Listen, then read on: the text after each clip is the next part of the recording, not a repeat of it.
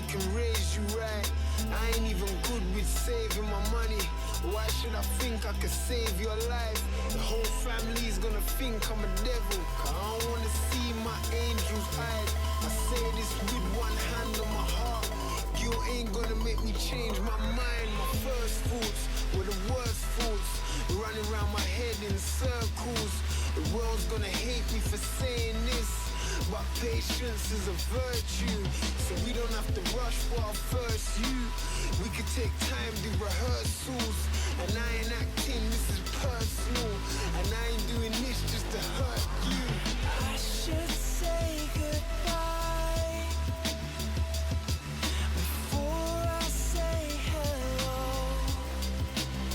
So darling, hold me closely tonight, and I'll just be dreaming till you wake me.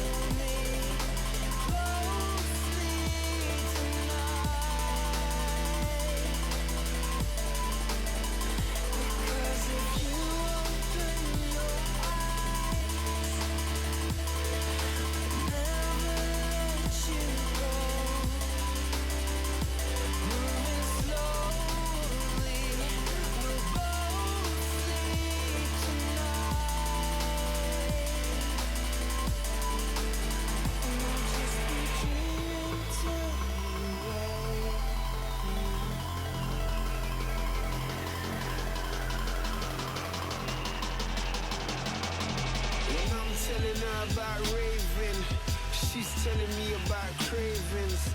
I want her to just get the message. I don't wanna have to be so blatant, so I told her my life ain't balanced. Yeah, so the time ain't right. She said God's clock's the only one that matters, and it's about time I tried. Yeah, and if I listen to my family, then I'll be a new addition to my family. I can't help feeling peer pressured. Everybody's looking down, but they don't understand me. Yeah, and everyone's so suggestive. I'm getting mixed messages, but nobody's rang me. I'm saying this ain't a game, but when I say the wrong thing, everybody wants to hang me.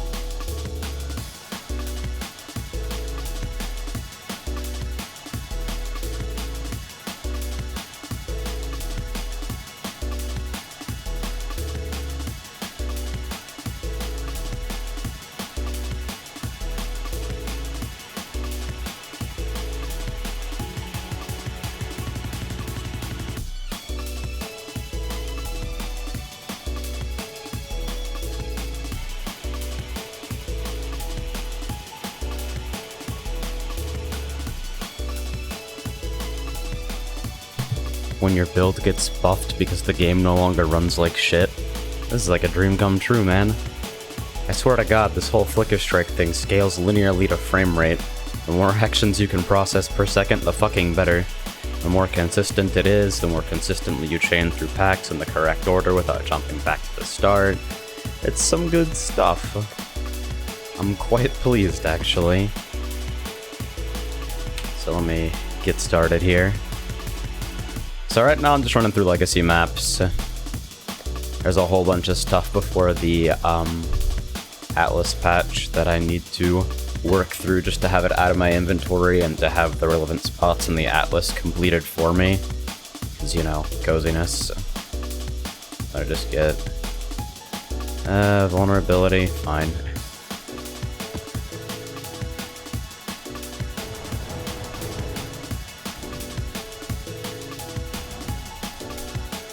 So how you guys all doing today? It's been a pretty slow morning for me. And I say morning because I got up at like noon. Oh, my flask macro isn't on, is it? I mean, I totally don't use a flask macro.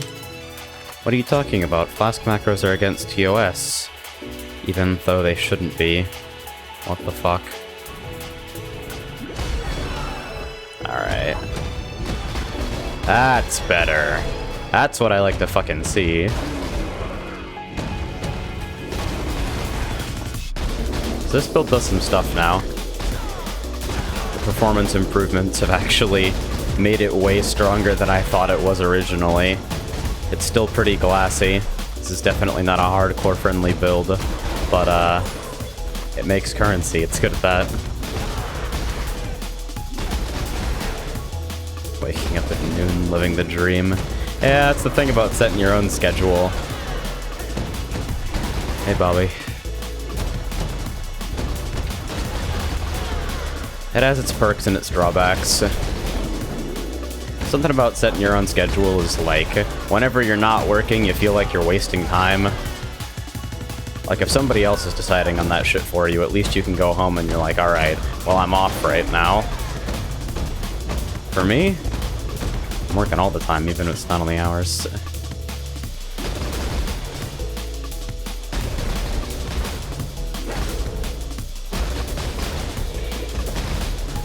I really wish they changed this boss room to have things spawn as fast as you can kill them. I think that kind of change would actually be better for the game in a lot of ways. Elrion missions in particular. You waste like 3 minutes on a shitty Elrion mission because it gets you one of the untimed ones where the mobs spawn at like the most glacial rate imaginable. What the fuck is this? Minion life regen helm thing?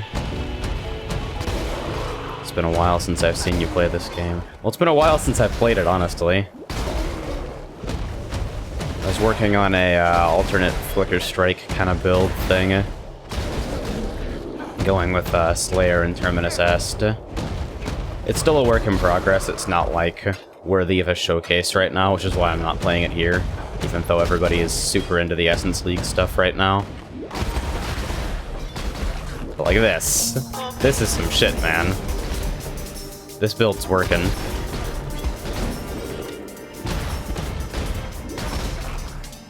Oh hey, Cartographer Sextant. I wonder why those aren't highlighted in the loot filter.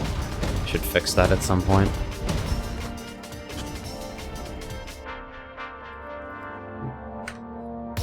I am level 90, and I've been stuck there for fucking ages, I swear to God. Just kinda hanging out. XP penalty is destroying me because I'm trying to test the limits of the build instead of playing it safe and farming. Because, you know, we do smart stuff around here. I don't know what the fuck this is, so I'll sort it later. You stream at 60 FPS? Yep, although Path sometimes has problems maintaining a matching frame rate, which is exciting. Alright, twinned endurance charges. Alright, free mod.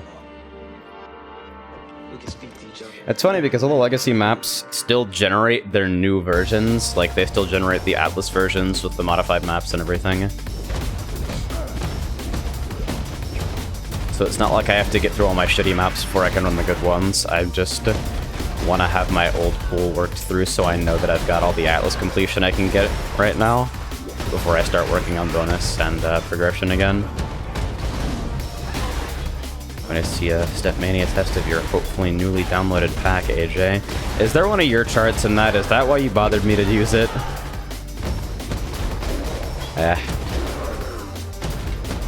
We'll see. Right now I'm dealing with kind of a hand flare-up, though.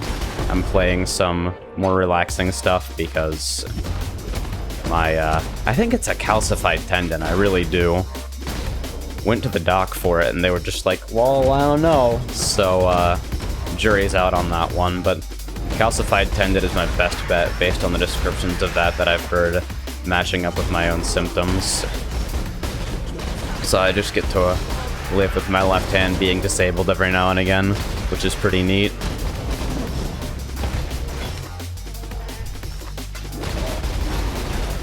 As far as I understand, the treatment for that in every case but the most severe is basically deal with it. So... Whoa! Oh, I was standing in degen ground. No fucking wonder that hurt. Jesus Christ. I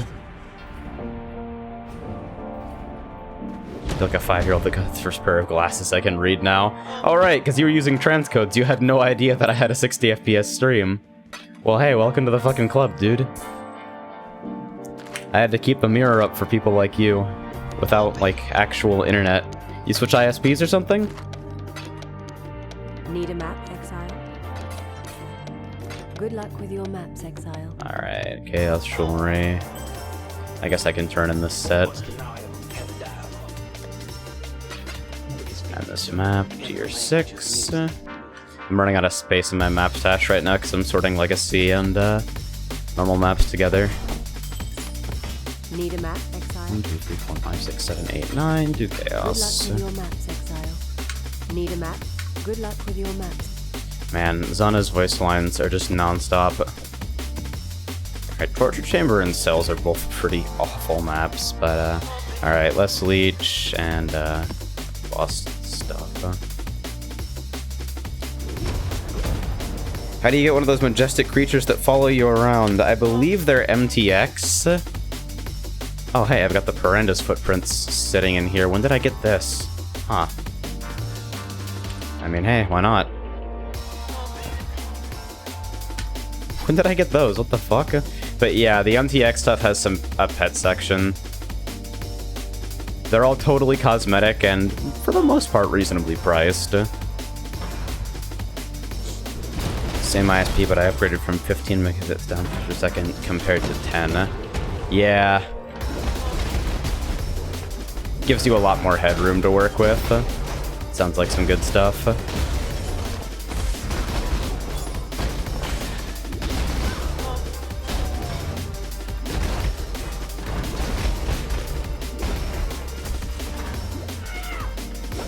Yeah, Cells is a really obnoxious layout for me because it's really difficult to chain through stuff.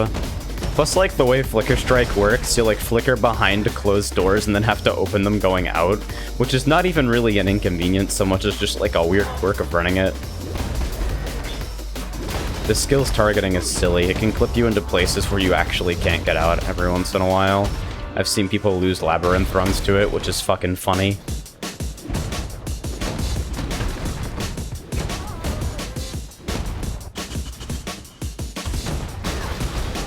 See, I'm not going for, like, super crazy full... Oh, what the fuck?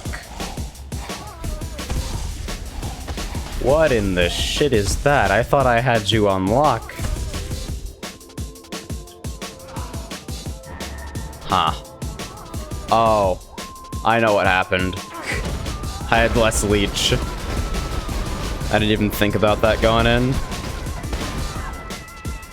Yeah, like I said... Build's got like a 3.6k life pool and no regen because I pathed all the way to Volpax like a potato for regen in packs. So it's some exciting stuff.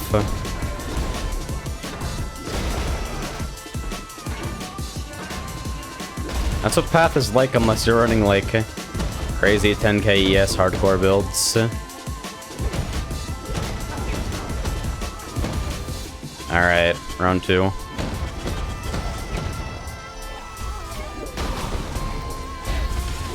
Oh yeah, and I stood in like 4 lightning warps too. And where are my charges? Hello? God. Okay. So we're not doing that, I guess. Good thing I was at the start of a level. Hey, Lamau. 40x alt build, can't do a T7 boss because what are mechanics? It's like how I still can't do Malformation Piety because you're supposed to, like, actually dodge your stuff, but the mechanics of Flicker Strike prevent you from doing that completely. It's a very standard build. I'm sitting on a full reset from the Atlas patch, so I'm likely going to go over the tree to make it a little bit more survivable at some point, because I feel like, especially when I get my 6th link in order, this is going to look very different, but yeah, when I get increased critical damage instead of faster attacks, I can safely spec out of a lot of damage for survivability. I'm already pathing pretty much straight through the Scion Life Wheel. Holy shit, my frame rate is absolutely tanked right now. What's up, Path? How you doing? You have reduced stream delay enabled. Yep. However, I'm also going through Restream, so that probably adds a little bit of overhead on top of it as well.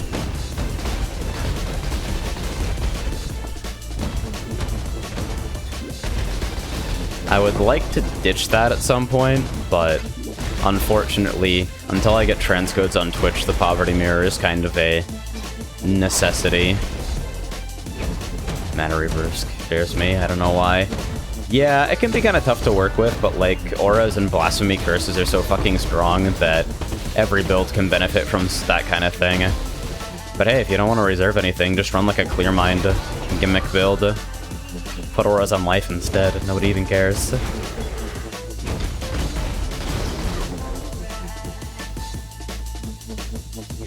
You do fucking Clear Mind low life. Jump around like an asshole. You switch back to Restream. Yeah, the Nginx build for Windows was giving me some weird, not fully documented or defined issues. And, alright, Leap Slam leaves the spirit behind, but they changed it in Atlas that Flicker Strike doesn't, which is why I actually bothered to do Haku missions now. Hey, the Brandis footprints actually don't look that bad. Those were a League effect, weren't they? That's why I have them. How to click on chromatics? But yeah, defensively this build leaves a lot to be desired right now, but it's still fun as fuck to play, so I play it anyway. When I get increased critical damage set up, which requires a fuck ton of chromatics because I need 5 off colors on a fucking cost breeze, then I'll be able to safely spec out of a lot of damage and kind of do my thing. What will happen to stream archives when you get transcodes?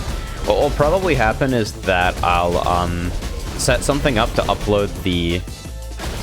Because here's the cool thing, right? I actually take a high-quality local recording of each stream that's, like, perfect quality compared to what you see here. I don't do anything with them unless I need to, like, clip out a highlight or something, but they're there. And so, once I get transcodes, like, if partnership or consistent transcodes is the thing that ends up happening, I'll likely, start uploading those to YouTube instead. I'll leave them on overnight. So it's actually sort of an upgrade. Right now I have no reason to do it because it's way more convenient for me to pipe the original stream recording to a YouTube channel and just work with that, but in the future, that's a thing that I could see myself doing.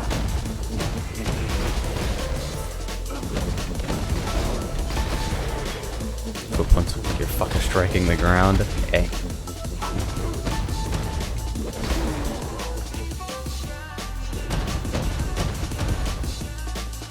$29 remain. Good enough. But yeah, today is mindlessly rip through all your old maps day. Spoiler alert, that's every day on Standard. Welcome to fucking Standard. Alright, so... what did I even pick that up for? Stray Amulet. I've got to start, like, actually collecting Chaos set pieces again now. Shoutouts to my fucking belts. More belts than Nomura's sketchbook. Hey, Final Fantasy jokes, Kingdom Hearts jokes, humor. The new Tropical Island is a T8, and I don't fucking understand why. fuck it, we're not even gonna waste an AUG on that. So it turns out that my motherboard actually isn't on fire, so that's a relief. Yeah, 112 and your computer not shutting down to, like, thermally save itself kinda screamed a specky, error to me. But you can never be too careful with this shit. Like, you really never know. I've had temperature monitoring stuff up for, like, ever since I overclocked my GPU, I've just been staring at it compulsively, like, don't go above 70, don't go above 70. The new CPU cooler I got has been working wonderfully, though. I don't really know a lot about the hardware side of things, especially for, like, enthusiast parts, but it performs about how I'd expect for the investment, so that's cool.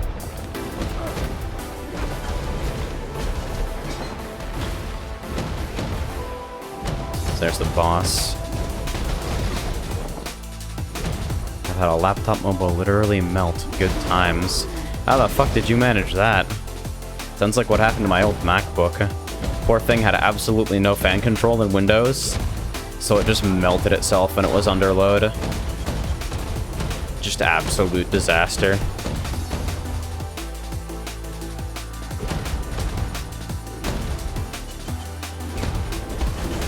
Like, laptops are supposed to pretty aggressively throttle when they reach that kind of temperature range. Laptop CPUs, that's kind of how they function.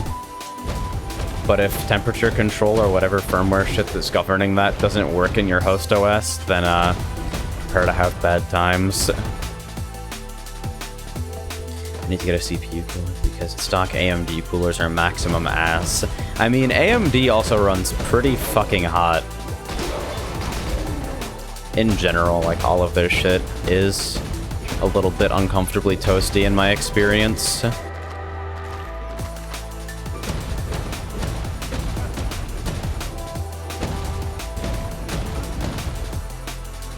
I wouldn't say to, like, avoid them, but you gotta be aware of the caveats. Like, you're getting budget performance on a budget price. That's exactly what it is. Where the fuck? Ah, fuck it, I can't be asked to deal with this layout. I fucking hate Cavern. Besides, map sustain is not a concern since I'm just pulling legacy maps out of my ass anyway. The entire purpose of today is to wipe my map pool.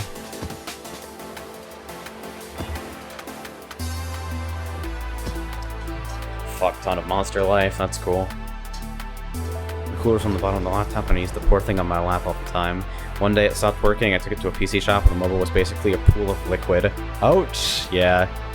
If you're using a laptop as like a desktop replacement, I'd always recommend, like, keep it elevated at your desk or wherever you're using it. Like, get some kind of cooling pad or stand. They look kind of gaudy and the fans on them are usually placebo, but like, just the better airflow will do wonders for your machine. Especially if it's like a cheap HP laptop that has the build quality of something with low build quality. Cool metaphor.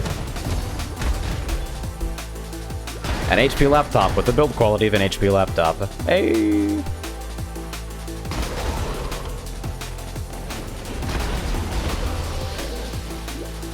Holy shit, Path is stuttering like a motherfucker today, though. I wonder, after I clear this pack here, let me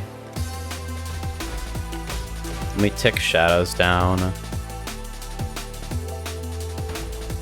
Keep changes, save. And I'll pop the FPS overlay. We'll see if this is a little bit more cozy to work with. Yeah, this seems marginally more stable. I'll run this for streaming.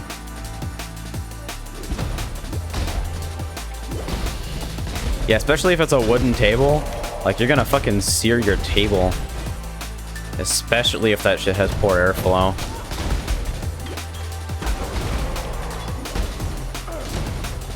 The Alienware 15 I picked up from Juan. That thing is like 90% fans by weight, and that's the only reason it stayed alive. It is unfucking believable. Oh yeah, seems good. This is why I like this character, dude. Flicker Strike just takes you on adventures. Sometimes you go to places you were never ready for. That's why I consider the fundamental concept of this build not hardcore safe. You can build a Flicker Striker with fucking 10k life and all that shit, but then, like, your entire character is geared to automatically face check everything in the map while being in the middle of as many packs as possible. It's just, like, not compatible with the concept. If you want to play something fun, go to Standard or a software league.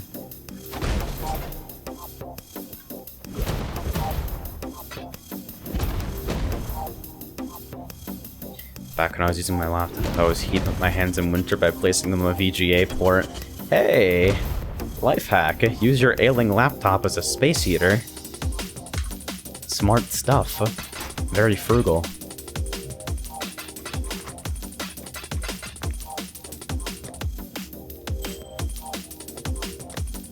Vol City, huh?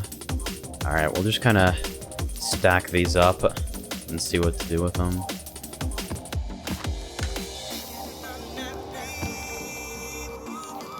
I still don't understand how this works at all, but it's fun to watch.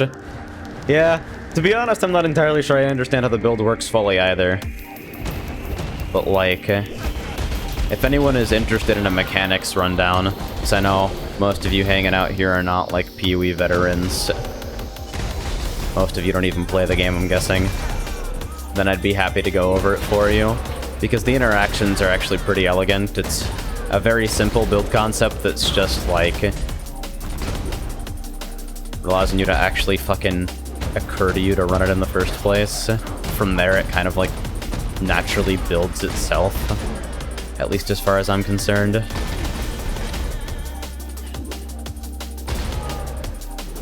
Another good space heater. Fat PS3. Did those things really give off that much heat? I always had mine on, like, a dresser, so I wouldn't know. Never got close enough to it to actually feel the fans working.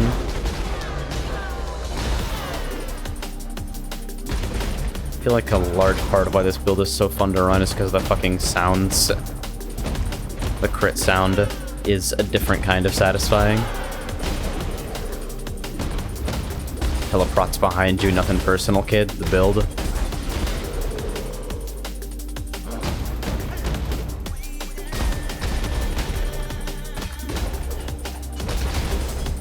So the way Flicker Strike works, right, is that, well, it's what you see here, except instead of being, like, roughly 30,000 jumps, it's one, obviously, one per use of the skill. And it has a cooldown, but you can skip the cooldown if your character spends a Frenzy Charge. And so, obviously, if you want to use Flicker Strike as a main attack skill, you need to bypass the cooldown. And so, it becomes about, how do I generate Frenzy Charges efficiently? And Oro's Sacrifice, unique two-handed sword, reads, gain a Frenzy Charge if an attack ignites an enemy. It also deals 100% elemental damage, specifically fire. So it's already got good, like, chances to ignite on its own. But one thing worth mentioning is that if you crit an enemy, any elemental statuses that you could inflict are forced. It doesn't roll the chance, it just gives it to them. So the premise is build a crit Oro's Flicker Striker. Every time you crit, you return a Frenzy Charge, which you use to flicker again, etc. And with that as the core engine, it becomes about how do you support it, which is where a lot of the fuckery comes into play.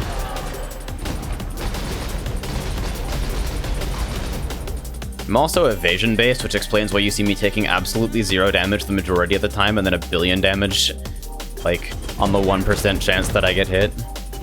Another reason this build is not really, hardcore friendly at all.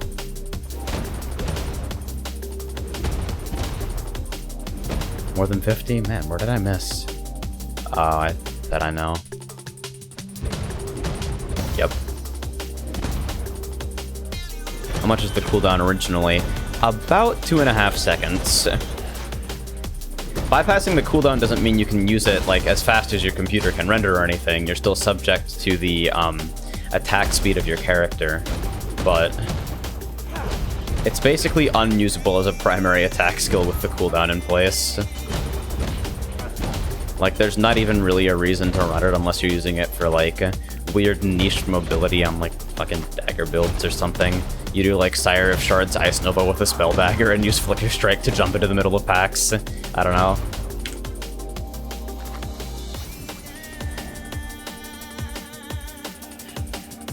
Kind of a mediocre run. There are some maps that are really fun to run but have terrible layouts for, like, actual efficiency, and I feel like that's one of them. Do you just press the button once, or you have to mash the loop between enemies like you do? Well, for starters, Flicker Strike is supported by the Multi-Strike support gem, which means that whenever you cast it, it repeats another 2 times with higher attack speed, but less damage. And the reason we do that is because it only checks for the cast once, even though it hits 3 times, so you're getting more hits per cast, which means that you have a better chance of sustaining, what is it, frenzy charges? It's also just good for deeps in general, but that's like the core reason to use it. And so you just kind of hold the attack button down and fly like a maniac.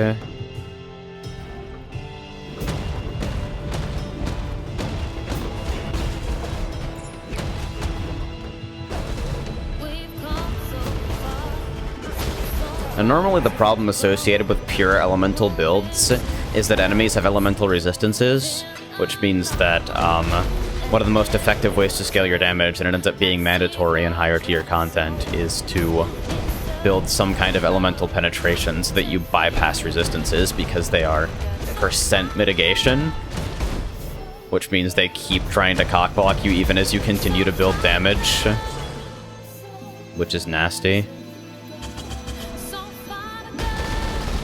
This is new. Hey, Lamau. I actually don't know how this map works in the new version.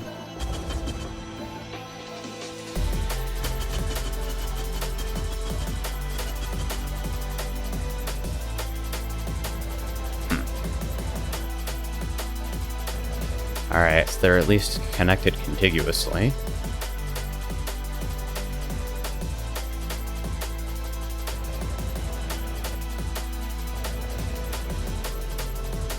I feel like I've been cheated. Disclaimer, if you're starting out on PoE, don't try Flicker Striking, just play Ground Slam Marauder. Yeah, I can agree with that.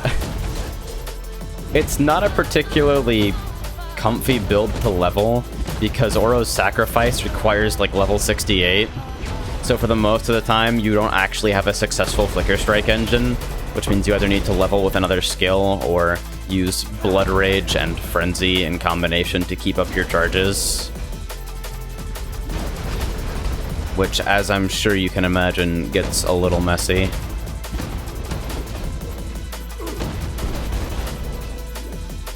Alright, what I was going to say about Elemental Resist.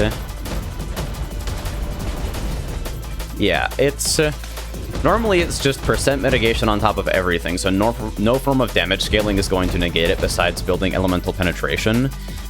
But we use the Inquisitor Ascendancy Inevitable Judgment, which reads, critical strikes ignore enemy monster elemental resistances.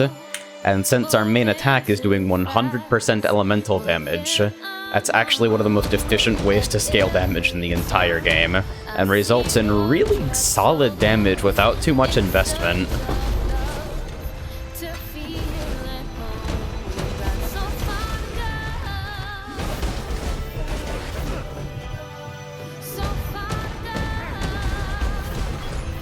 It's a cozy way of doing things. The engine pieces fit together very nicely, which I appreciate about it.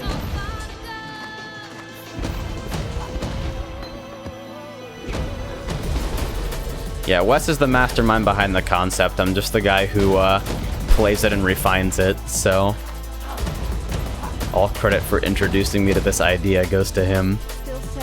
Hey, Zana. I think I went to like level 30 before forgetting about this game. Yeah, the leveling experience can be kind of rough if it's your first run and you're not really sure what you're intending to play.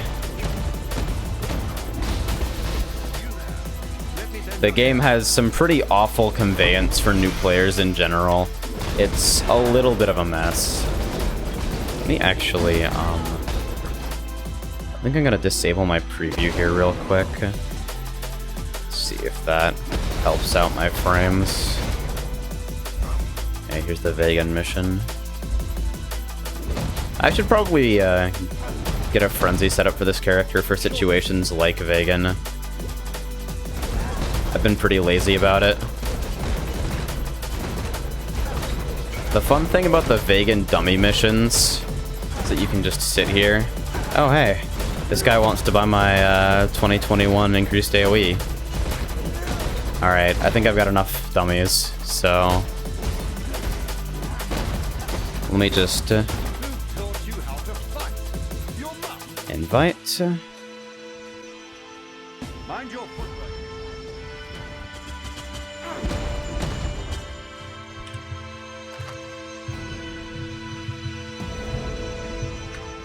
And I gotta get all the way out of here. So which stash tab is that in? Stash tab, sell.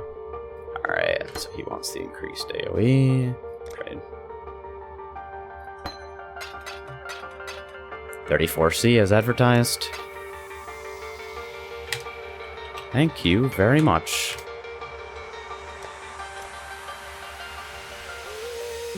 And that's how you make money in this game. I guess.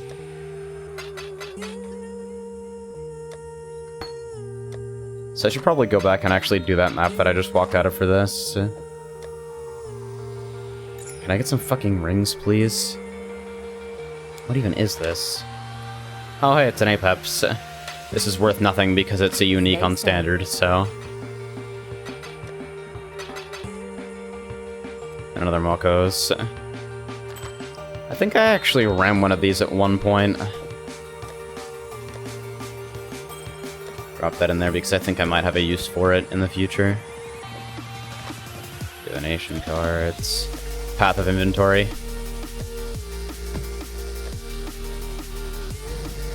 There's an economy. Time to install PoE. It's not Eve levels. We don't have fucking spreadsheets and shit, but... Player trading is kind of messy because there's no in-game trade function, so everything is kind of indexed through a third-party website. It's gotten about as streamlined as it can, given all that, but it's still a little bit messy. With that said, you absolutely can play the market, and it's one of the most efficient ways to make currency. Because there's no universal currency in this game, like gold, a lot of people actually make bank by just acting as currency exchanges. They'll flip currency at slightly beneficial rates and just move as much as they can over long periods of time. And they literally fucking pull currency from thin air. I don't have the patience to do that, but I know a handful of friends who have pulled that kind of shit for like a week or two and came out rolling in exalts, so...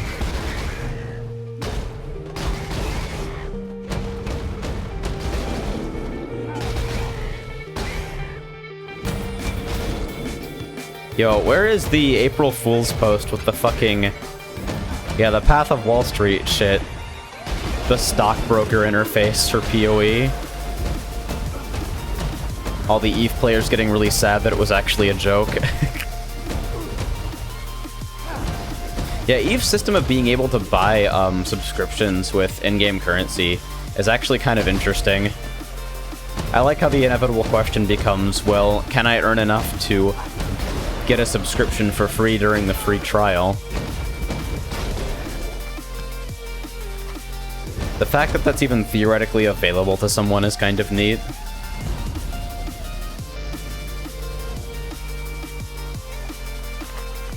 I think I just kind of walk out of maps randomly sometimes. I'm even keeping these. I can pick one up from one alt if I want one. This is a chromatic. This is a chromatic. This is garbage. I think I sold the rare ring by accident instead of the Mokos. Oh well.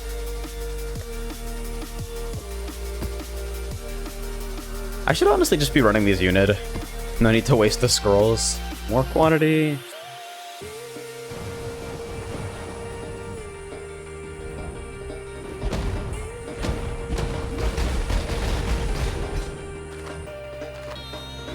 Yeah, I don't know how prevalent it is in EVE where you, like, cash out in real life, but the estimated monetary value of some of the shit you can get your hands on is pretty ridiculous. It is very much a extremely irresponsible market simulator. Espionage simulator.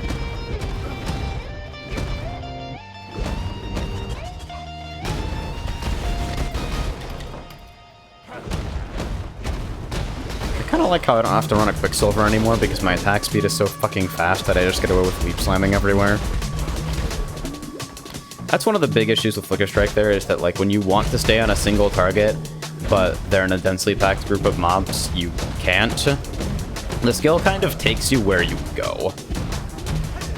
There's not really any reliable way of aiming it if you're using multi-strike, because multi-strike picks random targets within range for the second and third strikes, which means you're spending a guaranteed 2/3 of your time fucked off somewhere if you're trying to stay on a single target in a dense situation. Something like Residence Dominus, where he's dropping totems everywhere. Twinned Dominus is the worst case for this.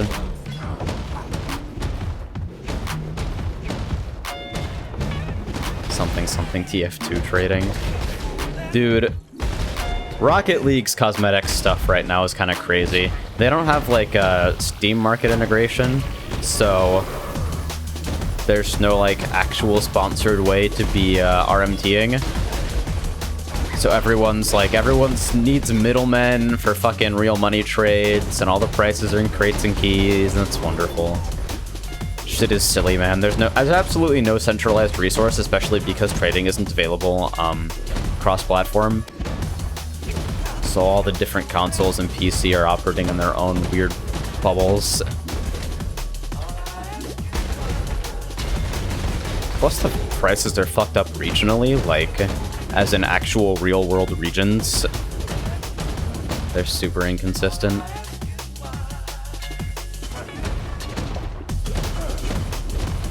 Most I was able to save up during my free trial was like 75 mil. A subscription is something like 75 bill. Now see, here's what I'm wondering. Is that, like, even a significant cut of someone's, like, if you're at endgame, or whatever passes for endgame in EVE, and you're living large, how much of a dent is that in your finances? Can you afford to just drop your sub and just live off investments without too much of a hit in game? Because that seems to me to be the right way of doing it. Yeah, pinball scoring, yeah. 75 billion. Oh wait, it's fucking nothing.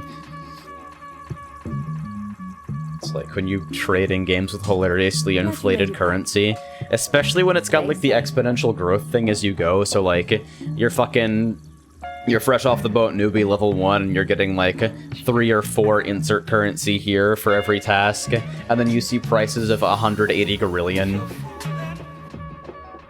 And it just totally sets you up for false expectations.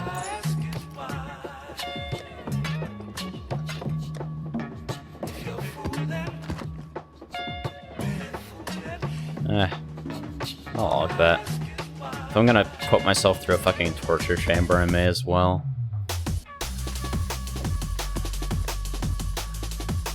Fairly expensive for a seasoned player, but it's not high enough to really hurt your soul. Yeah, I imagine they tuned it so that people who are paying subs already wouldn't really feel compelled to stop. That's a really great way to kill your fucking business. Actually, one more question I had. And I apologize for turning this into the EVE newbie Q&A hour, but, how does the actual Plex system work? Like, is it like WoW, where you get subscription tokens purchased by players and then sold on market, or is it a game service?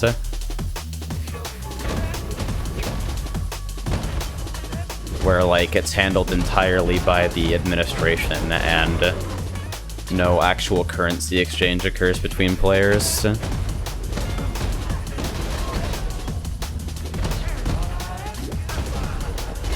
And we're talking fucking MMOs. I might actually stream PSO2 later tonight, because apparently Ultimate is coming next to maintenance. And I am beyond hype for what is basically Sword's absolute best case area. Dense, high HP, temperamental mobbing is like, that's what my spec does, man.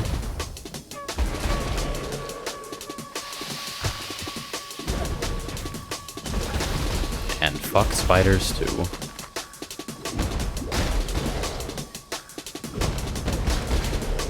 I feel like every time I think about spiders in video games, I remember that Skyrim mod that replaced all the spiders with bears for people with really rough arachnophobia. Oh good, I just get to walk through this. Can I leech off something? Thank you.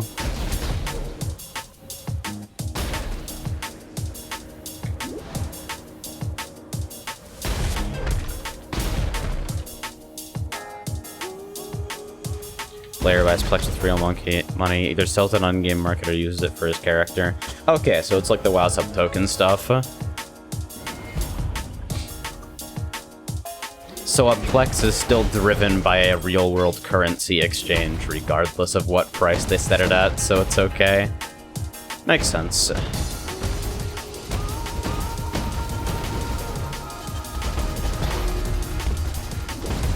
So how hard do people wail in Eve with that shit then? Seems like the sort of thing, based on what I've seen of the community, people would bitch about.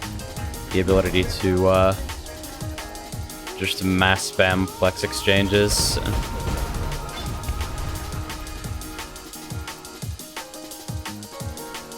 Exchange rates were set by players and pretty much never changed. Yeah.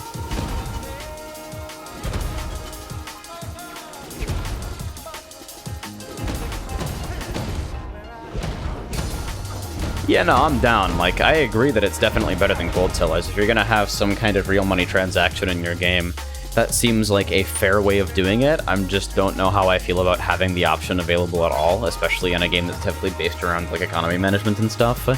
Keeping that in check as a developer is a hard fucking job, and it can diminish personal accomplishments and kind of ruin accountability if it's allowed to just grow unchecked.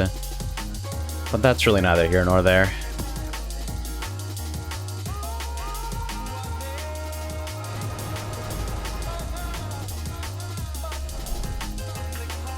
I know, like, it's really common to see, in free-to-play games especially, you'll see situations where you can trade cash currency for, non-premium currency, basic currency, but the game also specifically bans real money trading.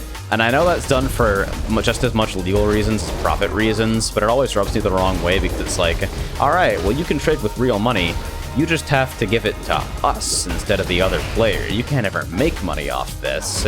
You can just give us money. Kinda rubs me the wrong way.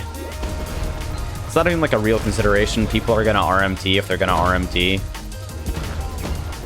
Like, I know a handful of people on PSO2 who are openly advertising Meseta buy services.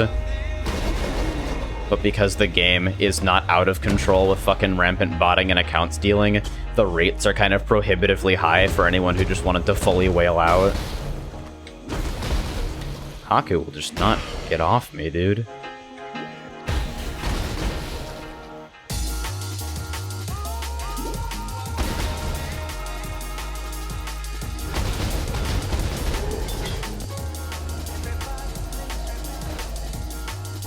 At least these maps are, like, always convenient. If Haku maps were generated the same way as a lot of other shit in this game, they'd be incredibly infuriating, but they're specifically tooled to be very linear, so that it's a straightforward process of getting grab the spirit, run back. Hey, Venice. Baby Rage. I know that's not that emote, but it's the one I always think of when I see it.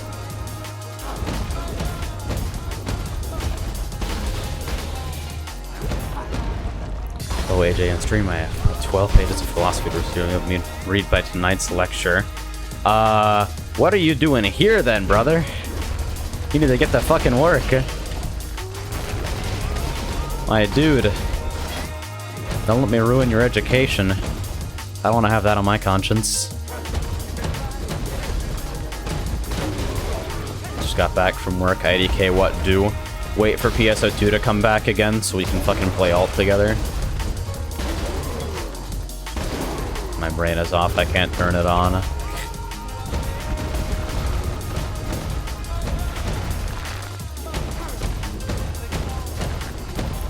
They will not be enabling it again because I feel like I consistently run into random stability issues while streaming and only while streaming, which is a little bit obnoxious.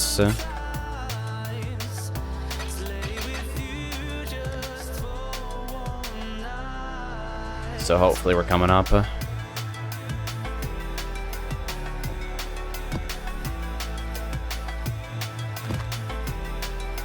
Oh, that's kind of nasty. Vulnerability, increased critical strike chance and multiplier, and super boss. This might kill me. I'll be kind of sad about it. It's back? Alright, we good. Sorry about the brief interruption. My GPU decided, you know what? Nah, let's drop our device for a second here.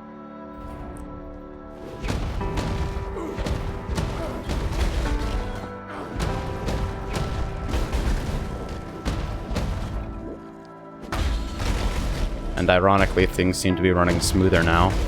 So, for whatever that's worth. I kind of want to take a look at Uniel, but I don't have the money for any game that's above 20. It's pretty solid. If you want to try all the mechanics and everything, I'm always wary of, like, endorsing piracy anywhere, but, like, if you're really just going to demo it, pick up a cracked version and pal around with the mechanics for a while, see if the feel is your thing. I feel like, in large part, piracy is a response to the concept of the demo being phased out of existence. I don't fucking know why.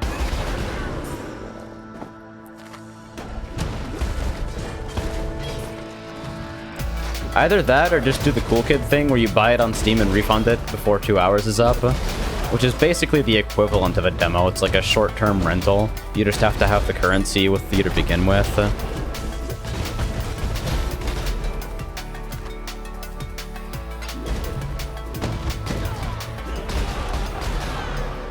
So I'm finally starting to drop map metamod stuff. I don't really know how that all works, but I figure I'll mess around with it.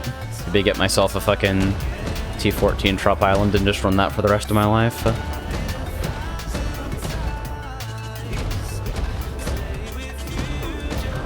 feel like I've done a really shitty job of clearing here, though. Like, where the fuck is everything?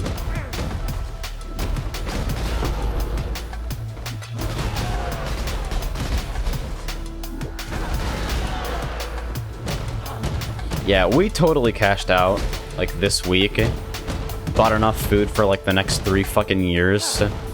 Just massive batch order off Walmart.com and then brought back a handful of backpacks from your local grocery store.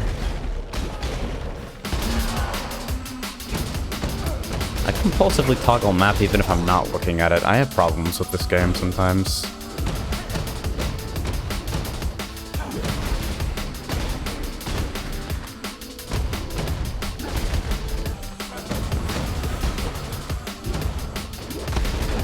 Bang.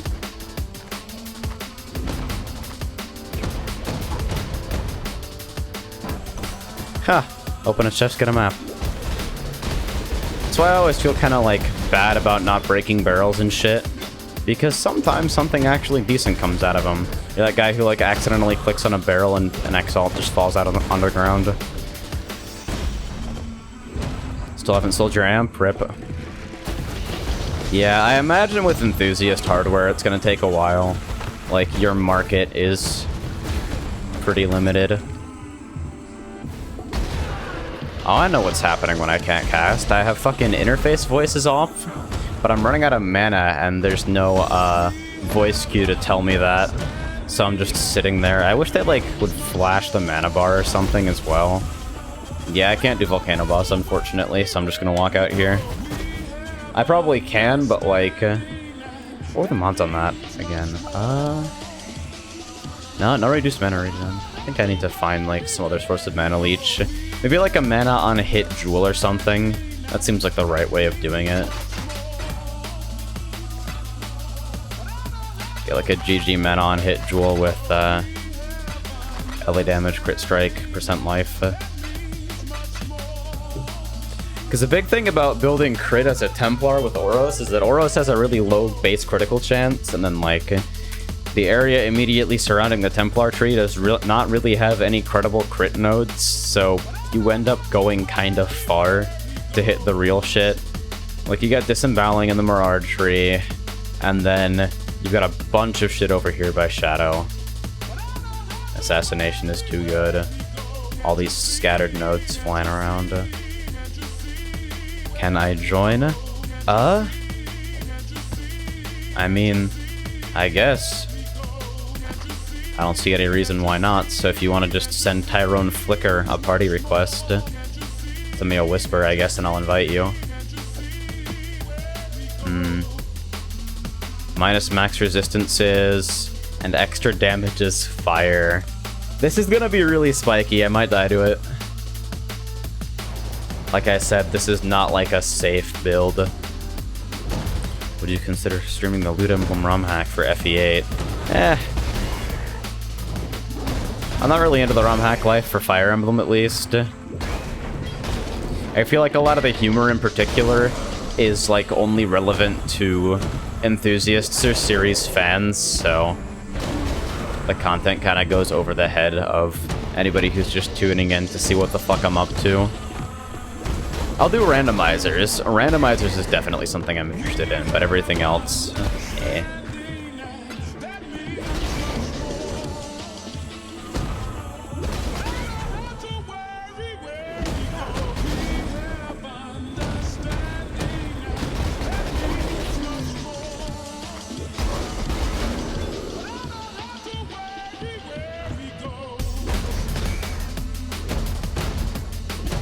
I actually wonder how the engine handles party play now. It's been a while since I tried to play in large groups, and I don't really...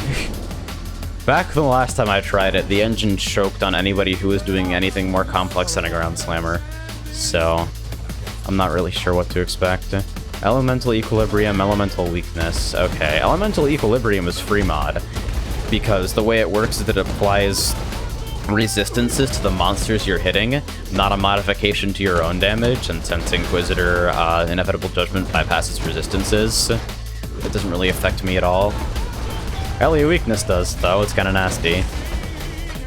Especially considering I'm not even capped on fire res anyway, because my gear is kind of in a weird transition state, where I basically blew absolutely everything to get my 6-link Cosprays before anything else. There we go. What was your character name again? That is Tyrone Flicker. Capital T, capital F. I'm waiting on a name change to the Flicker Striker, but support hasn't gotten back to me yet. I just sent it this morning.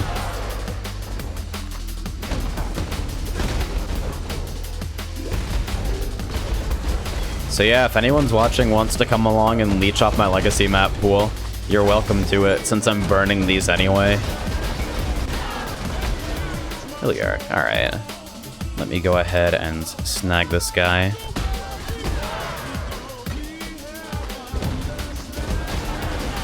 So I'm wondering what this guy is going to turn out to run anyway. That character is out of your league and you know it. RIP! Yeah, this is standard league, dude.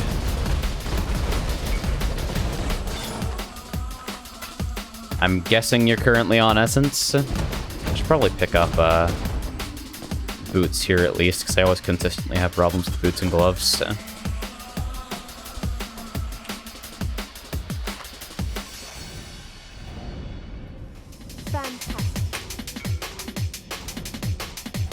Yeah, RIP. I feel like I'm one of the only streamers that plays regularly on Standard. Everyone else is all over the new Challenge League stuff because it's what everybody else is all over. How are your maps? I really dislike leveling, and I really, really dislike it to the point where I'll basically avoid it even when doing so causes me more pain than leveling. Oh shit, I just ID'd half my fucking chaos set shit. Oh well. Stay safe, Exile. I'm a potato, dude. Let's pick this up for chaos sets. Immediately IDs it. These fucking belts, man. I'm gonna start IDing leather belts because I've got so many fucking belts on me. And it's Glad garbage. you made it back, Exile. Good. May the map be merciful, Exile. Yeah, when I started out on the game, I was playing with a bunch of friends in hardcore, and that was probably why I didn't play for very long. Holy shit, Oasis maps. Leveling is the worst thing in Vidya. See, it's not even that bad the first time, but like, Path of Exile is weird because the way it's structured basically requires you to go through the same sets of content 3 times before you actually get to what could be reasonably considered the open endgame.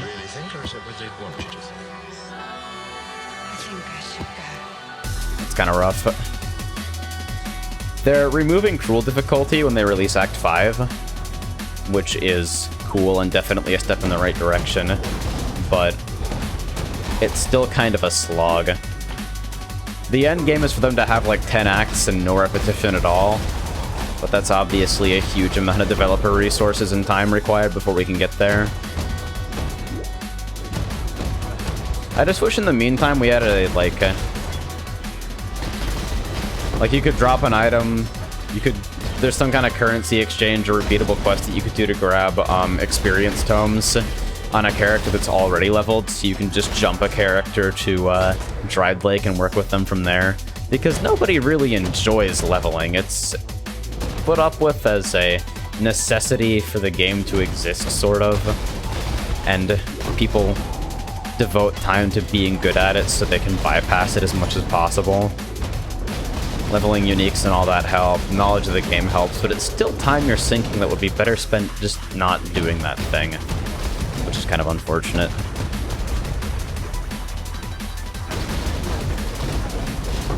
I probably would experiment with a lot more characters if I wasn't required to actually level them.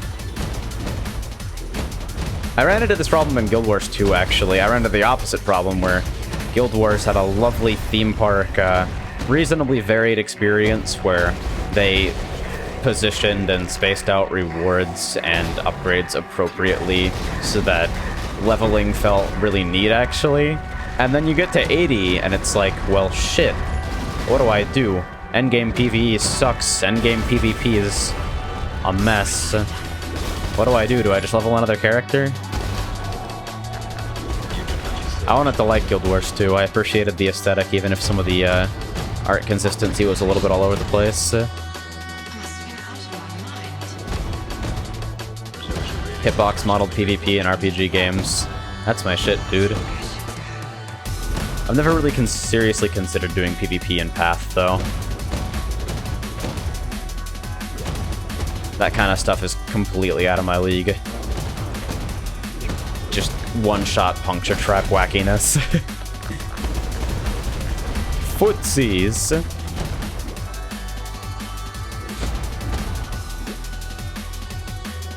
PSO2 is the only game where I've been through the whole leveling fuckery. And I'm surprised because PSO2 has by far some of the least direction in a fucking MMO I've ever seen when it comes to the leveling process. And this is like, it's been made a lot easier too. It used to be way worse. We're kind of on a catch-up cycle at the moment as PS4 players struggle to get their characters up to par.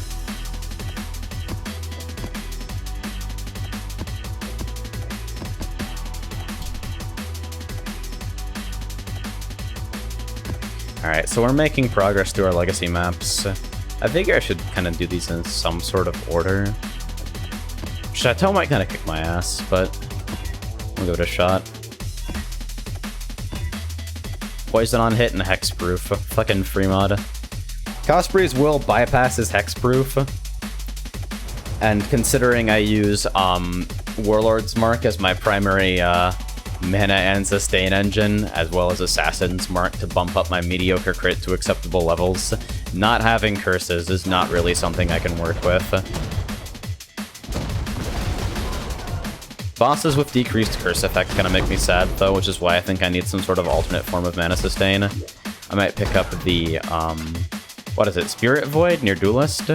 I don't know what I'd have to pass through to get there, but it seems like the easiest drop-in solution, at the very least.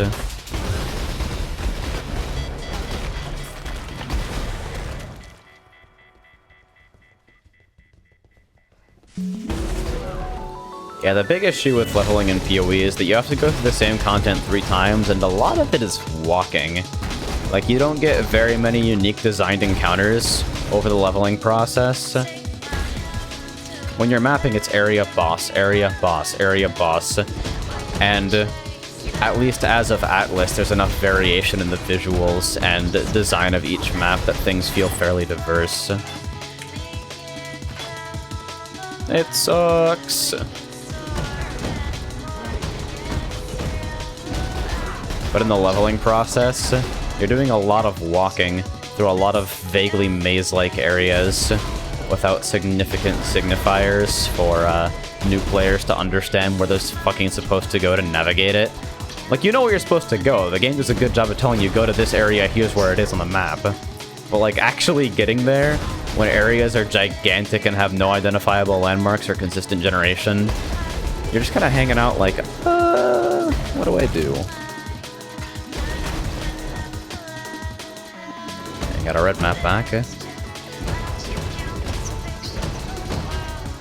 You guys know back when I played L-Sword, I was playing high-level PvP 20 levels under cap, just because I really could not be asked.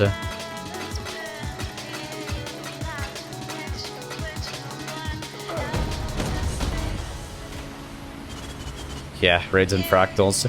Fractals are kind of messy, dude. A lot of Guild Wars' endgame problems come from the fact that literally everyone is a DPS with a self-heal and some sort of mobility mitigation hybrid skill. Like, they removed the Trinity, which was a cool idea, but they also kind of removed their ability to design encounters with, like, specifically tailored mechanics when they did that, and class variety wasn't enough so that they could go the opposite direction and require really niche stuff for every fight, just rely on players to organize correctly. Because, like, when you're building stuff like that, you've either got to go full lateral or not at all. You've either got to create content where any group, no matter their composition, can clear it, or you've got to create content where you need a very specific composition, and there's content for all comps, so that everyone feels like they can be, that their spec is good, even best at something, and then give players the tools to organize and create groups on their own from that.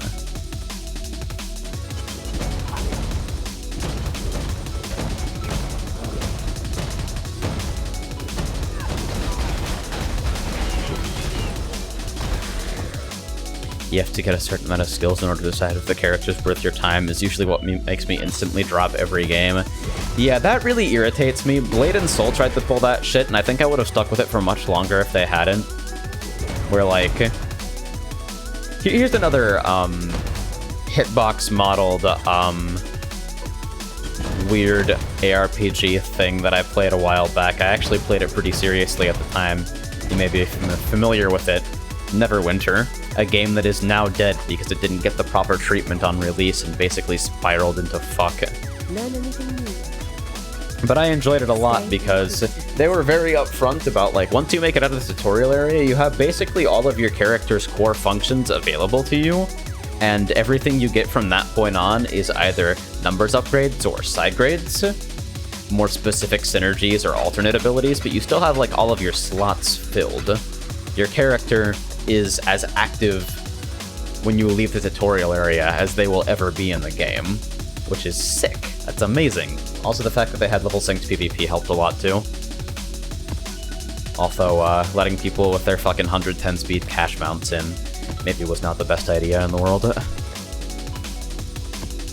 Rest in peace, Neverwinter, especially TR, dude! They blew TR to the fucking ground, man. TR was the only check against Great Weapon in the entire fucking game, and they're like, nah, people are sad about getting killed by permastealth because they have no idea how to play, so let's nerf TR into the ground, and what happens next? Every fucking PvP game is 4 Great Weapons and a Cleric. I swear to fucking God. It's like clockwork.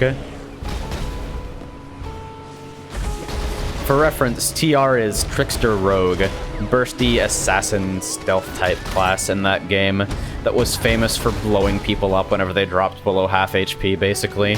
Oh, good shaders. Good.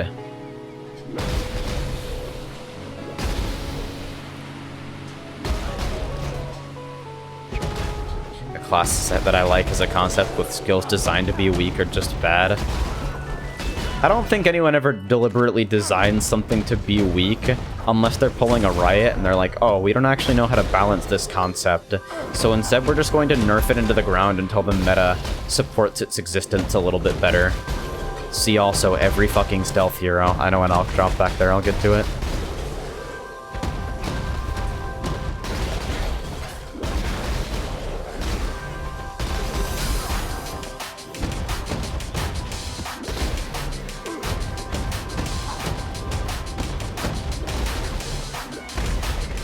But yeah, holding back core game mechanics for too long is what I feel like. Because the intro to your game is always going to get focus tested to hell and back, and people are always concerned about maximum player retention, which is why intros are often so fucking slow, because if you're catering to your average lowest common denominator player instead of enthusiast in the genre who's going to be truly invested in your game, and not just jump ship after 2 weeks to the next most shiny game, then naturally you're going to end up with a situation where you're folding in mechanics slowly to make sure you don't overwhelm them. Which is, like, fine as a strategy, I guess, but, like, give me a way to opt out, for fuck's sake. Some kind of expert track or alternate progression where I can skip to playing a real game instead of being taken through baby paces.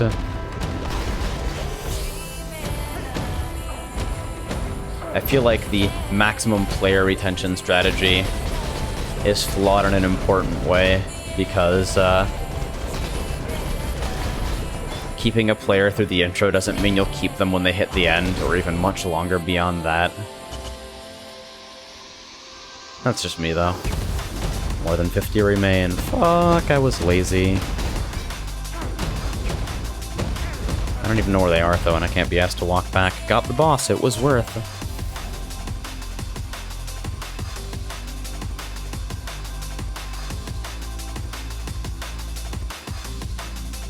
Oh, you mean the over-specialization thing that often happens to healers? Yeah. Concepts like Cleric Stance and FF14 mitigate that somewhat, where it's like, alright, you can temporarily disable your healing ability in order to gain a slightly below average damage dealing ability. And it helps for, like, solo content at the start of the game, etc., etc. But FF14 is tuned so weirdly, like every healer is expected to be a hybrid DPS as well, because there's not as much outgoing damage going out There's not as much outgoing damage going out.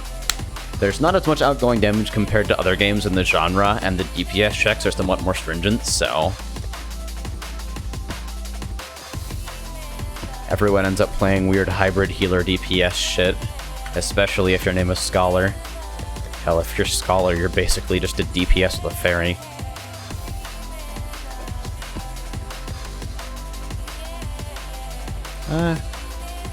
I kinda like Bazaar. Let's do this for real. Ooh, polite mods, I like.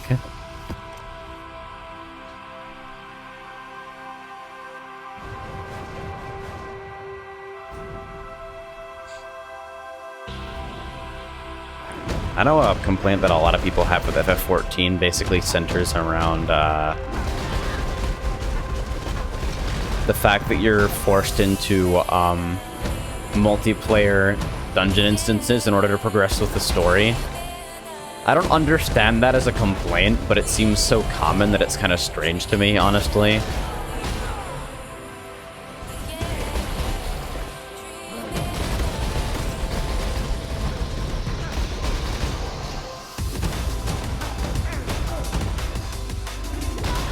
Whap. Hey, it's a fuse, and what the fuck is this? Oh yeah, it's the movement skill chest. Wes wanted to do something with this for a Whirling Blader, didn't he?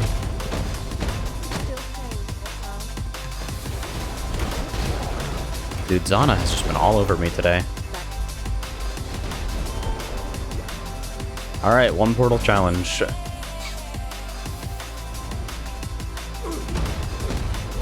I actually don't know how the new layout of this map works. Hopefully it's kind. I really should be diligent about picking up crumbs and jewels. I skip jewels way too often, and I skip low currency way too often for where I am in the game. Like, I'm not the kind of guy that's making fucking 50x trades every day.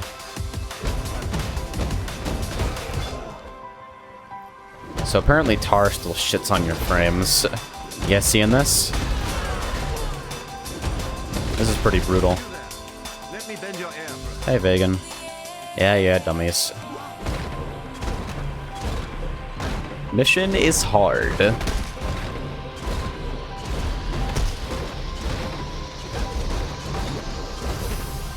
Vegan's just standing there like, what the fuck do I do against this?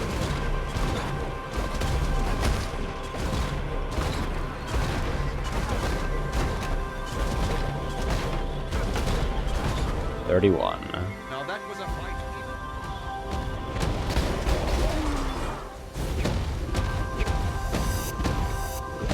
Yeah, it seems like there's a little bit less branching in this version of the map than the Legacy version. All of the Ray Arc rhythm games are really cute, Garnas. I just wish they didn't have such poor offset calibration on Android. I hear Stidus is a way better experience on Vita. I wouldn't know for iOS.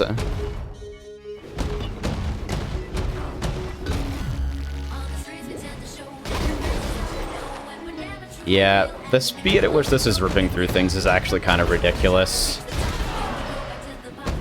All I need to do is refine the mana engine a little bit. And this is gonna be like a monster that runs everything. This will be blasting cap to your 600x lawnmower build. The offset wouldn't be nearly as bad if it wasn't a hit-sounded game. But like, when you have to sync up hit sounds, game audio, and touch, immediately the problem becomes impossible because it can't play a hit sound before you've hit the fucking note, obviously. I actually have absolutely no idea how LR2's offset calibration works so well, but it's amazing.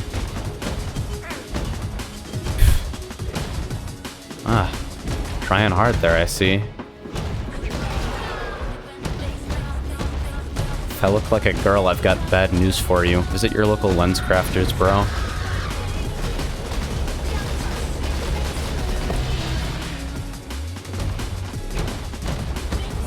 Yeah, the offset is just a huge mess. I run into the same issues in Osu as well, where, because of the hit sounding, it's just impossible to find an offset that both sounds and plays comfortably.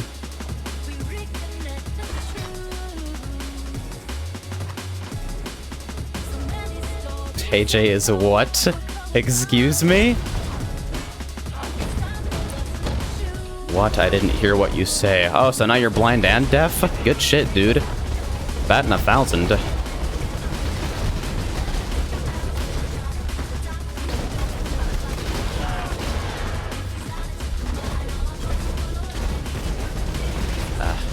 Some of these statues always seem to be like, I swear they've got ridiculous, latent LA resist until I remember that my crits bypass it anyway, so I can't figure out why they take so fucking long to die so consistently.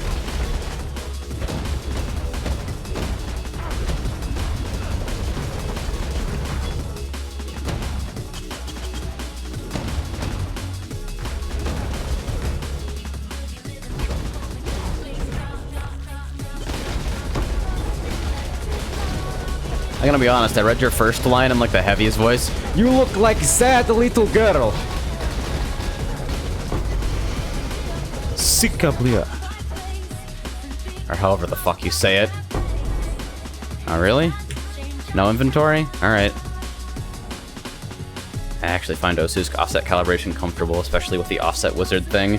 See, I vastly prefer offset calibration that has you playing rather than matching. I feel like it accounts for a lot of other potential sources of delay better.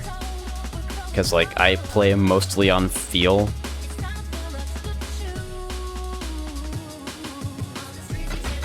I don't know, it varies between game to game, though.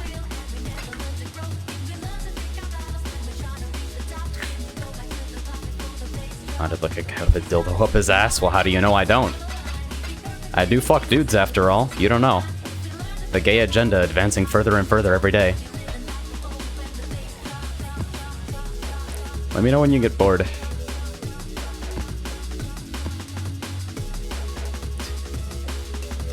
Alright. Where was I gonna... Chaos damage... Garbage. I'll spend an ult if it looks promising, but like, what the fuck was that? Maybe I should just start fucking picking up gems and ult spamming them.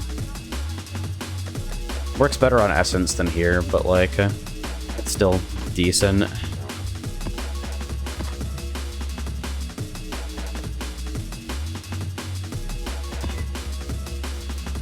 Fizz, Reflect, and Poison.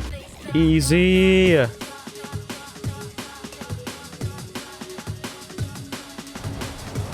Trying too hard. No fucking kidding. Come back when you're like slightly more entertaining. You started out okay, but like, I honestly can't condone trolling that fucking week. I'll give you 10 minutes to come up with some better material. I expect to see some good shit.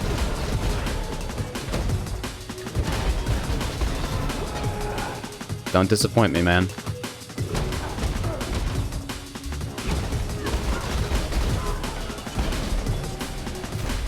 I very rarely, like, perm-ban people unless they're bots. Like, if it's an obvious spam account, then I'll fucking perm that without a second's hesitation. Even though it doesn't really make sense, because they'll probably be, recycled before the hour's up. But for people, it's like, sure, waste your time all you want, dude. You are now the entertainment. Oh god, stunned by the firestorm. That could have been bad.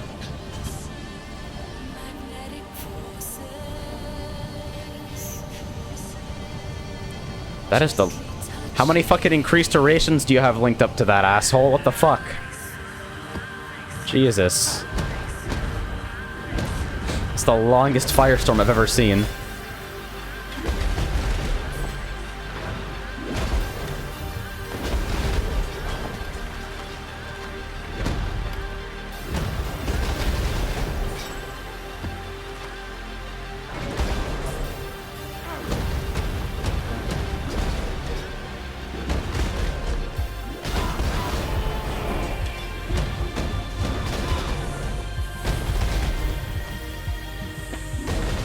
Why are they flying upwards? What are you referring to? Oh, good. More fucking Uber Lab trials. I can't even be asked to portal back to get the health flasks I need to do those, so I just don't bother. It's like, when I want to do Uber Lab, I'll fucking I'll call Daryl's stupid Juggernaut in every time I need him for the trials, and then I'll just buy a carry. Labyrinth is fucking awful. I highly suggest everyone buy carries through Merciless Lab. It's way cozier than doing it yourself. Plus, like, faster if the runner has done multiple that day and knows the layout. It's actually quite comfortable. I've been told that there's a Pump It Up machine somewhere in Paris. Huh. What's all these deleted messages? Just really low quality bait. Dude came in here trying to be entertaining, he did his best. Oh, faster attacks just dinged to 19, I think? Yeah. Alright, so once that hits 2020, I get to Corrupt for a chance at a level 21. It's not even something I'm running permanently, but I can slot it into my Leap, Slam, and Frenzy and be cozy. Actually, what are the colors on this? Blue, red, green. I need another green on this, so I'd need 3 off on ES boots. I don't even know if I want to chrome that right now. Besides, my Frenzy charge generation isn't really that big of an issue right now. It's the mana stuff that's holding me back. So I'll worry about that later.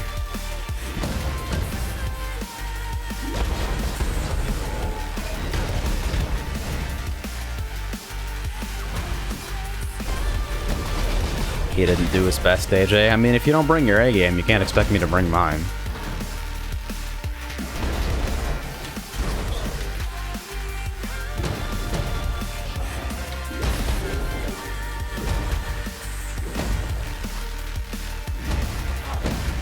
Got a little more higher energy station today. I feel like I play the chill hop station a little bit too often. It's really, really cozy, but the same feel every day can kind of get stale after a while.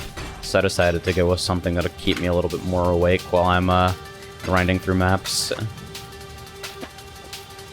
Alright, ring. Crypt map. I wonder if I can be asked to run through all of my T1 through T4s. That's a lot of fucking maps. I think I'll just leave them for now, honestly. It's like good for new characters on the standard, I guess. 5, 6, 7, 8. Cool.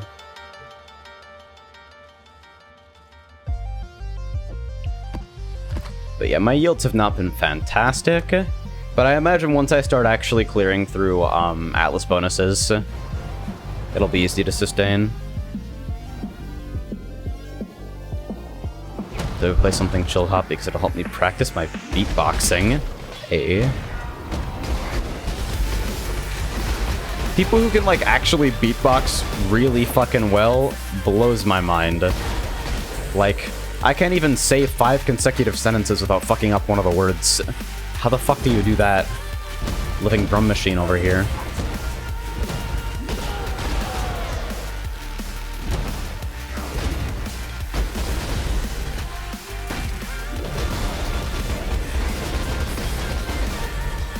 One of the weirder quirks of this build is that I run a Purity of Fire. I've got like... I think I got those linked up with an Enlighten and like one of the reduced mana reservation nodes hanging around the shadow area, like Shadow Scion. I own a Purity of Fire specifically for single reflect mobs. I can also run low reflect maps. It's not like super comfortable, but I can do it. And I imagine as I get more survivability on this, it'll go better. I think this can be made to run reflect, I just don't know whether the investment is worth it. Regardless, not being able to die to like single reflect rares is really cozy.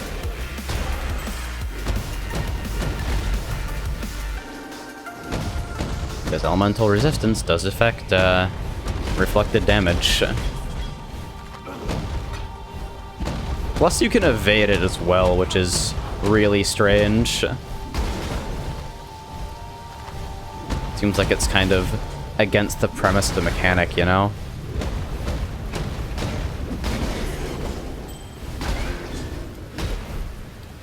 Evasion in general is a weird defense, though.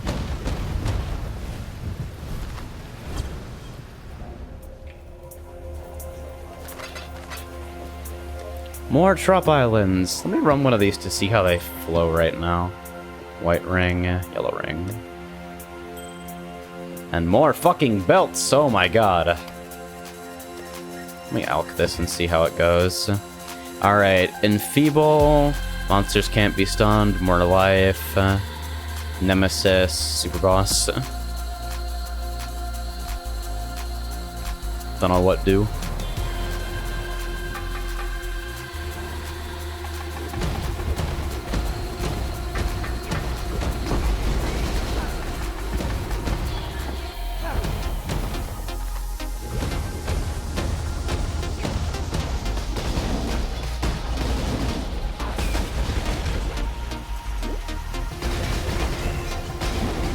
Yeah, seems like it sure is Tropical Island. Most of the tile set left intact. Still the largely non-threatening pack sizes that we've come to know and love. It's wonderful for chaining on Flicker because the distance between each pack is just right. So many scrolls on the ground. I feel compelled to pick up scrolls some days because I've like got it in the back of my head that I'll run out even though I have a stack of 4,000 in my stash.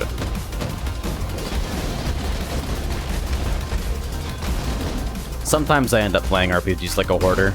When I went through the original Final Fantasy, I'm fighting the last fucking boss. I'm fighting Chaos, and I'm like, nah, I don't know if I should use these items. I might need them later. Like, later in the fight.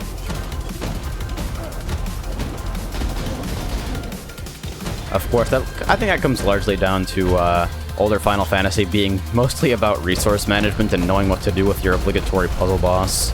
So this is new, this little underground segment here. That wasn't the boss, I'm sure. Oh yeah, it's just a extended transition to the rest of the map, because it used to be a two-area thing before.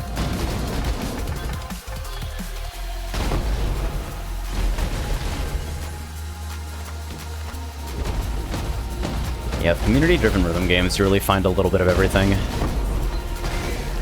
And if you don't, you can always make it yourself.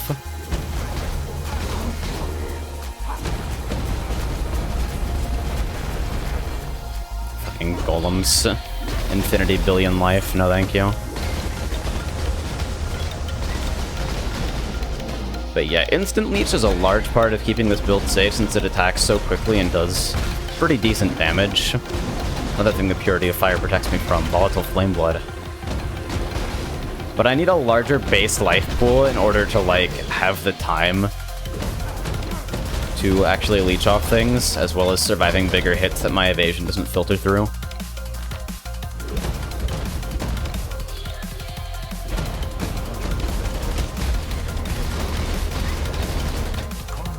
Oh, hey.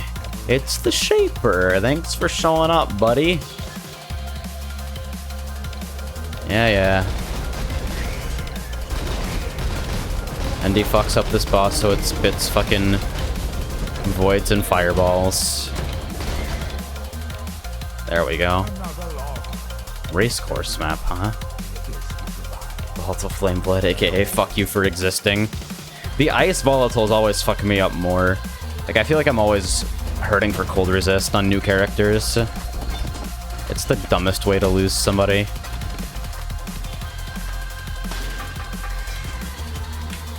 Alright, 44 remain. Kind of messy, but not bad. Still a cozy map to run. Learn anything new, Exile? Stay inquisitive. The currency stash tab has got to be the biggest quality of life improvement to my Path of Exile experience. Just bar none. I probably wouldn't still be playing this game without it, and I'm amazed that it's not standard, except I'm not really because they had to sell it to people.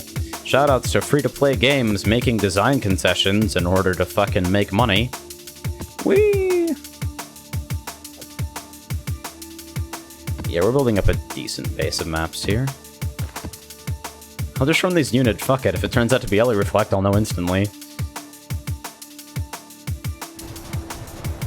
Live piano is the worst thing to map ever.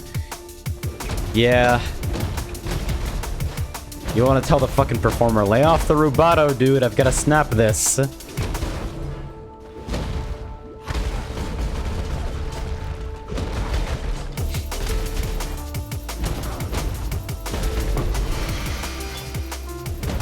I kind of dislike overly precise piano charts, though. Like, you get people who are, just because they're charting classical piano or something, they're going, like, super hard. Something that could easily have been snapped to an 8th is instead, like, a fucking 64th that's ever so slightly off, and it's like, that just makes the pattern hard to read. There's not even a real benefit to doing that. Give me my nice even snaps for playability's sake, in situations where it's barely even an offset.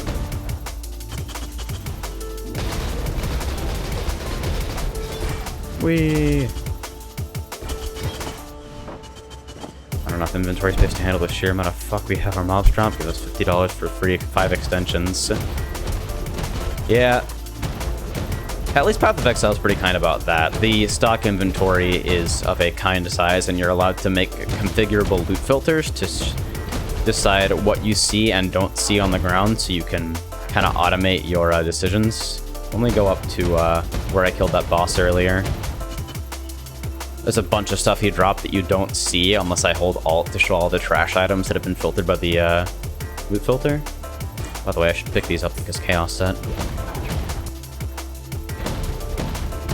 And those are configurable on like a player-to-player basis. You can set them up to hide or show whatever loot you want. Another feature that I might not still be playing PoE without. But my god, is this game in better shape than it was a couple years ago. Grinding Gear has been doing pretty well with that, at least. You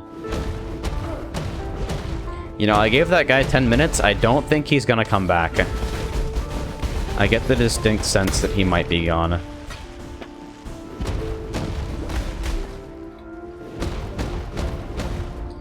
I feel like whenever I play Path, I end up monologuing. Somebody's gonna just pop out of chat and tell me, shut the fuck up, your voice is annoying and you don't have anything interesting to say. Which is like, I don't know if I agree with you, but I can definitely see how people would be irked by this style of casting, you know? Case of area, it's $200 for the absolute most inventory space. Yeesh! Yeah, I shelled out on PSO2 for the 150 slot inventory, and that was pretty steep. But honestly, with all the account enhancements that I've gotten for that game, it still comes down to less than the cost of a single AAA title.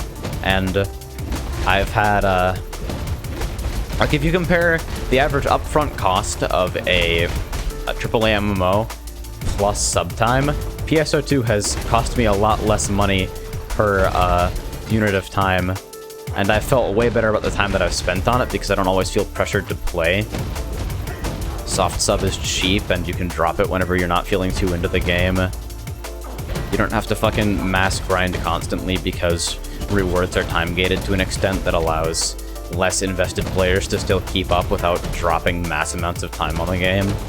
Granted, I feel like they go a little bit too far towards casual friendliness on that spectrum, but it's still, I like the core idea. People who say the EQ system is shitty are, I mean, obviously it's not for them, you know? 2 monsters remain. 1 remains. And the last is lost to time forever.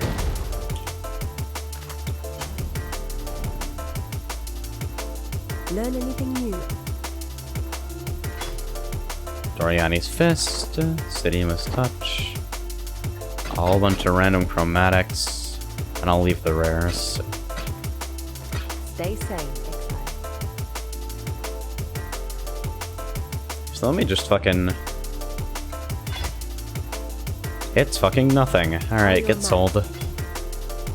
Same for the Sidimas. We've got like 10 of you.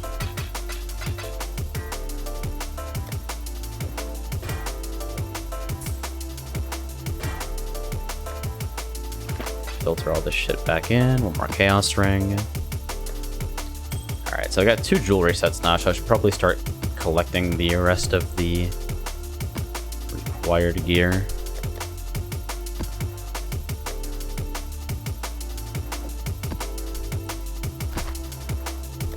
So we're almost through the shit show.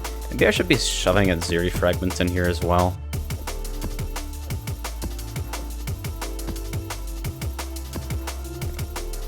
Just go for it.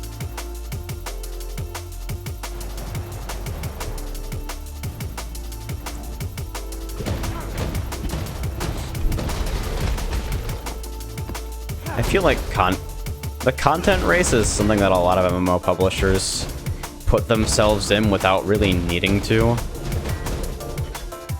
Like, if you build enough fucking diversity into your game engine that you can create some kind of procedurally generated something, then you should at the very least have something that ties your players over between longer patch cycles where you're actually making content that will remain relevant for a greater degree of time than the usual fucking 1 month cycle.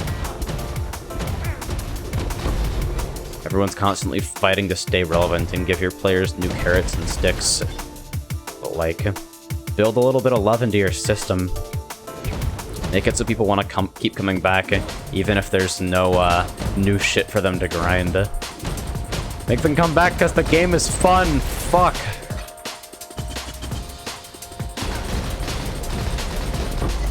Hey. What? The fuck, where was I? Jesus Christ.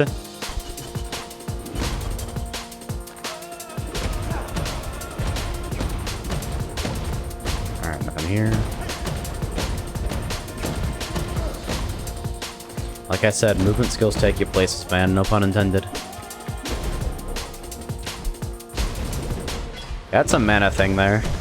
Where, like, if I don't leech off single targets adequately, then it creates problems.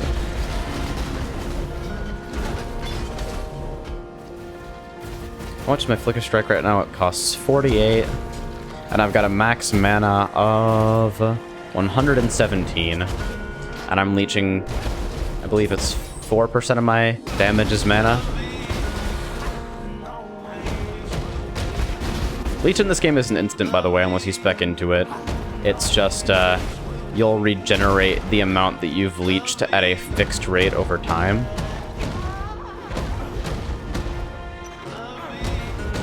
Whatever happened to S4 League? I saw a bunch of people raving about it and then it just dropped off the face of the earth.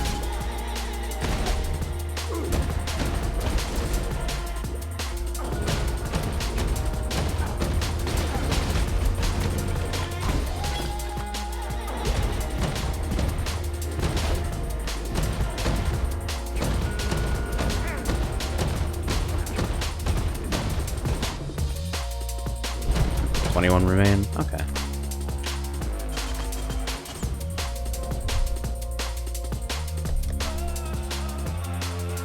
Alright, so T7, and the new T7 at that. T3, and the new T4. Need a map, Exile? Chromatics.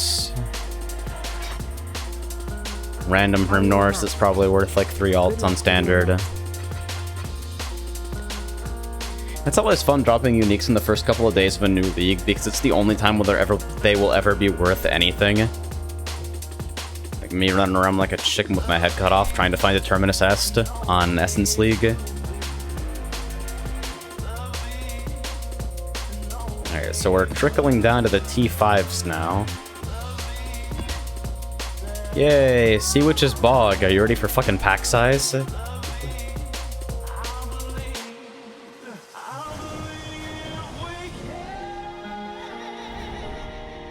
I've been looking for an individually based shooter for a long time now.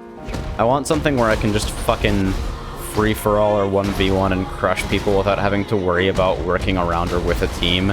Overwatch fills that niche for me. I feel like it's a game with enough interesting mechanical interactions to keep me sated on that front. But man, do I ever just need something to just relax and grind 1v1 competition on.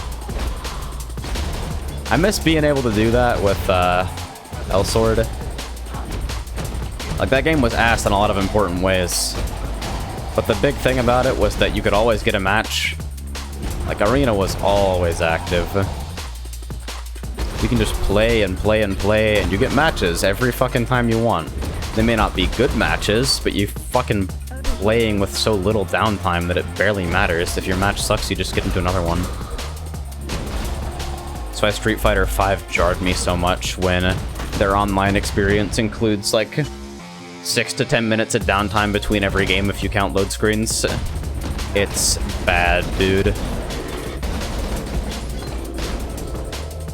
Alright, belt, amulet, gloves, boots. Mediocre jewel. Just put it on the ground.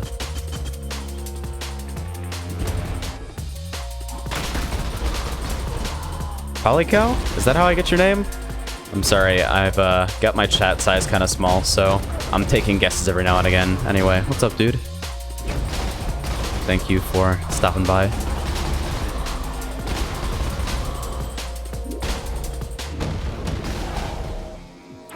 Yeah, I think Shoot Mania's pretty fucking dead. Hasn't received any developer attention in a really long time, and it never really got that much marketing to begin with, so... Dude, Sea Witch's Bog. I love Sea Witch's maps just because it feels like they're tuned specifically for Flicker Strike to just tear through. You're given enough pack size with just enough spread that you basically annihilate everything. 40 remain. I can't be asked. Pick up a scroll because it's there.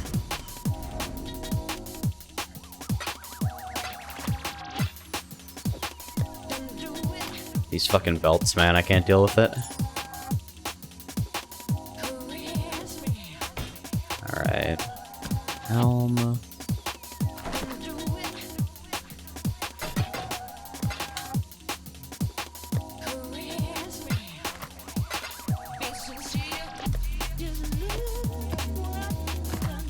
Yeah, I don't know what I'm gonna do with my T1 through 4s. I think I might just, since I've got nice even sets of them, I might trade all of them in and just build up the database from scratch again, because fuck running all of them. The yields won't even be very good, and I'll just be spending a lot of time running mediocre low maps.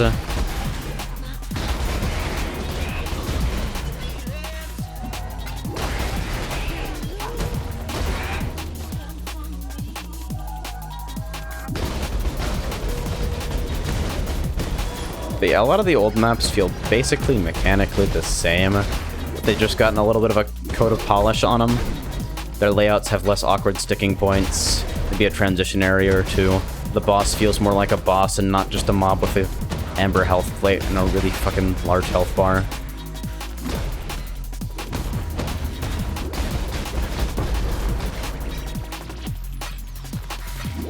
I really need to be picking up transmutes and alts too. I really did cash out when I 6-linked my Ospreys. I just fucking blew all of my currency away, like, fuck it. I'm tired of waiting, I want my 1500 fuse now. I don't care how I get it. I'll sell myself on the streets if I have to. I will have my 6-link. I got a shitty corrupted 6-link and, like, first fucking week of Essence League with the colors that I wanted for, like, maybe 10C. Can't believe that I got it.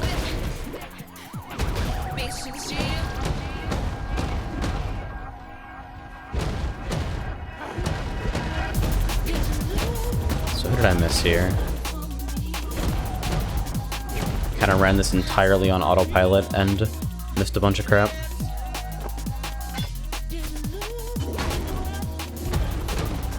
Ah, fuck it. Can't be asked.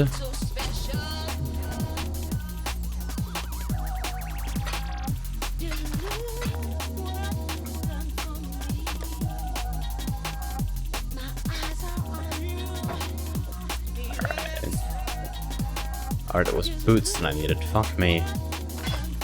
You're bad. You're bad. You're bad. Oh well. Haven't played any MMOs in a while, but I'm thinking on getting back to PSO2 and Terra now that my PC can handle it.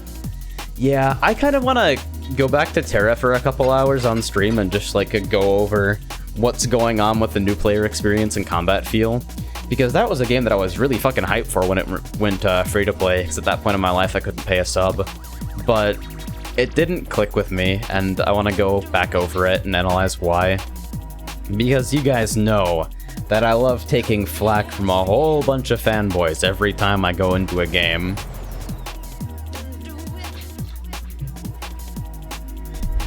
Tyrone, it gets better later on. Or I could play a good game now.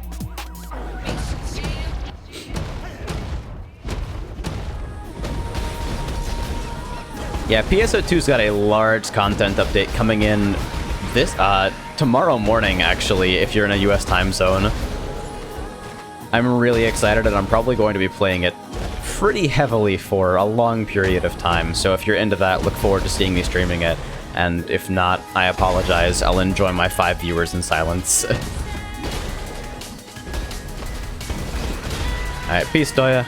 Good luck with class, dude. Study hard.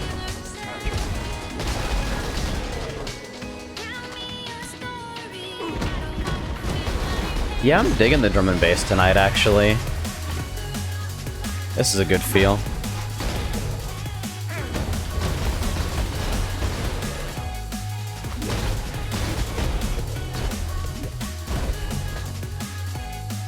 New pier is weird, though. The new color scheme is somehow both way less colorful and way more vibrant. I don't know how the fuck they pulled that off. I guess I just took off the fucking blue filter that's over the entire damn area.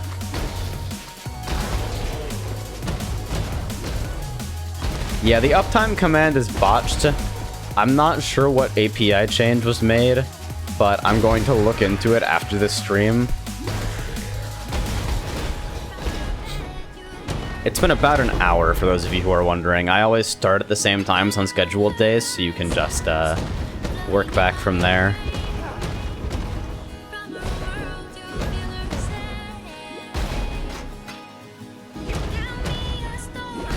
But nah, I've actually been live for at least 200 days.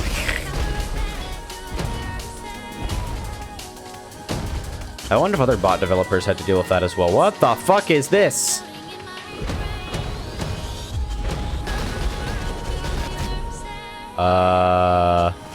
This is a cute boss area.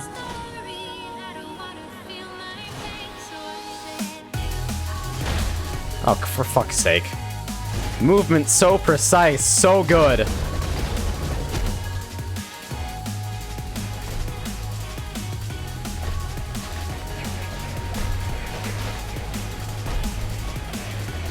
Yeah, something about Path of Exile's movement feels really floaty, so I don't understand why they insist on putting these micro challenges in. Kinda irks me, you know? Pier's really efficient now, though. It feels very linear. Just the boss area is a little bit weird. Do I already have chests for chaos sets? Nope. Sick. Unique belt. The fuck is this? Horrendous fuck. It's got item quantity on it. Nothing else, though. So I guess I can turn in 2 full sets here after I clear my inventory. I don't understand people who don't do chaos sets. Like, I get that at some point it kind of becomes loose change. Like, would Bill Gates bend down on the street to pick up $1? But, like, you don't get rich by skipping basic opportunities to make money.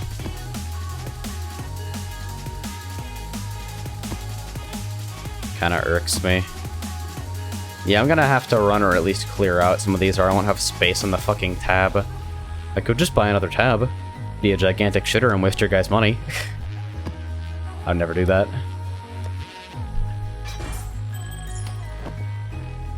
1, 2, 3, 4, 5, 6, 7, 8, 9. 1, 2, 3, 4, 5, 6, 7, 8, 9.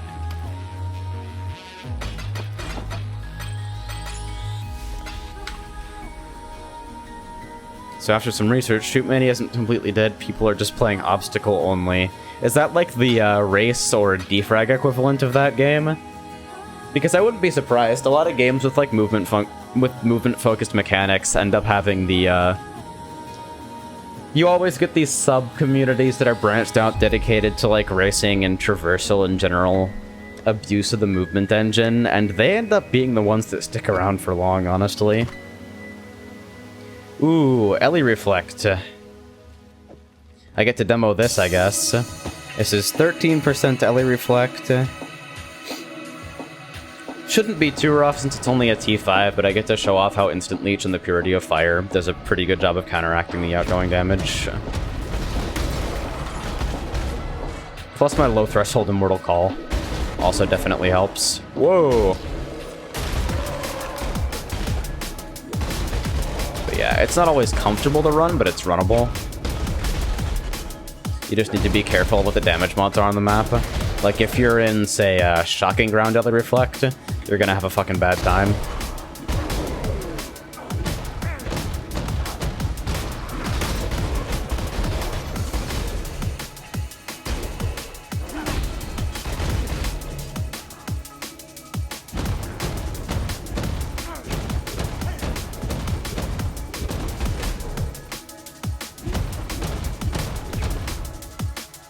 Alright, it's the boss. Wrecked.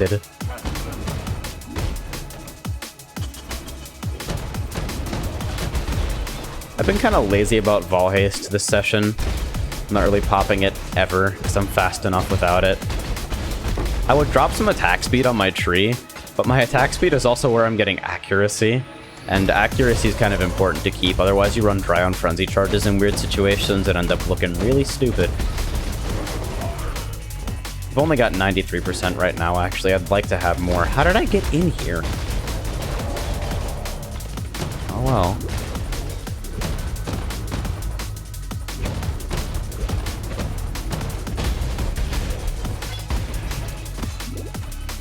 I feel like I've been missing maps too.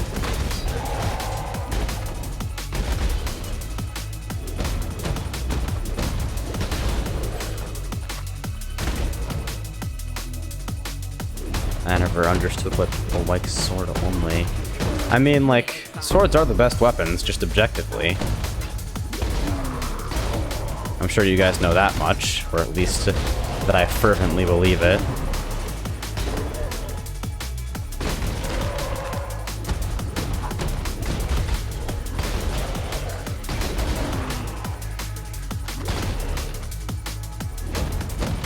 So I think after I clear out the remainder of my legacy maps... Should I run my low maps? I don't know. I really can't decide whether it's worth.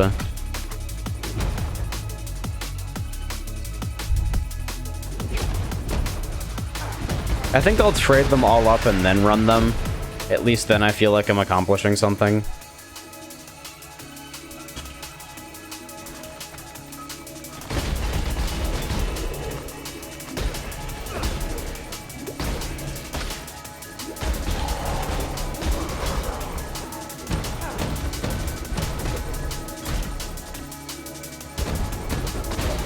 Whap.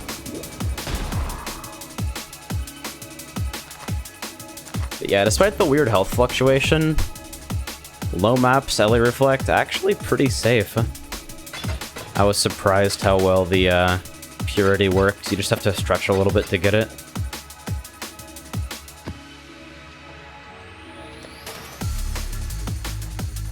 Alright, so... Alright. It's time, boys!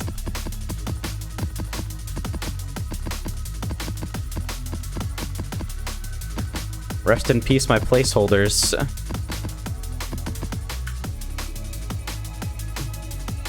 Kinda wish I had a mouse button macro.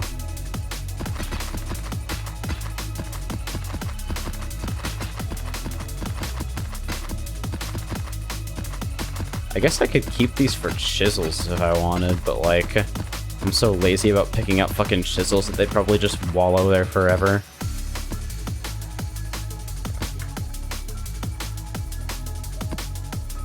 Alright, so let's actually go ahead and funnel these into a temp tab for now. Because this will be all my remaining legacy maps after I've done this.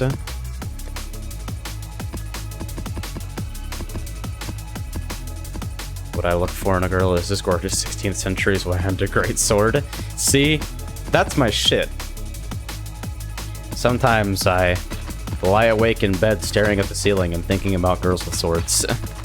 Is it a Freudian thing? Nobody really knows. Might be a Freudian thing. Dude is a hack, though. For real.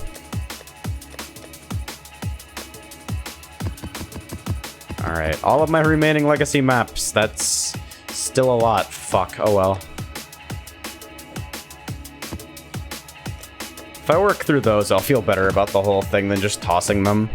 Even though it's overwhelmingly tempting to do so.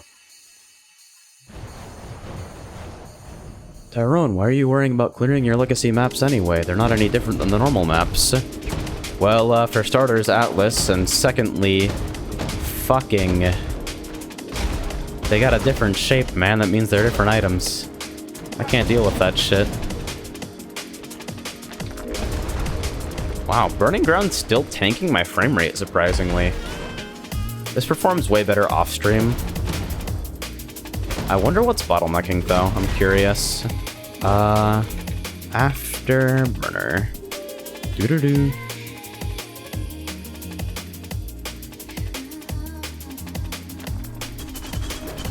Oh, yeah.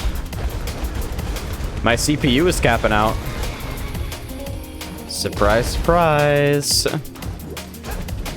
I've got an i7, too. This is kind of ridiculous.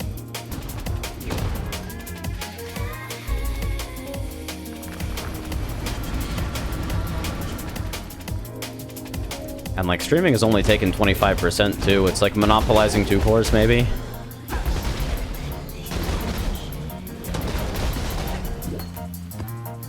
I'm glad that you guys apparently can't see my Afterburner overlay anymore. It used to be that it would show up on stream. Now it just doesn't, and I don't really know what changed. Thank you, Nezaka. I appreciate you. Box Ice Nova. Get evaded. Survive somehow.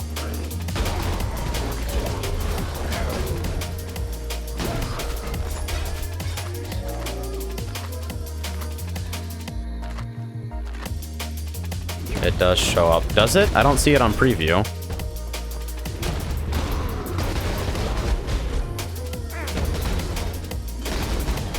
Seven gigabytes of VRAM. Not quite. I actually don't see it on preview at all, so that's kind of strange.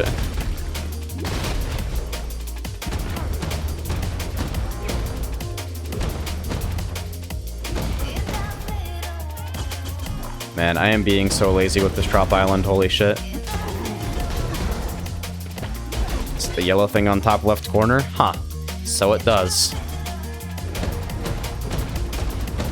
That's weird, because I straight up didn't see it on preview.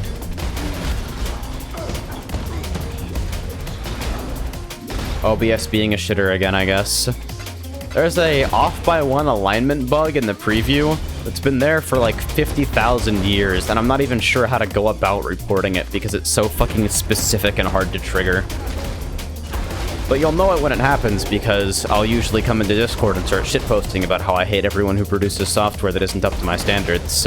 And then I disappear for the next 4 hours trying to manually divine which pixel needs to be fucking stretched out of place. Are you playing the game in exclusive full screen? Nope.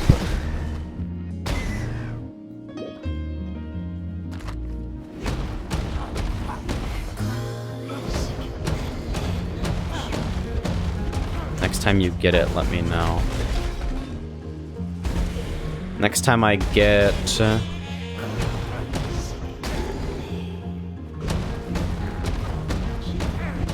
I will provide another one of my elite DLL replacements. I think it's actually active in my current stream layout.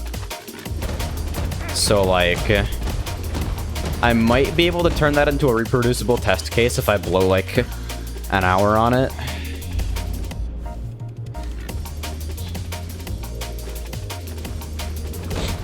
Oh, they ended up rewriting the text source so that it actually falls back to other fonts when the characters aren't supported. But they were nice enough about it. They left the old text source in and didn't automatically convert any of the sources that you had in existing scenes. Holy CPU. So you had to manually reset everything, and all the font size parameters were different. Like, you could do exact same font size, exact same font, and get something at a different size. So that was a fun hour.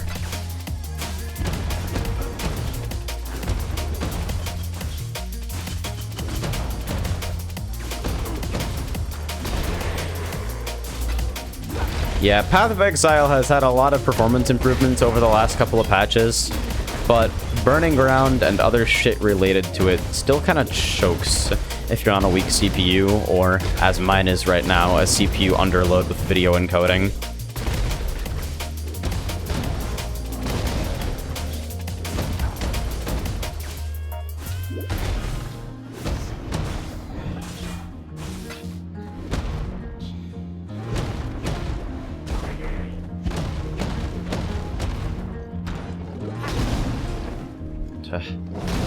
Didn't you say something about how fucking...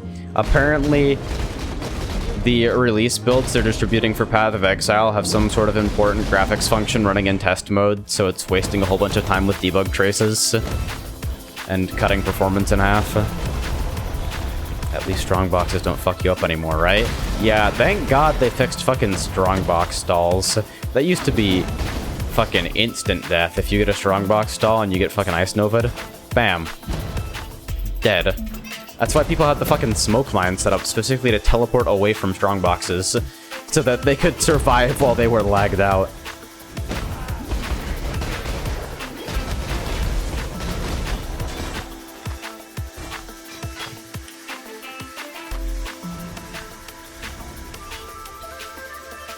1 megabit per second is apparently enough to stream on 1K bitrate. Actually, what you should do, Kaze, if you're planning on streaming, is you should grab Twitch Test. Just like Google Twitch Test, one word.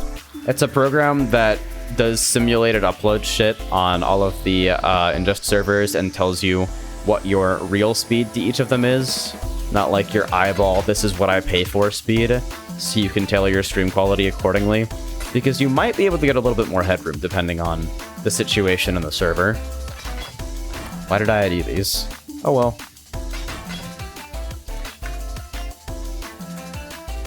Five FPS 1080p. Dude, it triggers me so much. Like, Riot is streaming fucking LCS stuff in 30 FPS 1080p fucking 3K bitrate, and I'm just sitting here like, what are you doing?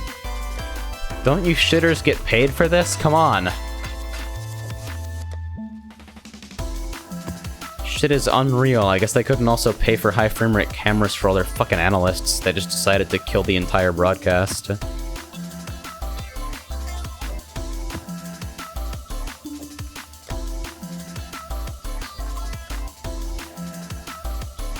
Preview does not look like the output. No, he actually tested. He, like, did a test stream and watched the VOD.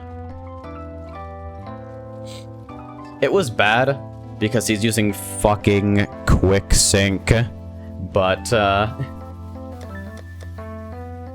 it's honestly possible to get pretty watchable streams. You do, like, 480p 30 FPS, and then, like, maybe tap your, preset down a little bit, or play mostly low-motion stuff, and it can actually look quite good. Just don't expect to be able to export to YouTube, because they absolutely shit on the quality of everything that isn't uploaded at 720p or higher, because how the hell, man, yeah.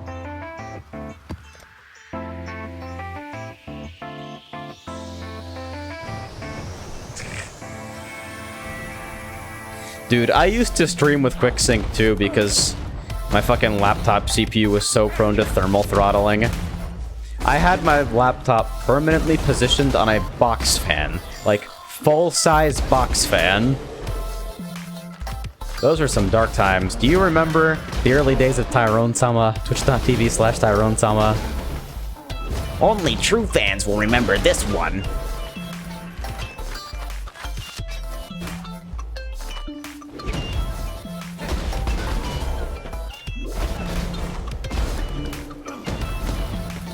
The biggest buff in this patch is that Underground River now actually contains an underground river. Easily the best change to a map.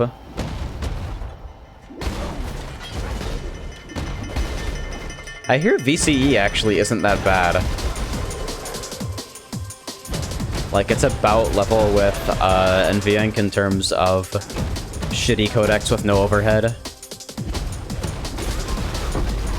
Wow. Did I just say codecs? Fuck me.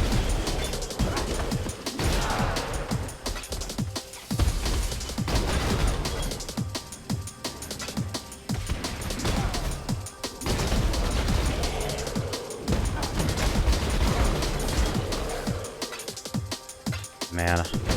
I kind of want to upgrade my VPS and turn it into a dedicated restream box. Or something like that. Then I realized it would be cheaper to just hook up my laptop in the corner. I've actually always wanted to do something like that, where, here's the setup, right? You stream over your LAN, you stream QuickSync or NVEnc video to, another PC on your network, and that PC does the encoding. The problem with two PC streaming setups is always controlling your scenes and shit, though. So, like, it solves that problem, but potentially introduces many, many others. People who stream from PC with a capture card are insane, though. Just flat ass.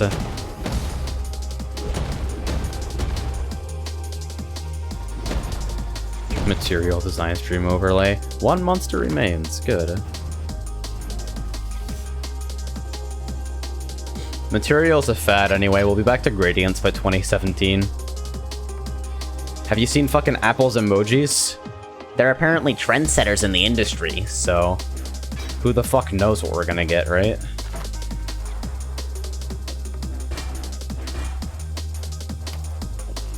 More fucking belts.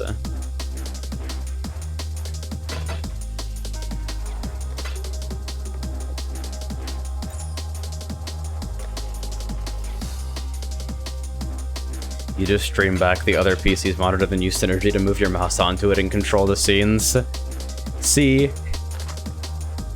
That seems stupid and complicated enough to be, like, worthy of an experiment.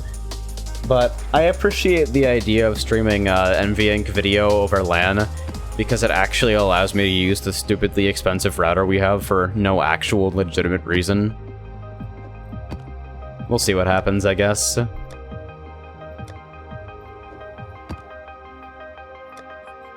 Because, like, you've got to figure, if I just fucking wipe the laptop that I've got, keep that shit cool, install some flavor of Linux, and just use OBS MP on that.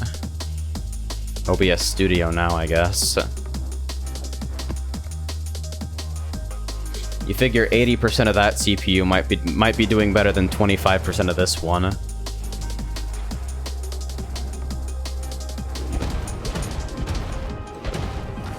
Especially because, like, usage goes up pretty drastically when you're using CBR with fast motion scenes. The encoder kind of freaks out. So router buy Xeons on eBay. While I'm there, should I get one of the Korean overclocked meme monitors? Oh god, I want 144 Hz so bad, dude. You don't even know. Natalie's got a 120 Hz monitor, and I got to appreciate that in person for a couple hours. Holy fucking lord. The smoothness. Like butter. Like greased butter.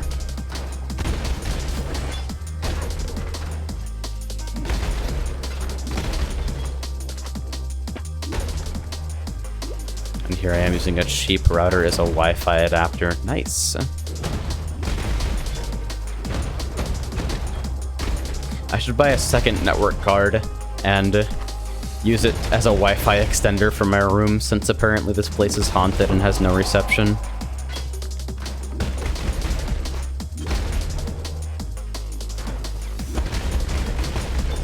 Yeah, that's the main reason I want to hire a refresh rate, is for rhythm game stuff. The doubling gets really strong if you're playing on, like, hey guys, I play on 30% mini C1350. Oh! Shit gets dumb fast. So where is... Oh, I know. I know where the rest of the map is, guys. Don't worry. Everybody in the rhythm game community is using partial mini now. I want to get into it, but I feel like it just fucks with my reading point every time I try. I'm even willing to accept it as objectively better. But for me, at this moment in time, it is not subjectively better.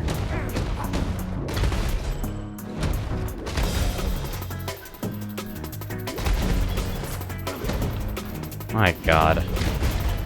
This thing is running like a well-oiled machine now. It just needs to die a little bit less and we'll be golden.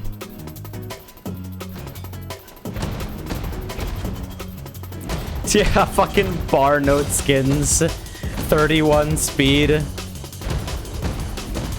Lane cover on your playfield. Fuck, man, I can't imagine. I actually kind of want to do an orbular version of the note skin I'm currently using, Waffles 3. Because I don't really see any advantage to using arrows. I feel like circles would both look more consistent and maybe be less visually distracting. Like it would be easier to tell tightly layered patterns apart. I don't know though, I might be wrong.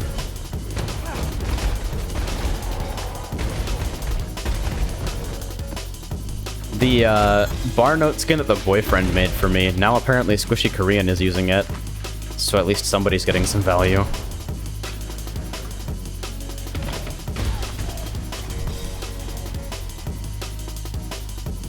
But I'll keep opening my stash first. Oh, my potato. Little Spa, Craghead. The game's just throwing, like, garbage uniques at me lately.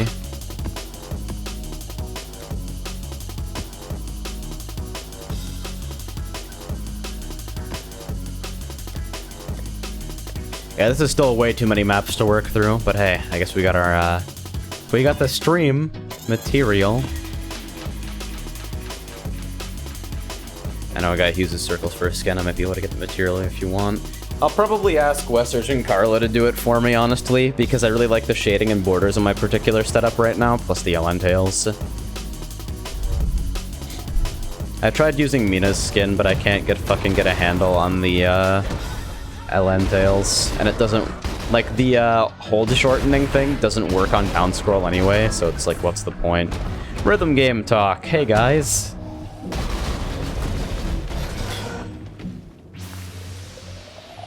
I tried to run CSGO on a Windows VM and Steam stream it back up to the Linux host. Turns out an i3 does not suffice. Oh god.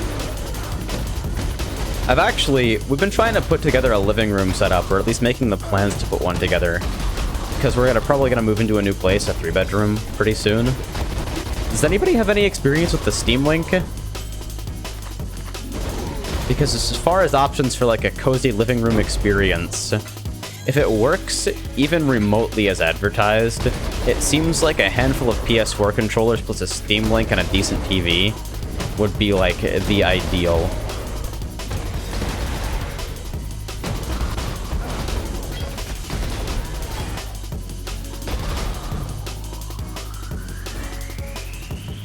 Steam Link is super free. You need Cat 6 though. Really?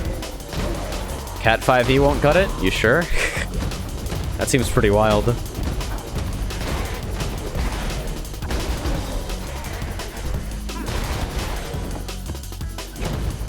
Karnas, you do know that I have a version of Waffles 3 with column colors instead of timing colors, right? Like, you've checked that out? Because if it's a comfort thing, like, fucking go for it.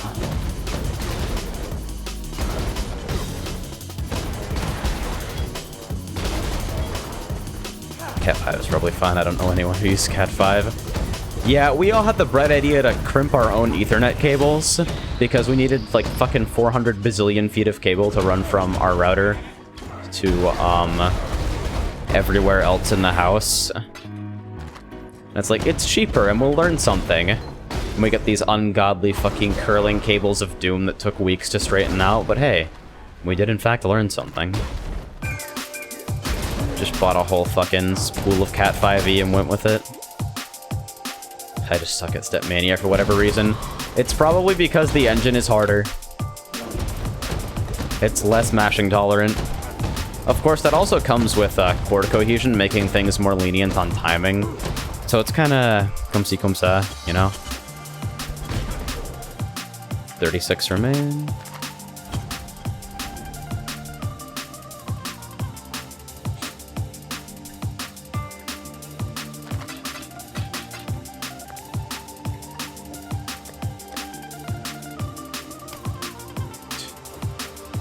Dude, every time I remember Zogzer's serious, not serious suggestion to fucking... Oh, I just killed a chromatic. Oops. His suggestion to build my entire stream overlay in fucking browser source. I just cringe a little bit thinking about how awful it would be to try and do that. I'd be able to do some pretty animations. I'll grant you that, but like... it would be a motherfucker to maintain because... Chromium,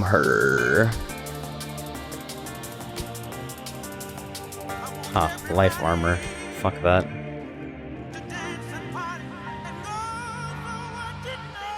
My house has got 25 meters of Ethernet cables running from the router's room to my room, and probably more running into the living room. Yeah.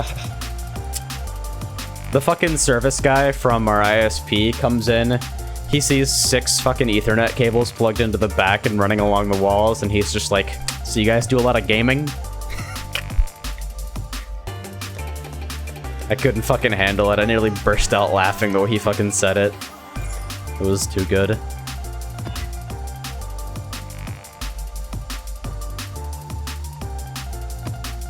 Fucking, how to click buttons. Just get power line adapters, dude. XD! That's the only response I have to like someone seriously suggesting power line adapters over running cable. The only situation you need to use power line adapters is like you're 16 years old and your parents won't let you run cable. That's the only acceptable reason to use them.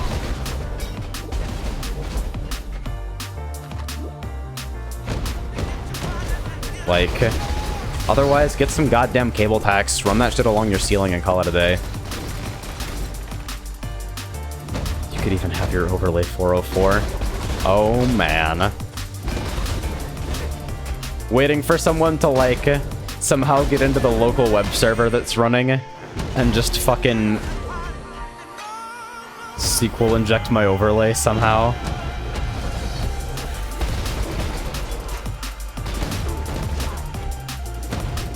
The ISP guy looks like the EV Games commercial. No, sadly.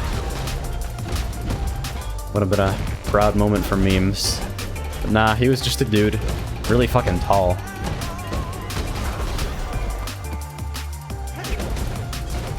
You'll never believe what the issue was, by the way.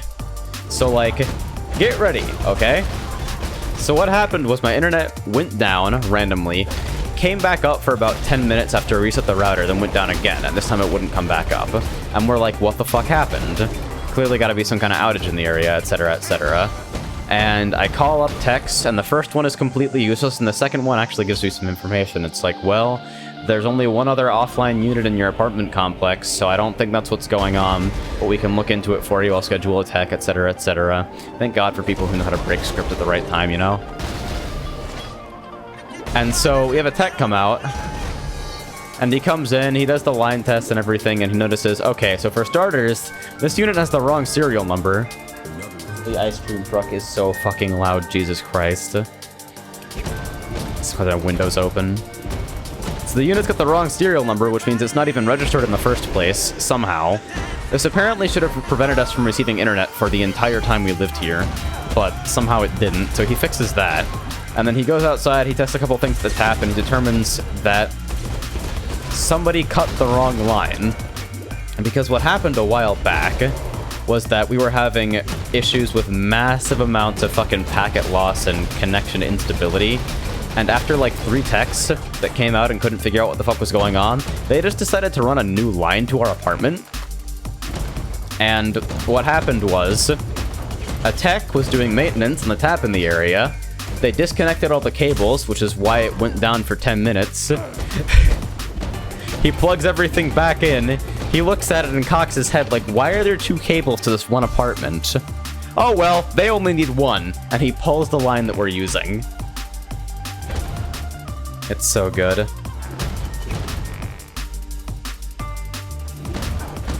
$26 remain, okay.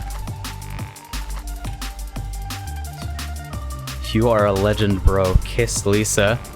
I'm sorry I'm taken, but I appreciate your enthusiasm. Alright. Bunch of garbage. I identify chromatics because I'm good at Path of Exile and efficiently use currency. Ooh.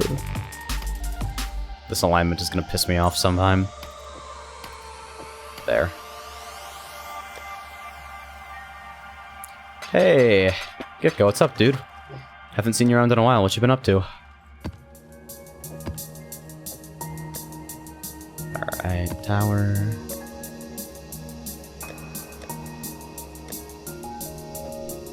Man, I fucking love Underground River. I'll alch this just because I can. It's not even like a high tier map. That's what I'll do. I'll fucking upgrade the fuck out of my Underground Rivers. For real, throw that the pronunciation of SQL. I hear SQL injection all the time.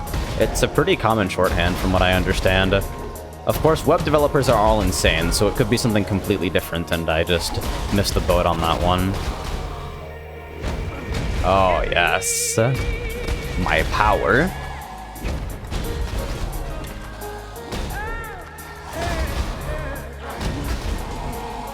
Had different pronunciation depending on where it is used. Huh.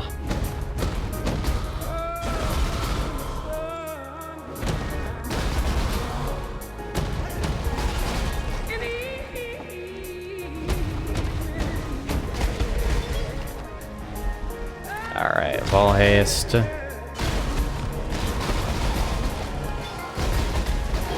I'm surprised. This has actually been a pretty decent experience yield. Somewhat slow, but like, I guess I need to relax and just run lower maps too. Because I want to take this character to 100 for sure. A little bit of extra skill points would go a long way with being able to pick up stuff like the Scion Life Wheel, a handful of Scattered Evasion nodes that I've skipped out on because I needed to get to crit to make the engine work, etc., etc.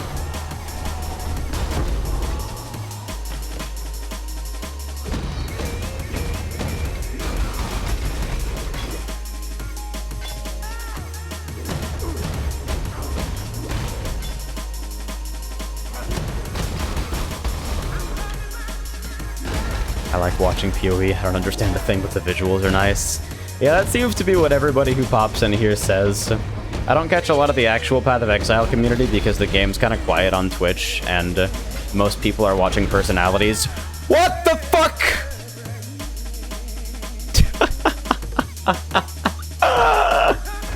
It that fell. It sure did fucking fall, alright. Jesus, now I know what that boss does. Seems good. What were the mods on that anyway? I'm not even going back into that boss room. It bested me, honestly.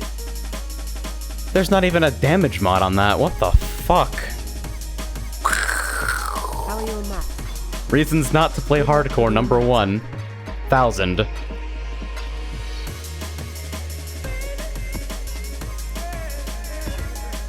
Alright, Fizz Reflect and Burning Ground. My frames, baby rage.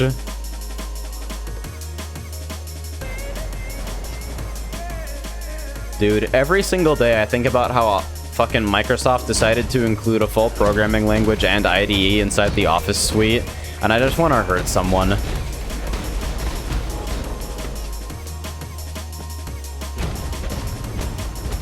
Like, the fact that Office macros even have enough power to be a fucking ransomware vector in the first place is insanity. They're so common.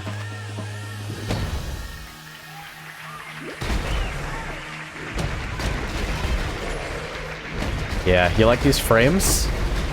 It's good, huh?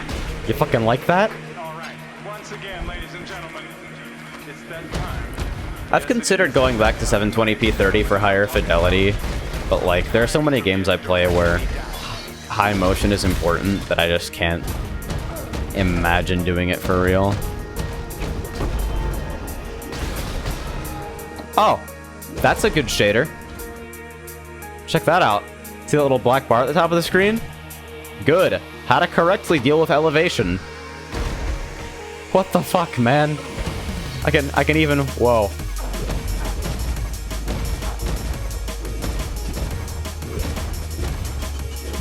Seems good. Yo, PowerShell IDE? I actually had no fucking idea. PowerShell is one of those things that I'm aware of on my periphery, but like haven't really touched too much because I am not aware that I have a need for it. I probably do. It can probably make things simpler for me, but I don't know what those things are, so I haven't bothered to go super hard. Is there still more? Nope.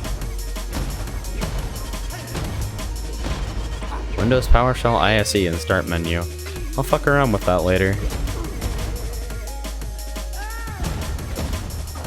All the fucking debloat Windows 10 scripts on GitHub that are just like 4 lines of PowerShell. Programming stream win. I mean, if you weren't already aware of this, Peppy, the OSU developer, or OS if you insist, streams himself working on the experimental branches from time to time, twitch.tv/ppy. So you should go ahead and show him a little bit of love. It's always mildly interesting to see the direction the game is taking. Plus he's got generally good taste in chill music, so I've used it before as background noise. Bot maintenance stream. I mean, I could go and try to figure out why the fuck my uptime command is returning values of 45,000 hours. But I'm going to assume that was just another really lame breaking change in the Twitch API. By the way, image slideshow is 100% broken on OBS Studio, don't use it. I mean, I could have told you that. It's been broken ever since it was introduced. Because it fucking relies on FFmpeg. Hey, got the quick stuff. Ignore all mechanics, sleep slam through everything.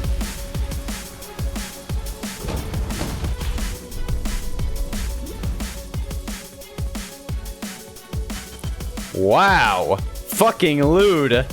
Holy shit! Jesus Christ! Well, I have good news for you, Nizaka.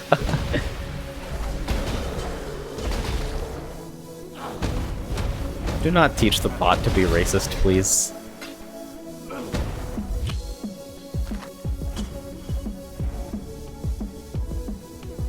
Need a map, Exile? But yeah, I'm probably never going to do a programming stream because I feel like Twitch has bans on broadcasting gore actively. Nobody's gonna be in love with me for that one. Adds mod to a yellow or white map on the atlas. Huh. I should probably use those, but I kind of want to decide what I want to run first. Get more familiar with the new map system.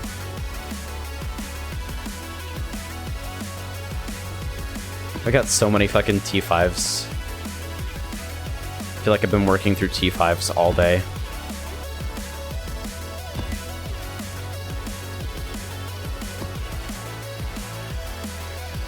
Guess I'll just make a page that scrolls wallpapers and use browser source. You joke, but that's the way to fucking do it, man, honestly. Media source and image slideshow have been broken for fucking ages. It's just so inconsistent with their work. Too many edge cases for the developers to actually fucking test correctly, so they just don't.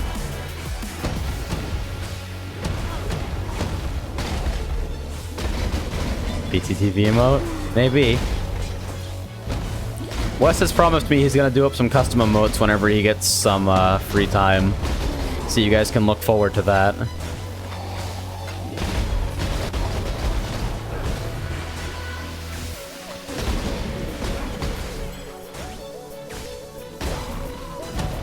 OBS tests, pick one.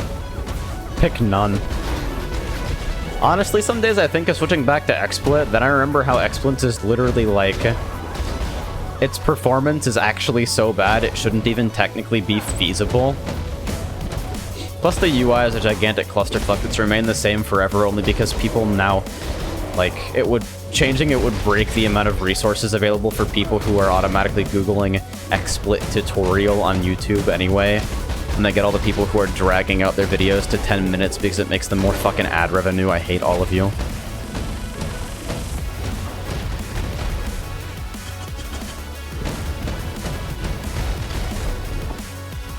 Alright, so where's the boss? Oh. Hey, there you are.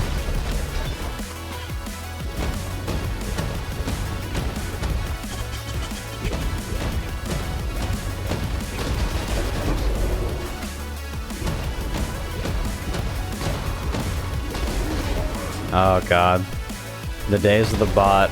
I've honestly considered disabling her on Twitch because I feel like she adds more noise to an already kind of noisy and spammy chat system. But it's too funny to hear her fucking barge in with bullshit every now and again. Alright, if this is a good Elrion mission, we'll do it. Otherwise, I'm walking. Oh, yay! The only fun one. This takes less than 5 seconds. More than 50, don't care. Glad you made it back. Zana's new voice actress, resident sleeper. She's so generic, it makes me so sad. But yeah, I'm just running all of these blue because it's cheap and effective.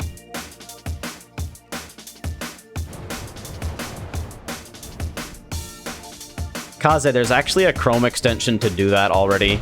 It's like some fucking internet law. The first 10% of a YouTube video is always useless. Hey guys, what's up? It's YouTuber747 here with another tutorial on how to use Vegas like an idiot. Be sure to like the videos and subscribe to the channel.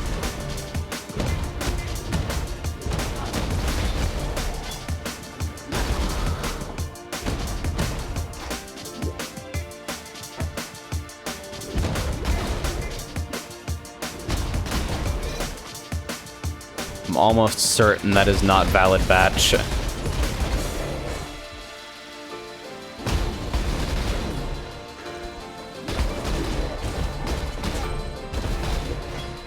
War shell scripting.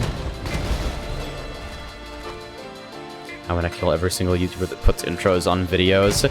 I appreciate, like, if you want to do a 1 second or less title card, I'm fine with that. Generally speaking. You do, like, your title card, your logo, you get a little bit of a sound or a jingle or something. I'm down with that. As, like, a replacement for an actual hook, it's kind of lazy, but hey, it's at least forgivable. But, like, if your intro is any longer or more involved than that, you can fuck off to space. You will not be receiving my retention.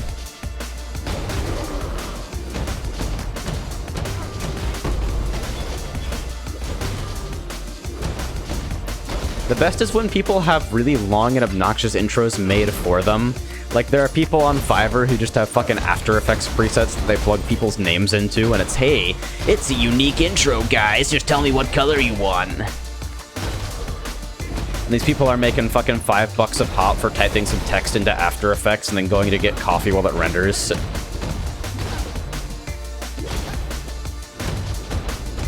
And that shit really infuriates me.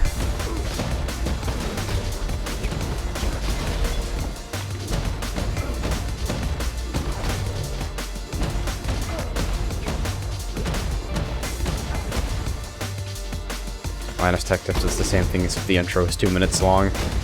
The entire video feels like an intro, honestly. His videos don't really have any meaningful substance anymore. Feels bad.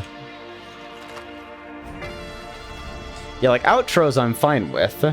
I think the whole outro with, like, related video annotations and a subscribe reminder and shit like that, those kind of strike me as weird because I've never been inclined to act on them, so I don't understand, like, why people include them. Do people actually act on that kind of stuff? Like, do people forget to subscribe to a channel that they enjoy and they're like, oh, yeah, I should subscribe, I totally forgot. Because that's never a thought that I've had before. It seems insane.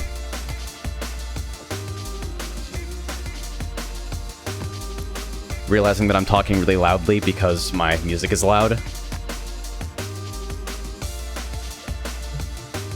Realizing that I project better when I'm speaking loudly allows me to maintain a fairly real-sounding voice for longer periods of time. What's coming along with the PSO2 update? Alt and Disc or whatever. Crafted Sacrifice Bite and a whole bunch of other PA customizations. Quality of life improvements for stances, a handful of small balance changes to existing PAs.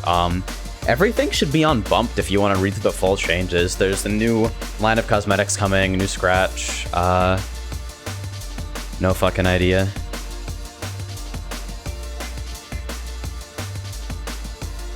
Alright. I keep on forgetting where I put my legacy maps. Oh good, Spider Forest. I wonder if this layout is as obnoxious as it used to be.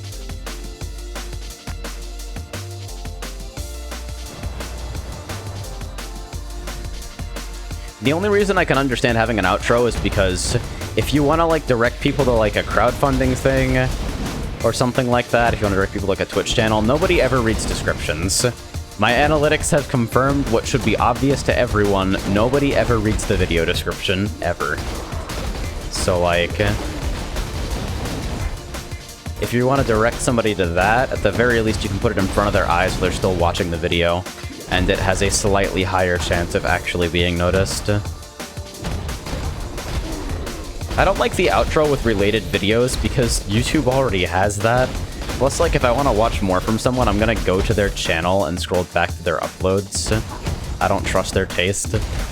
I want to see what I want to see, you know?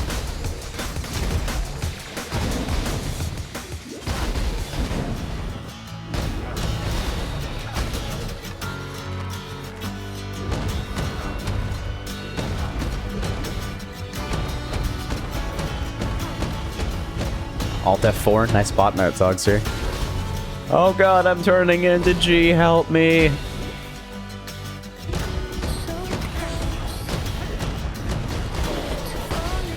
Yeah, this performance stuff with Burning Ground is kind of a downer, but believe it or not, it used to be way worse, so like, any forward progress is progress, I suppose.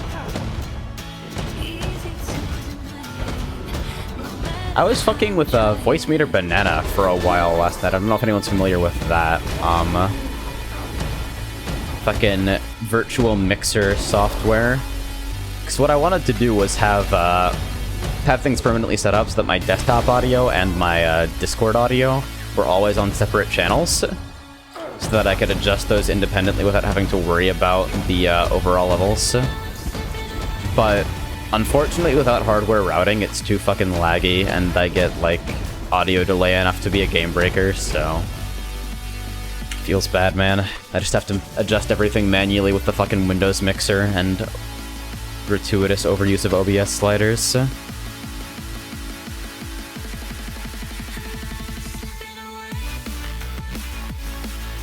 Gamernax? Who the fuck?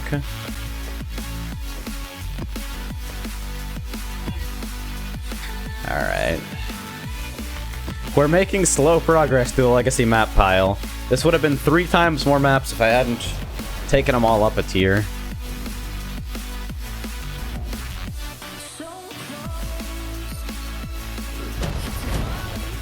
Oh god, watch Mojo. Jesus fucking Christ.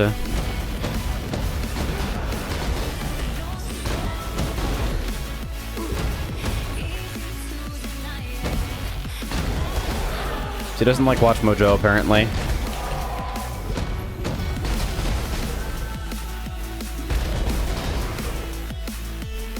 Fuzzy Search should be kicking in there and giving you something. But I think... No, yeah, it changed it so that it didn't take fucking literally 10 years to complete if it couldn't find a direct chain match, so there are less direct matches coming up now.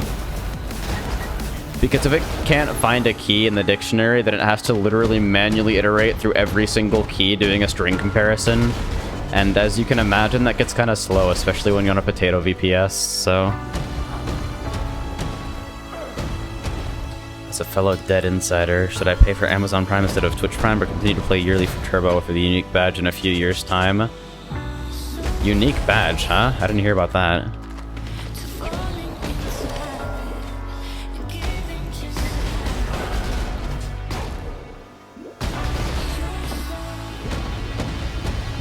A special snowflake feeling is worth more than the shitty little crown.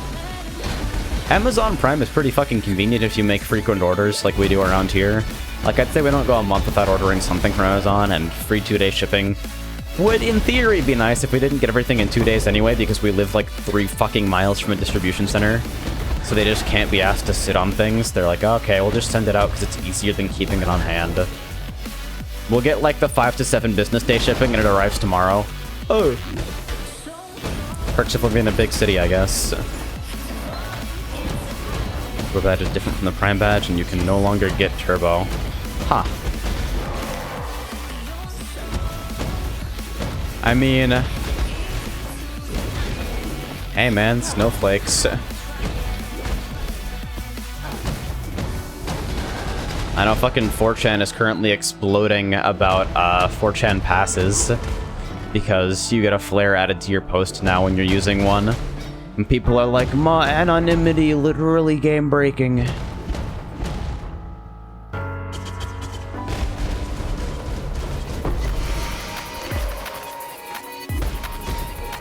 Turbo does 2 things. It lets you change your color in chat, and it gives you a badge that people too dumb to use CSS rules to hide badges will see your messages above everyone else's, because they're indented by a shitty little image.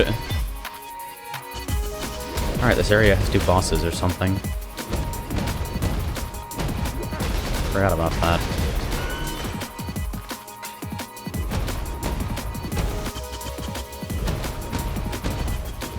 Right, 4chan Gold, my mistake.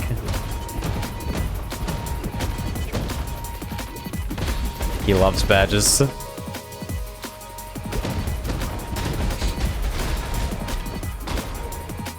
Now what you've got to do is like, do they still have the Alliance Horde promotion shit running? Is there a way you can like make an API request to get those as well? You can change your color as a free user though. Yes, but only to presets. Turbo users can change it to a hex code, which is moronic, and allows people like Zogzer to set bright yellow to fuck everyone who's not using a dark theme. Venice, I can probably add you to the mod list. You seem to be doing a good job with the Elsword forums, at least. I'll set that up later. Alliance Horde is gone. RIP.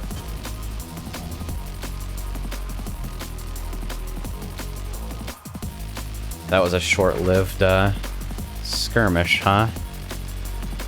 Attack skills can have one additional totem summoned at a time. What the fuck is that? Need a map, exile?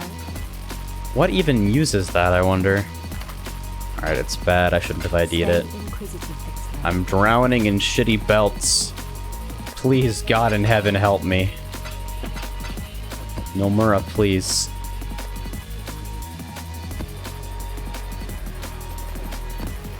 Okay, I'm gonna align these better after I'm done with legacy stuff, but for now, you get to appreciate the entropy that is my organization.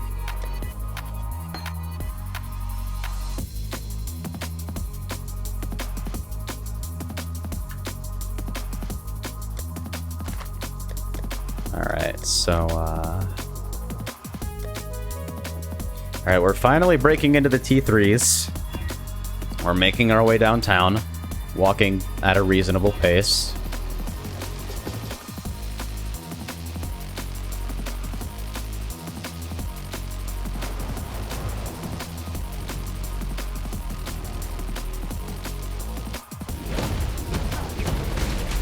Man, I'm so excited for the BSO2 update, though. I really hope that the new weapon series from Ultimate is actually fucking decent, because I want people to be playing Ult actively for a very long time. Kind of upsets me that when Ares kind of went out of style, Ultimate died.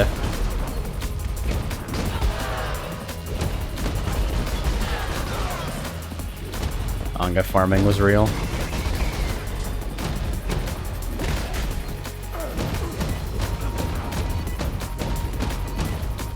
Oh hey, it's the arena.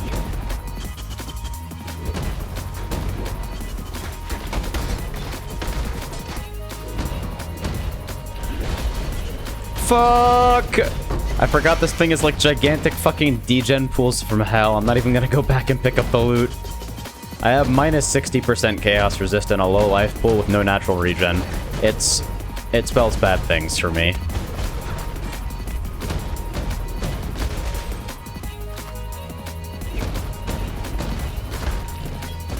Don't get a lightning change.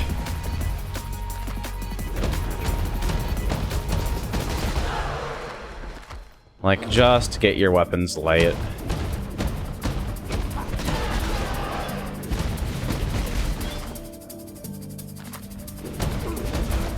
I feel like I've shown off my new cosmetics in PSO to every fucking person I talk to regularly, but if you haven't already seen them, there's a group photo at the end of the latest Profound Darkness video I uploaded.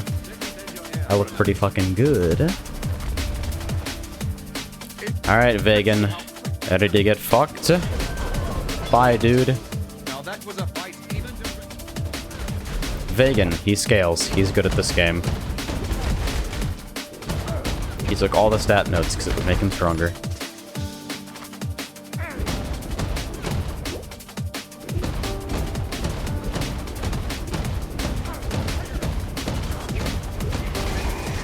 Does the PSO2 update add anything for me, the plebeian?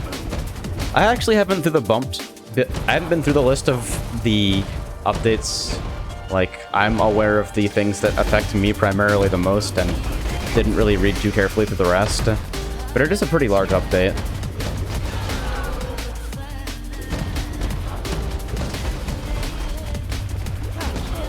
Now is a good time to get into the game.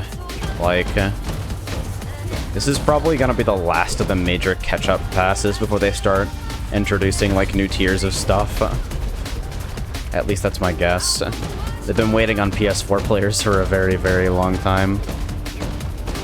That's all the collection file side grade shit that we've been getting.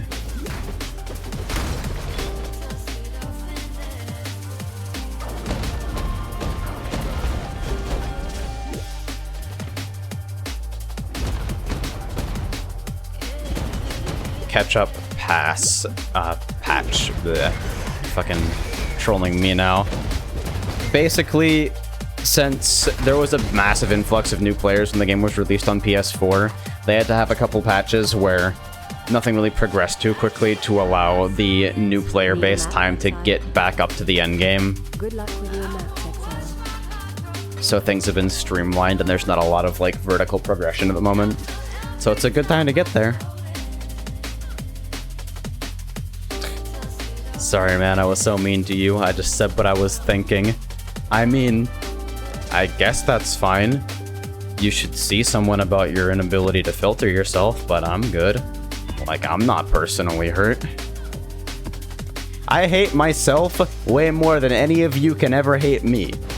That makes me invincible in kind of a fucked up, awful way.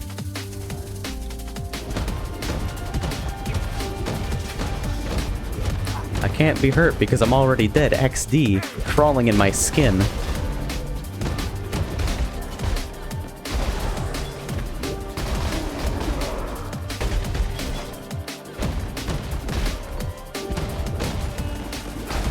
Whoa!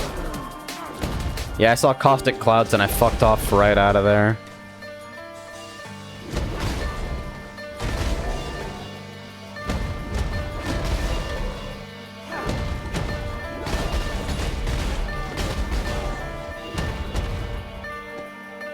Tyrone is like the iDubbbz of being dead inside. That's pretty good.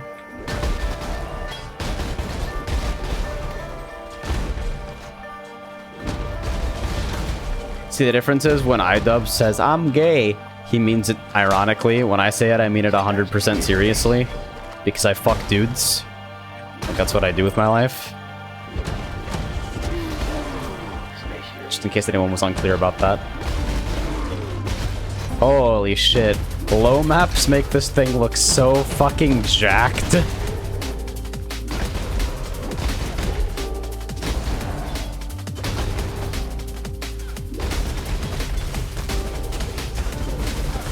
What is this? It's kind of a boss, I guess.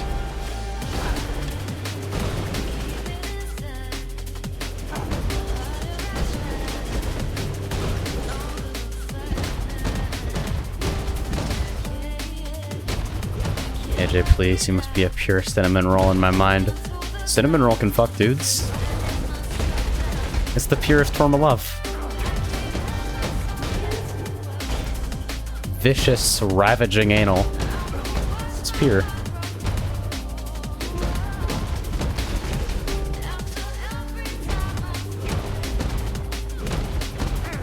I always feel like I'm treading a fine line on Twitch when I talk about anything related to sex. Because I feel like the moment that I step a little bit over the line, it's like, okay, streamer is being lewd. It's okay for all of us to act like fuckheads now. And at that point, chat is gone. It's happened so often in other streams, and I do my best to prevent it from happening here.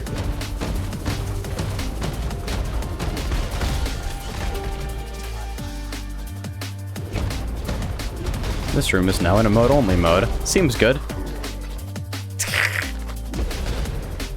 How to be a successful moderator.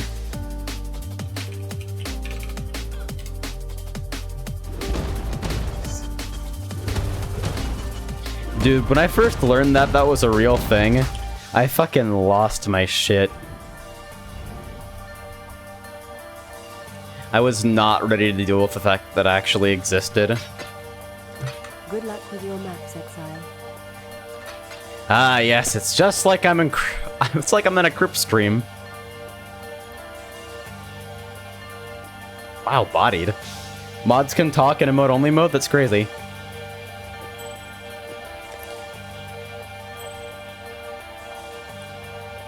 I still remember the shitstorm that happened when they put the SGDQ stream into emote-only mode while a transgender runner was doing their thing. People on both sides of that issue were being fucking potatoes about it. It was ridiculous.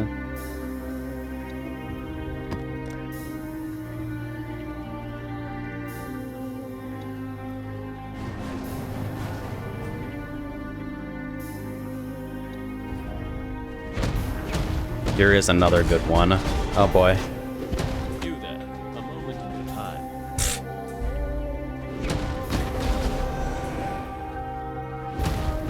Yeah, I love the chat clear that doesn't work on Chatty or Better TTV. It's pretty amusing.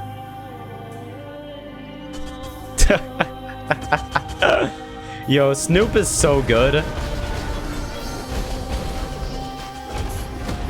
Snoop is one of those people that adds value to my Discord channel just by being there. He doesn't even have to try. He's wonderful.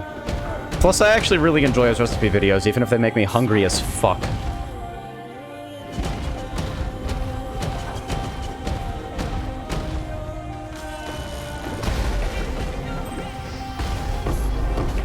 Holy diff card box. Alright, dude. Let me just destroy my inventory slots here.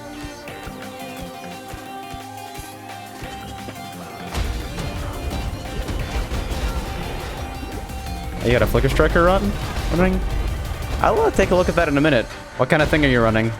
Like, what's your ascendancy and what's your engine, I guess? Because I'm always interested with talking to people about Flicker theory. I feel like it's an underutilized skill that has a little bit more to it than meets the eye.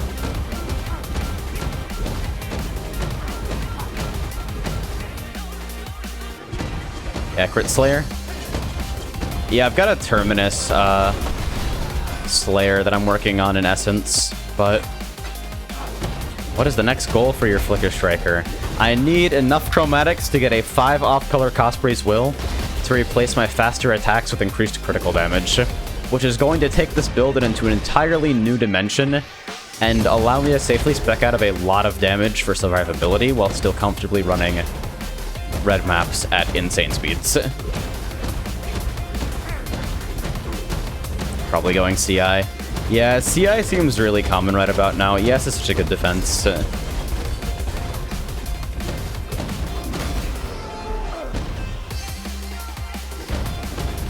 Yeah, I went for the 5 off for like, I swear to God, I spent like a handful of Exalts worth of chromatics on it doing 2 blue, 2 red. Or whatever Varici calculator came up with. And I eventually just settled for the 4 off because faster attacks was an okay substitute for the time being. But I want to work my way back to the currency I need to go for it. Let me actually do the Varici calcs on this. Hold on. Varici calculator.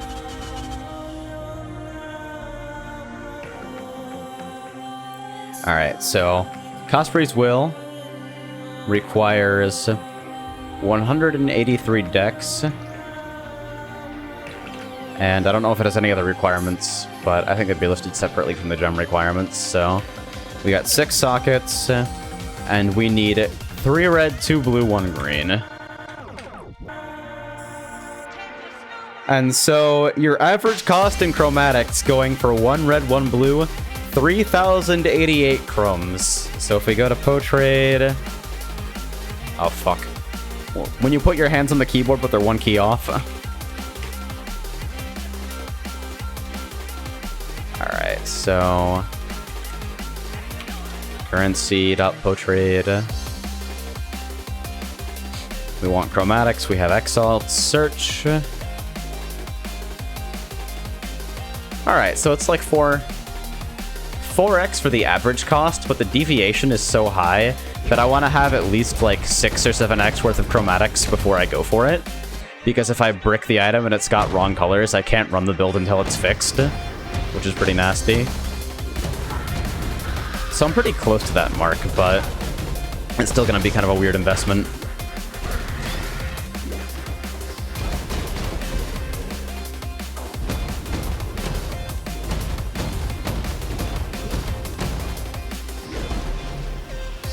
But yeah, this is coming along pretty nicely. Survivability is obviously going to be a pretty big concern as I progress into running red maps more consistently. But it actually runs with a reasonable success rate in like T13, T14 stuff, as long as the mods are mostly polite. I think it's silly to push a farm-oriented build, especially a Flicker Striker who's built around face-checking everything, into being able to run everything. I just want to be able to run the majority of what I roll up and do it with some degree of efficiency. That seems like a reasonable goal for the build.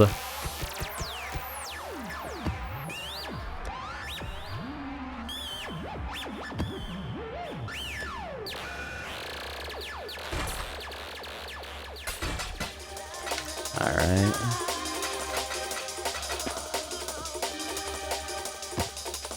Oh man, the circles on the fucking new maps. It's gonna take me forever to get used to that.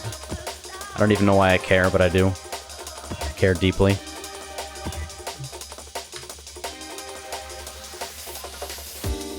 I'll be working for a traditional Japanese music band this weekend. Huh. You must meet all sorts of types in your line of work.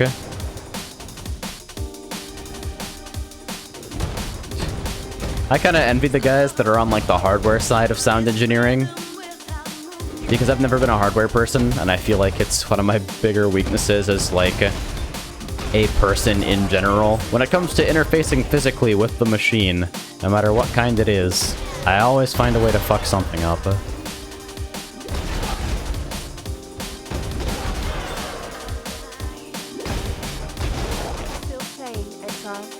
Zana again. Zana has been all over me today, man.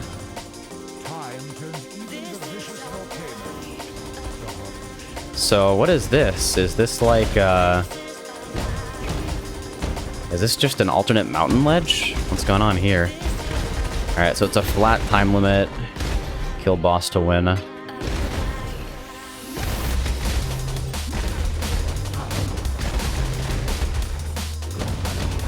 Mountain Ledge is another one of those maps that's like, it will never stop being fun for Flicker.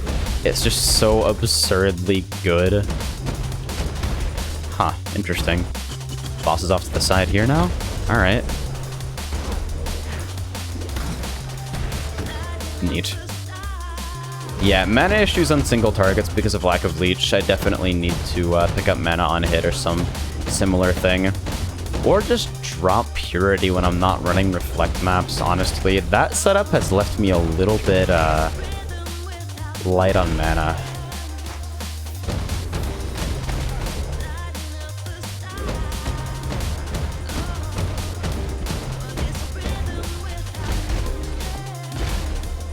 Because, like, single target issues on certain bosses, and then the lack of a strong flat life pool making evasion more dangerous to run than usual. I'm okay with occasional death because it's evasion. That's how this defense works.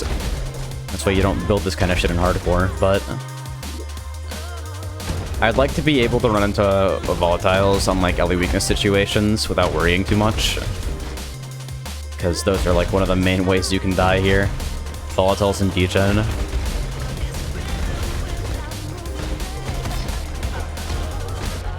Stream of monsters, Resident Sleeper.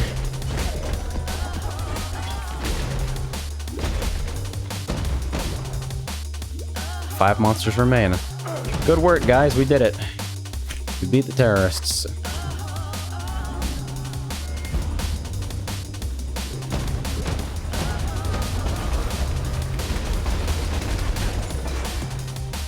I actually have no idea which masters are in my hideout on standard. I'm not even sure I have any invited besides Sana. Maybe I should start doing like fucking Varici and Haku missions. Shrine?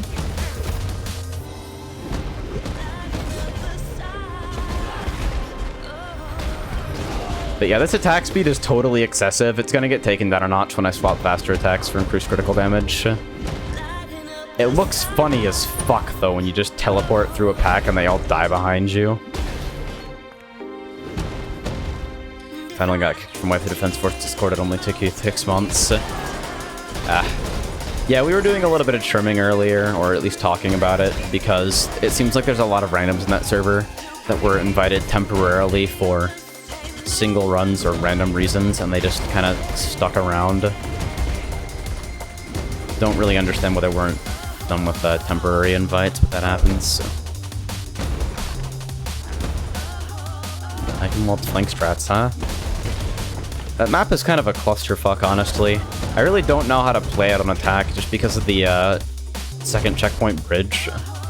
That shit drives me insane, especially on healers.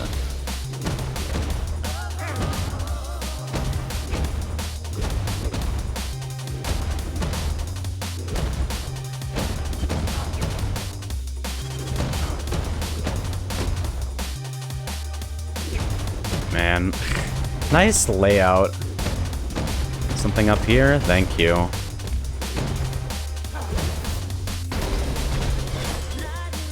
I gotta get a little bit more awareness of the new maps. Necrovigil is the funniest shit. I can do this all day, bro.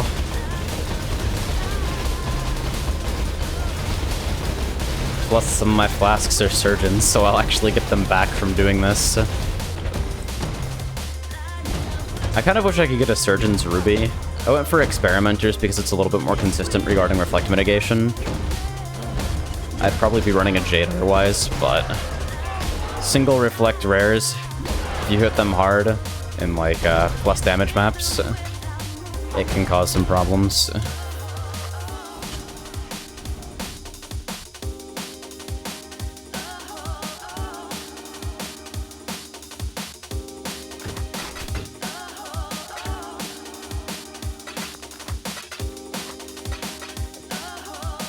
Alright, I'm gonna snack something to eat real quick, just a snack. So I will be back with you guys in just a couple minutes. Talk amongst yourselves.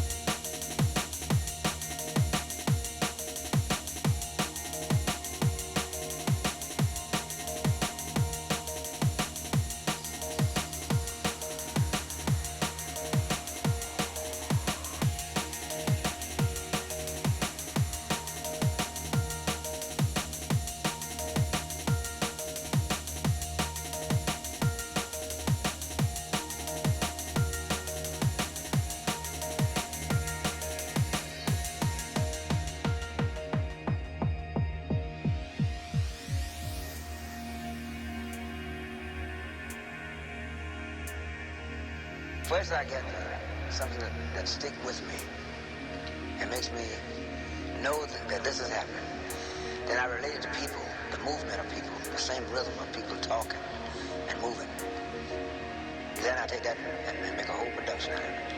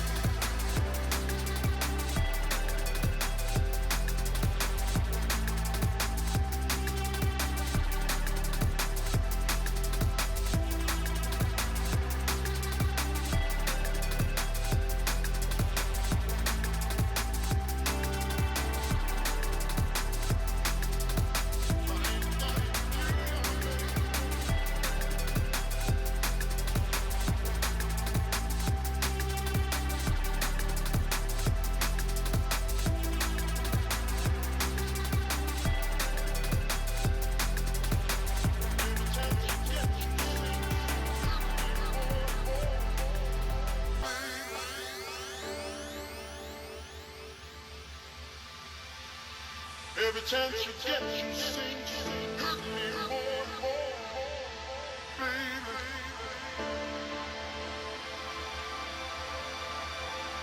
I ain't got you, baby.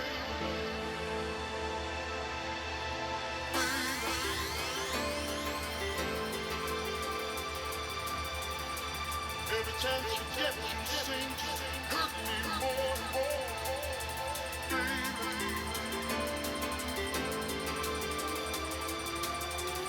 I ain't got you, baby.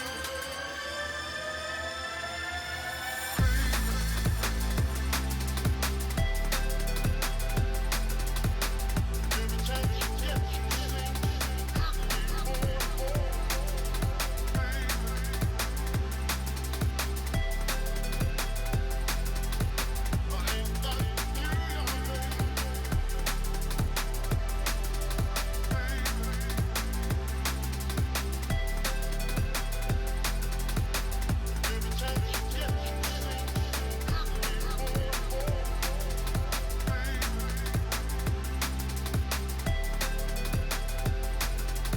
I ain't got you, baby.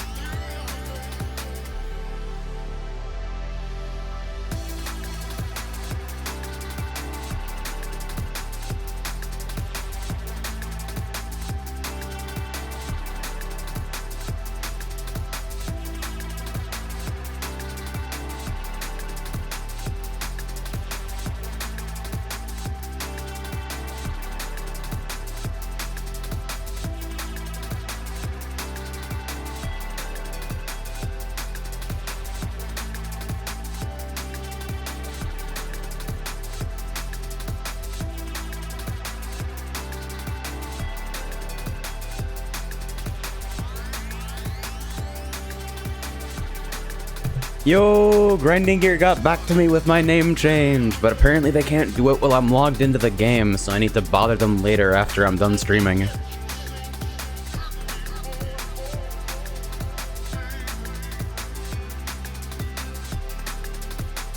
gonna get a change to the Fucker Striker. I'm pretty pleased with it. So let's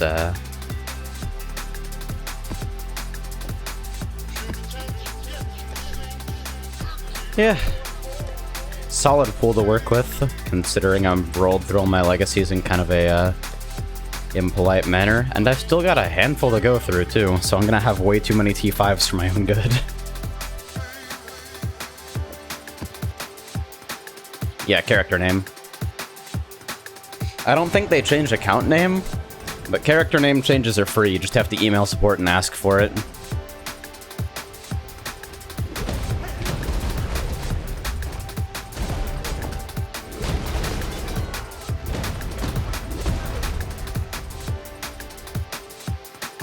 Like, I can't... They must have changed something about map drop rates not having to do with the Atlas bonus, because I feel like my drops have been really unusually good all of today.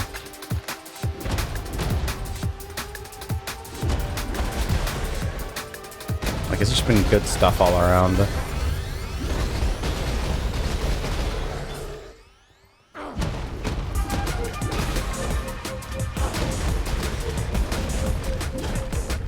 Yeah, sunk a lot of currency into this character so far, so I'm interested in taking them basically as far as a Flicker Striker can be taken. To the best of my knowledge, this is the fastest Flicker Strike character in the world right now. Like, I've never seen anyone running Flicker Strike faster. And it's a fun skill to use when you get it this fast. You just rip through maps. They buffed map drops separate from Atlas bonus, I believe. Yeah, I felt something. It definitely felt different.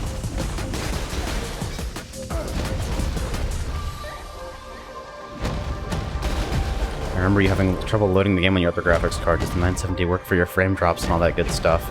Yep, the 970 is letting me play pretty much maxed with no problems. Unfortunately, the game has some CPU bottleneck issues related to, ground effects and particles. Those have gotten better recently, but they still need another optimization pass or two before they're... Huh? Hey, buddy. Guarded by 3 rare monsters, 3 packs of monsters, and a stream of tormented spirits. Alright, I'm game.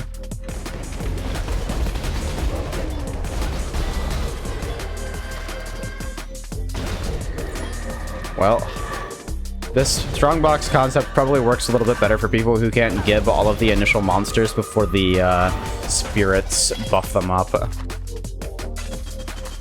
Oh well, got a ring.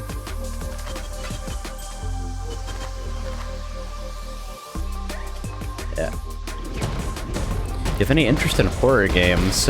Not generally. I have like the same sort of interest in them that I have in like football, where I find it interesting, but it's not something I go out of my way to like consume or interact with in any way. It's like a theoretical interest.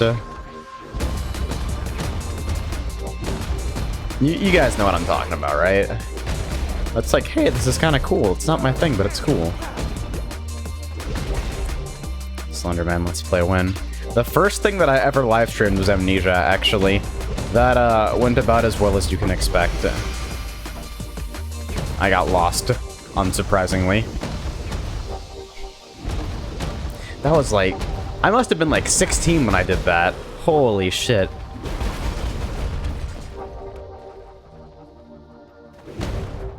Yeah, the interest exists, but something prevents you from, like, really making it a real thing. You got some scruple or some circumstance that prevents you from really going in. That's the chain bow. This thing's kind of cute.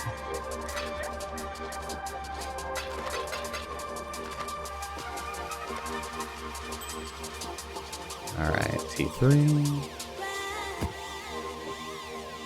Another beach, jeez.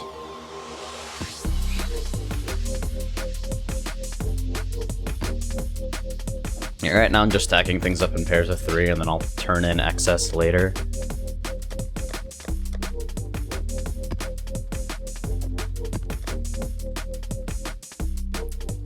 So what is the deal with Slenderman? That died almost as soon as it showed up on YouTube, and I still don't know what the whole fucking point of the damn thing was. Oh... Let's pretend to be scared for ad revenue. Let's fucking go. The Markiplier special.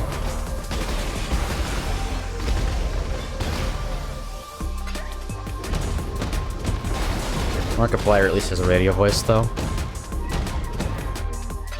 I know. I knew as soon as I said it, and I hoped nobody would call me out on it. Pairs of 3. Is this a game where it's this? This is massively multiplayer. There's no in-game, like, mass trading system. There's no, like, auction house or anything, but player trading is a thing, and it's indexed using a third-party website. So the experience is basically the same, minus a little bit of cruft. It does have a global chat system, which I have turned off because I find it distracting, especially while I'm streaming. I find myself reading global chat instead of reading my chat.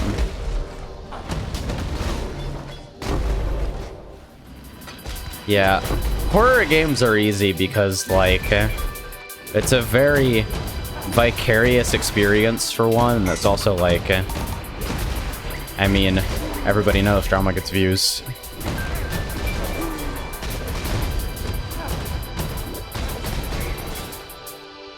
It's like, if you make yourself into a one-trick pony, you'll be sad when the fad runs out, you know? If you want to make it, you gotta play the long haul. Not that anyone gives a shit.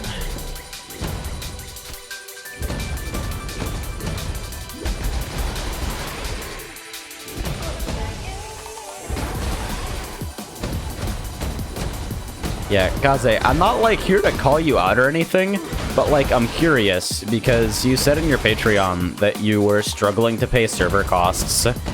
What provider were you using before?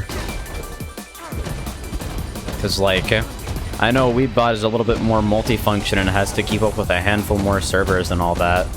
And it's also written in Python, so it must take at least 10 times the amount of processing power to run smoothly. But, like... The fuck kind of VPS were you running beforehand? AJ's a 4-trick pony. I'm looking for something that I can get back into and just fucking grind the way that I used to. I'm between games, have been like that for a while. It's not so bad though, I'm having a good time. Presumably, some other people here are having a good time as well, or you would not come back every fucking day to see me yell into a microphone like a potato.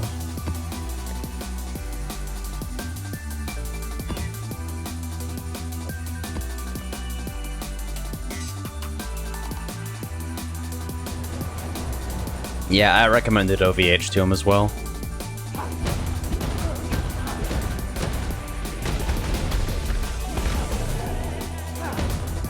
What are those prices in Venezuela inflation dollars? Or was it Zimbabwe? I forget.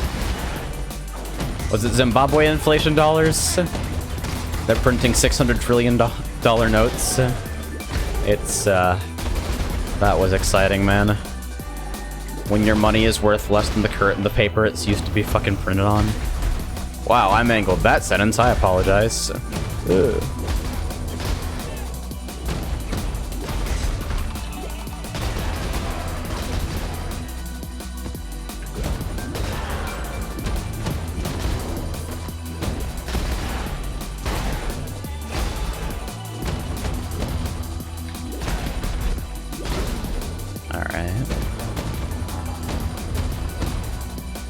I thought as I did all the mic yelling for you given last night's experience. Dude, last night was so bad. I don't know how you guys fucking put up with me when I'm like that. Like, when most people are tilted, they get fucking loud and angry. When I get tilted, I just turn into a vindictive, spiteful, petulant 40-year-old child.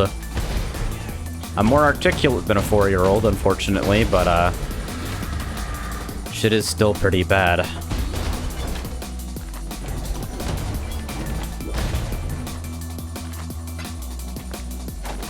Factory map.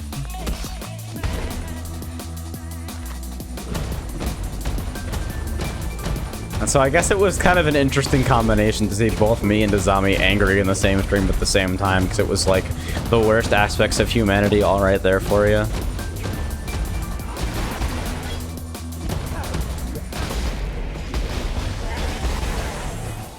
I went through the, it was a worthwhile experience though.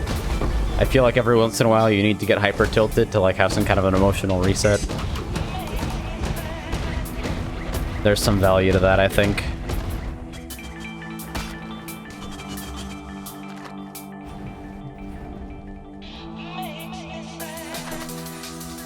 I think I need boots for chaos sets here.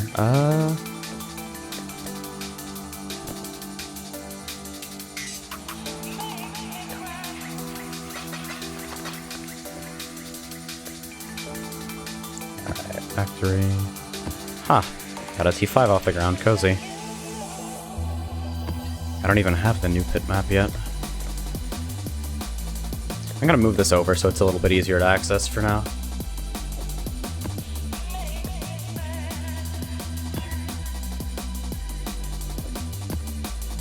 Tilted so far you went back around. When you tilt so hard that you physically injure yourself. This hand shit has been bothering me for the longest time. I don't know what to do about it. Like, I'm living with it effectively now, but I wish I didn't have to.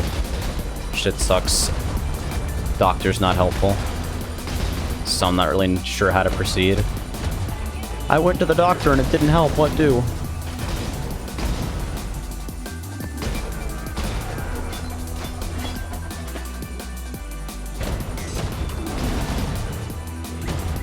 Don't get mad, easy plan.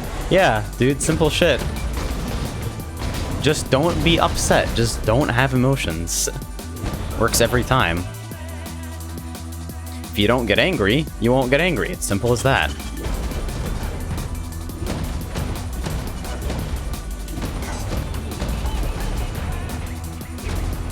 It's just straining from overuse. Man, you remember when I fucking got off it for like a month, though? No change whatsoever. I wasn't even sure what to do about it. Like, we've tested this theory before. I braced it. I fucking took gigantic breaks.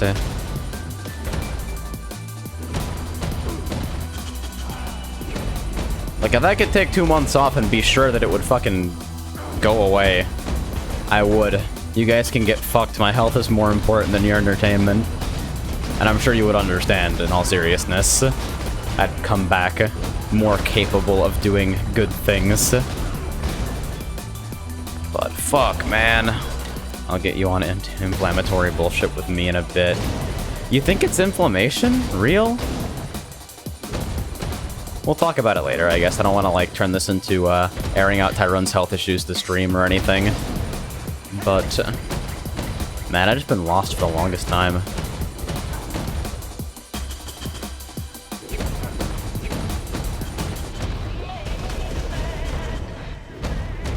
Also, what is with these statues taking so much damage for some reason? Do they just have, like, percent mitigation on their base type?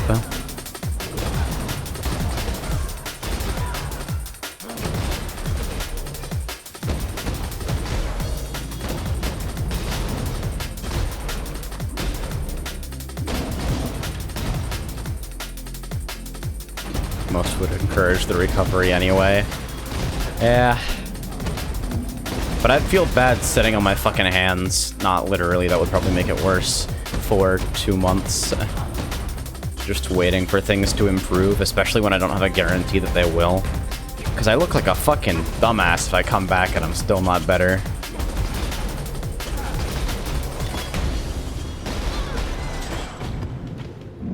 Like, I can't just check myself into rehab. Shit sucks, but it is what it is. That's what social eating is for. Dude. If I become a social eating streamer, I'm gonna gain some fucking weight, let me tell you that. Crit with elemental skills, life gain on hit. Not really any compelling synergy.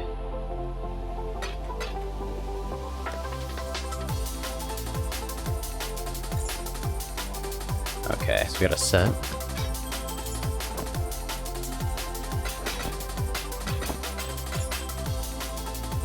Okay. Helmet is blue, never mind. Drop it on the ground. Good night, Gurnos. Hang in there, dude. Sleep well.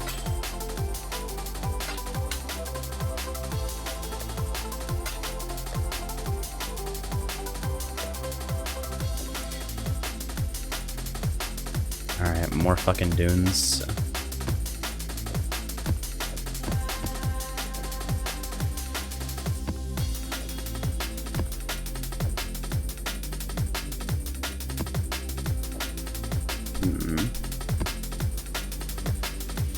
So what is this? 10 more maps to go? Alright, home stretch. I'm gonna alt that desecrated ground right off the fucking map. Yay! Sea witches. Throw some emotional music, sepia tones, 3 million subscribers. Ah. It might work too.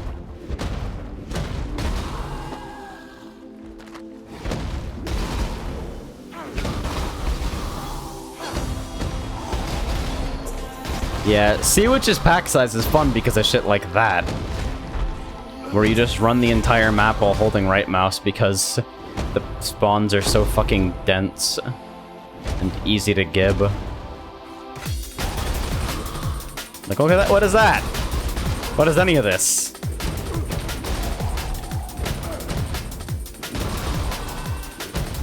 This skill's so ridiculous, I don't even have to aim. Oh, that was a silver coin. There.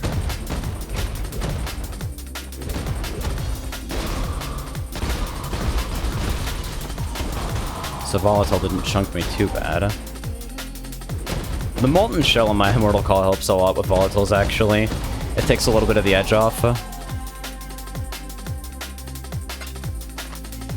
The molten shell on my cast and damage taken, excuse me. Because I used to only run the cast and damage taken for the immortal call, but now I've got my ice golem and molten shell on it as well. You really have to do so much bullshit to get this build to the point where it's like critting comfortably.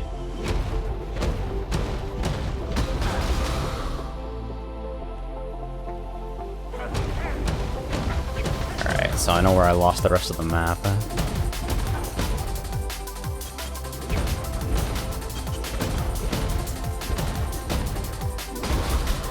Whap. It's like the game plays itself. Yeah, no kidding. That's the goal, though, like... This is a theory crafting sandbox. If you're here for the gameplay, you might be disappointed. Hey, Museum Boss no longer fucks people anymore. That's cool. Museum Boss used to be really awful. Like, Killer of Runs awful.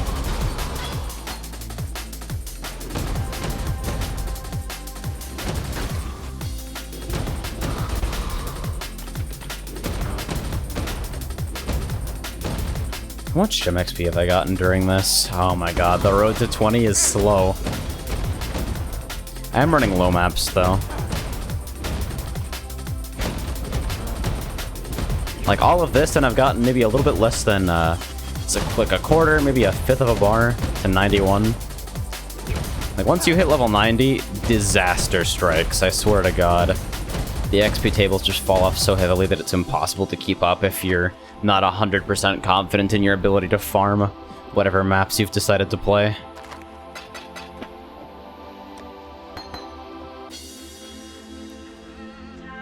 Fucking... I really wish I could keep an item on my cursor and still navigate through menus. It would make vendoring single items so much easier.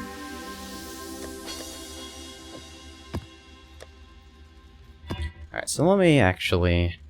That we're winding down just a little bit. Yeah.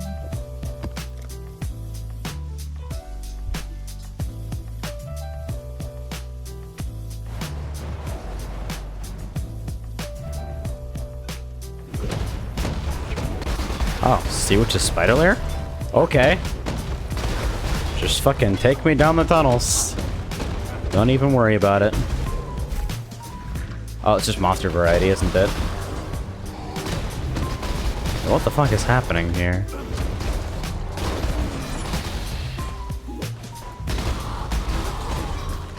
Shaper shenanigans, maybe? Who knows?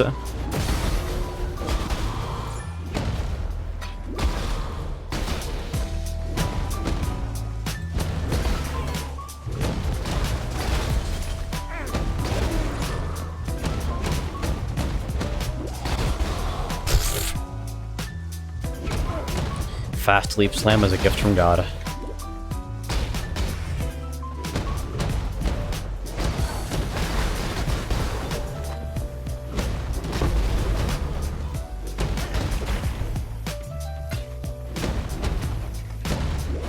think the cool thing about the loot filter, for those of you who don't play this game, is that you can also assign sound effects to items that match certain filters being dropped.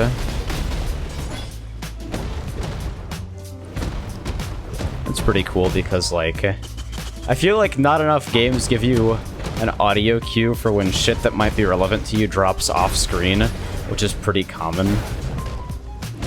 Like, you'll get stuff for, like, the highest tier of items, sure. They'll give you notifications that you're sure not to miss it. But for smaller things, you've just kind of got to walk over it and make sure you know it's there, you know?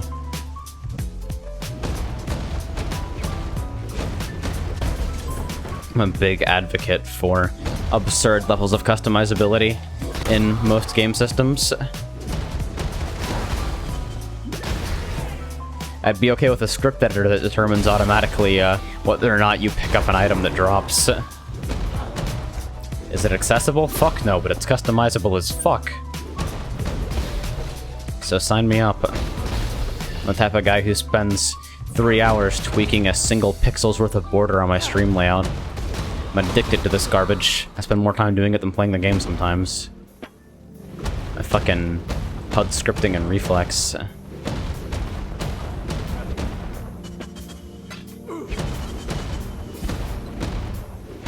Alright, so where did I lose the rest of the map? I swear to god this always happens in Spider Lair.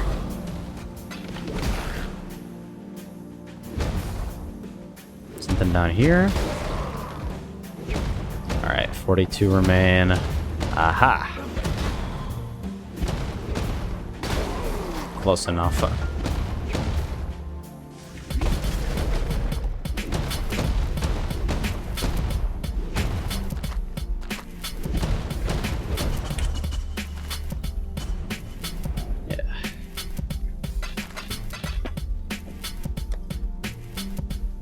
Yeah, so many unnecessary low maps.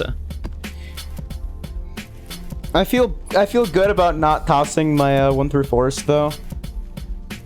I never could have run all of them, so I feel like it was at least a decent compromise.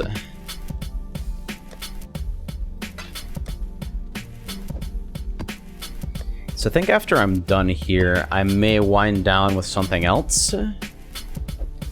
Put on like Downwell or Rocket League or something, just kind of chill out for a while.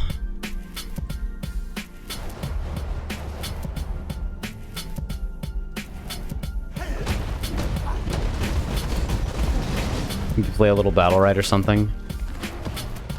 Well, Battle Ride isn't exactly the game I'd pick for winding down with. It flows well, but I wouldn't call it relaxing for sure.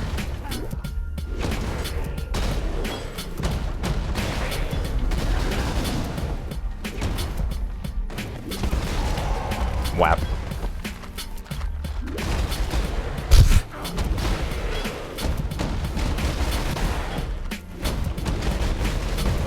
Feels like the enemies are set up like bowling pins sometimes, just knock them down.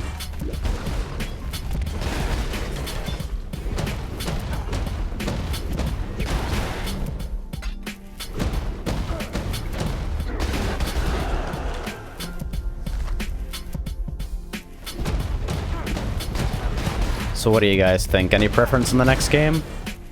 Since I'm feeling pretty ambivalent, which is unusual for me. Usually I have a pretty good idea of what I want to be doing on any given stream day. But now I'm just like, I just want to hang out.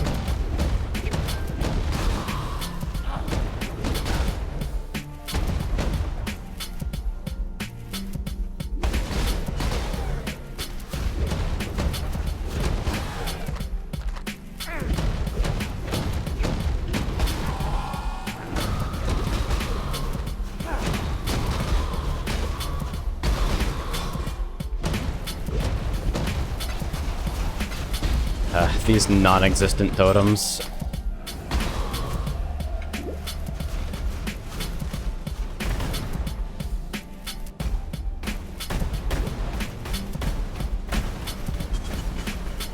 I remember when Haku missions used to fuck me up too. The first Haku mission I ever did, that shit was terrifying. I was like legit scared. Think you want to do sparring matches with me in Smash 4? I mean, hey, it's not the worst idea. Smash 4 is a disappointment for me, mainly because the online was completely unplayable for absolutely no actual reason. In all other respects, it's a pretty solid game. If a little over-centralizing due to the unusual strength of shields, yet again. Really, it's not even so much the strength of shields as the weakness of aerials. It's a relative thing, but like, versus grounded attacks, shielding isn't even all that great. Like, random smash attacks have enough pushback attached to them that you rarely get a strict punish. Wow, that was pretty rude. Yeah, mana issues on single targets. Mostly bosses because of that reduced curse effect. And only some bosses, too. Relentless Fury. Huh. More weird leveling uniques.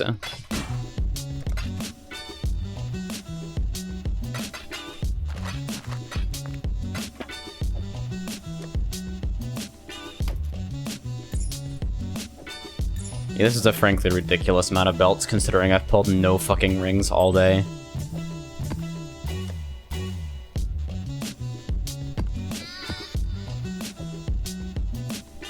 Alright.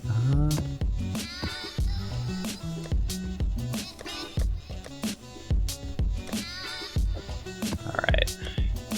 7. unless you're DDD. Dude, DDD's a monster. I kind of hate his existence because it means that Bandana D's never gonna get into Smash. They'd have to fucking rework the whole Gordo throw deal. Too many Kirby reps. Meanwhile, Dr. Mario.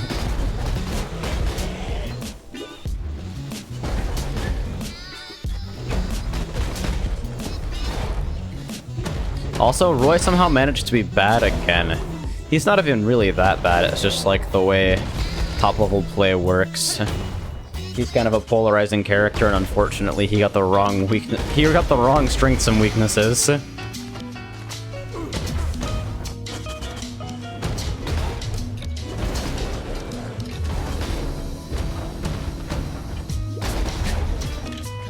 Oh god, Katarina mission.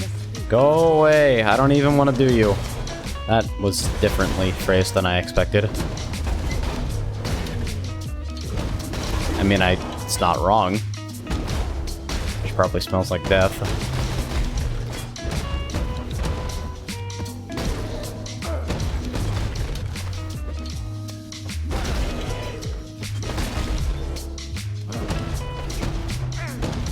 I should tabulate up my currency at some point.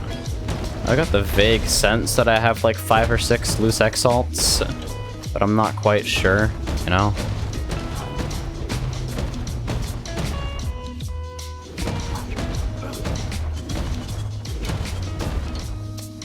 Why am I even trying to full clear these maps?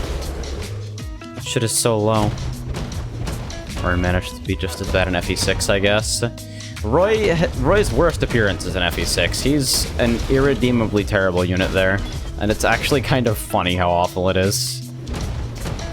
Like, it really is sort of comical how he fails to be a usable unit in basically every sense of the word.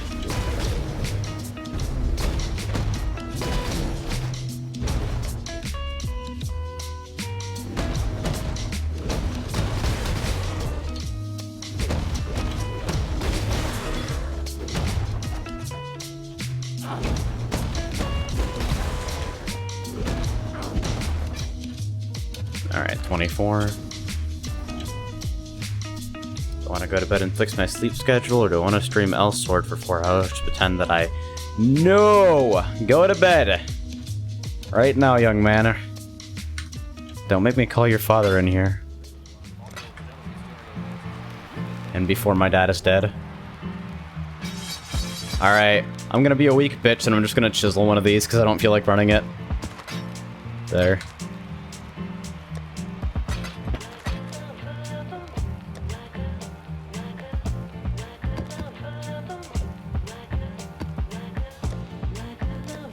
Alright, so only 5 more.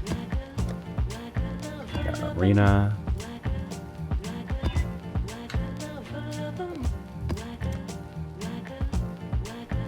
I'll go to bed after the end of stream down well. I mean, I'm not ending anytime soon. I've still got, like, easily an hour left here before my even normal end time, and I'm trying to build up a little bit of broadcasting stamina. Because I feel like 4-hour streams are kind of weak, honestly. I just want to take frequent breaks and get used to being on mic for longer periods of time while still remaining alert, aware, focused, etc.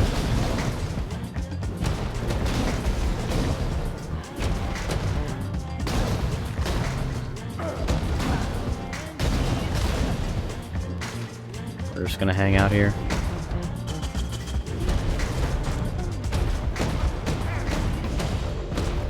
Four-hour streams are a reasonable IMO. Like if you're a casual broadcaster, I guess, but... And I hate to talk about business stuff here, but it is a big part of the rationale. More time broadcasting is more time exposed. That wasn't quite the right way to phrase that, but I think you guys get the idea. Putting yourself out there. Time zones. Yeah, that's the thing. Like, time zones are a motherfucker. When's flat Earth theory?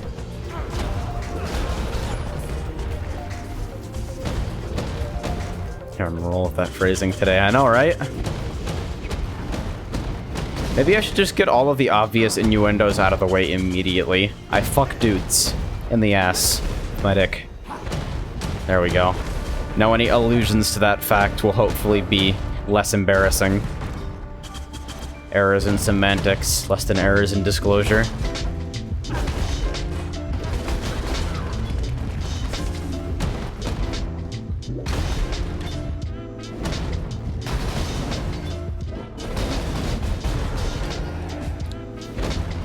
Is this Wes's Herald of Thunder? You guys ought to see this shit. It's almost as dumb as this is the... Oh, it's your fucking flame golem. Yeah. Did I go backwards? What the fuck? I totally went backwards. Anyway, TP's up. I should, Oh god, I joined trade chat. Yeah, we're getting out of here.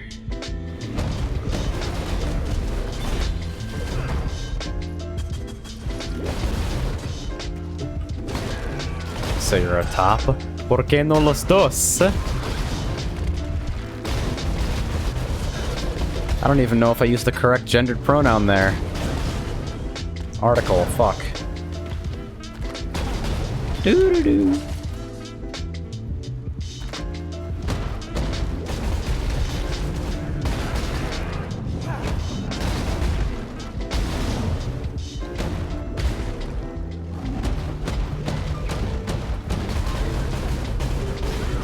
So yeah, I guess Wes is gonna be here for a little bit of mapping extravaganza. Fuck is this? Worm's Malt. Oh, another weird leveling belt. Okay.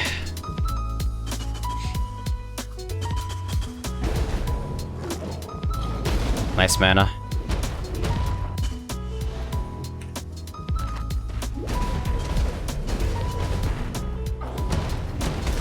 Probably gonna clear this before he gets back. Yep. Destroyed.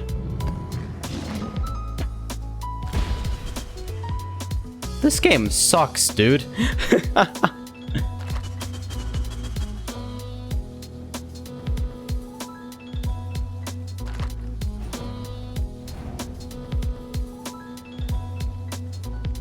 Alright, so let me dump these in here.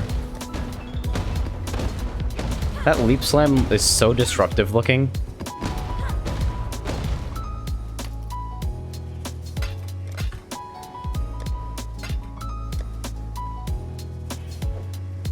Alright, so we got 4 more legacy maps to go.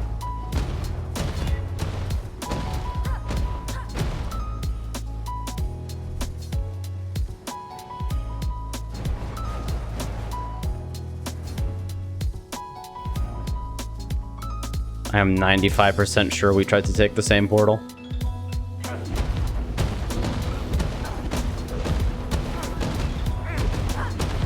So this guy has 4 flame golems. That's his whole build, is that he has 4 of them. And they do a shit ton of damage, because flame golems are monsters.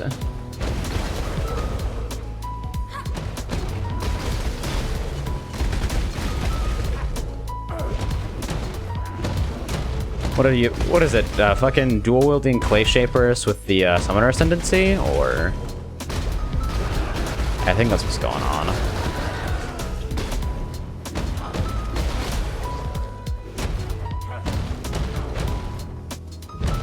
So I guess we split off in opposite directions because fuck looting efficiently.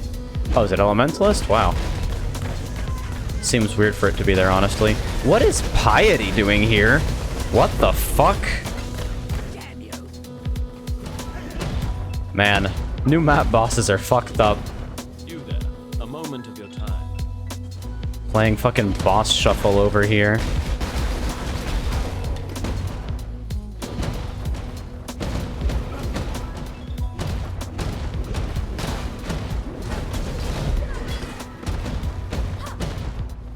But yeah, leap slam everywhere because nice fucking game. Keep the target alive. So much for that, I guess. Yeah. Sometimes you just lose Varici missions and you get rings instead.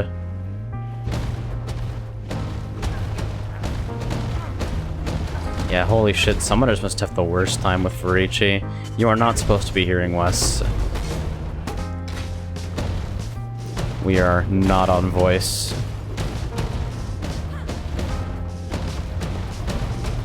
I'm just extremely talkative.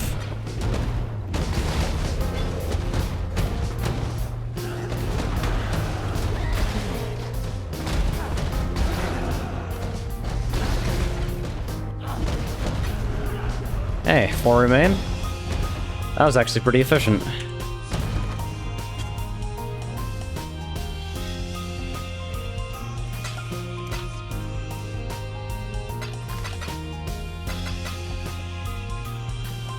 Dude.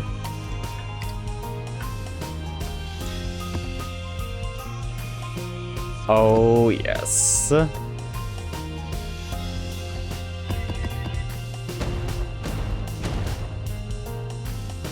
What the fuck is this map graphic anyway?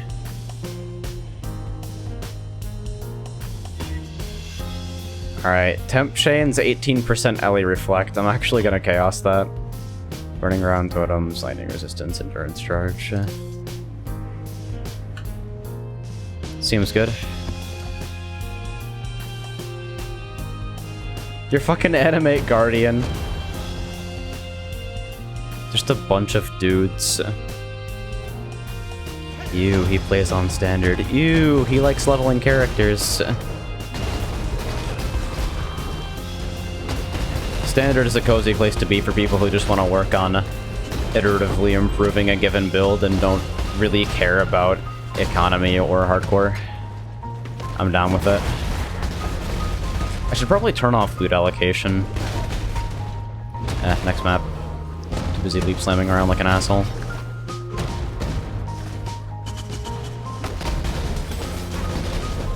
Yeah, Essence is kind of attractive because of the number of ridiculous GG items that are thrown around there, but like... apart from that, like, the League mechanic ain't crazy.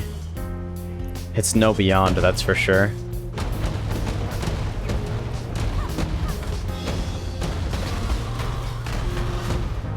Holy shit, my fucking frames, though. Burning Ground still destroys your frames, even after the multi-threading patch. Rippin' fucking potatoes.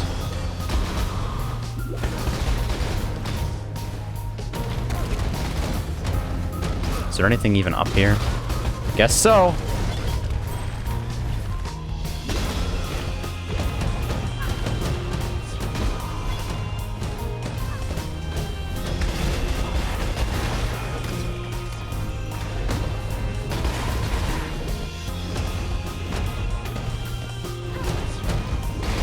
Yeah, so mapping performance in parties. Results so far inconclusive because fucking Burning Ground ruins entire careers.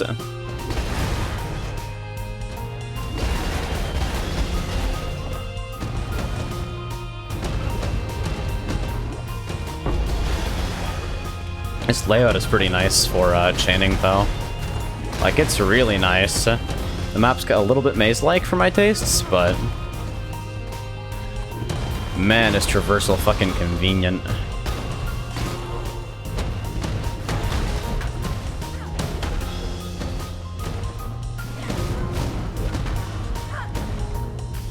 I wonder if I just fucking turn shadows off, if it'll get any better. The shadows are mostly CPU bound, I believe. Oh boy! It's happening! Thank you.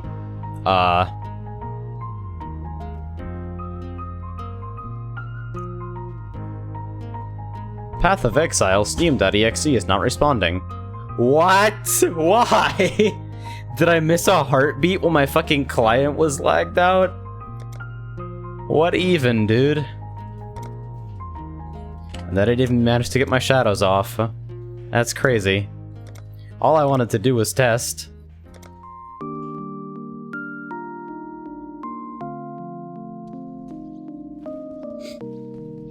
yeah, we'll see if this makes things a little bit better in groups.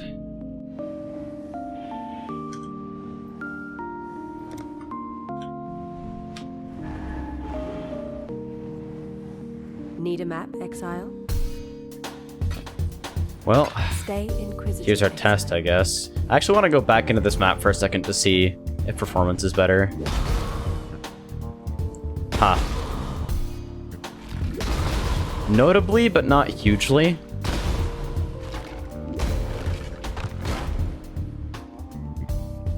Yeah, I guess I'll leave shadows off for now then. It's a shame because it makes the game look a little bit potato. But, such is life. Stop giving me fucking belts, Jesus Christ. I have so many belts. I need rings. You motherfucker.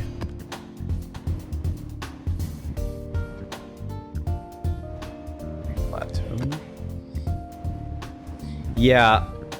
The kerning between the L and the I is the reason I'm changing this character's name to the Fucker Striker. Because if you look at the text on the Flicker Strike gem, it used to look way worse, especially on low resolutions. But like, even now, if you squint a little bit, it still looks like Flicker Strike.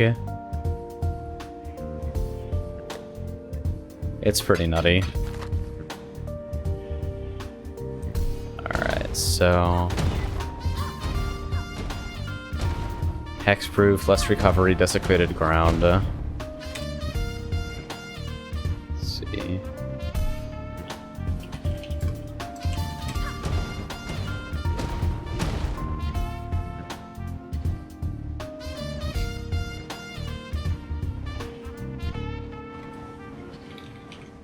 We'll try it. Oh boy. See, I don't give a fuck about hexproof, but his character might. Mr. Quad Golem Animate Guardian Fuckhead.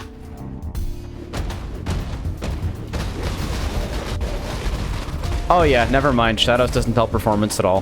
That shit can fuck off. It just doesn't help. There's nothing you can do.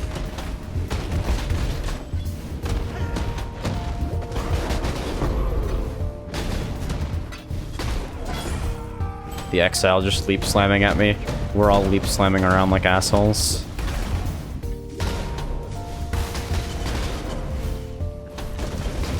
There. Did he just walk the fuck out? Wes was like, nope.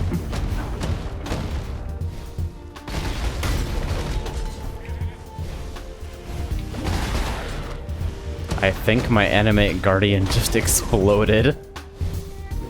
I don't even know how the fuck Animate Guardian works.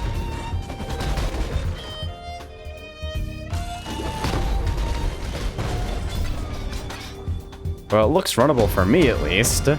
I think.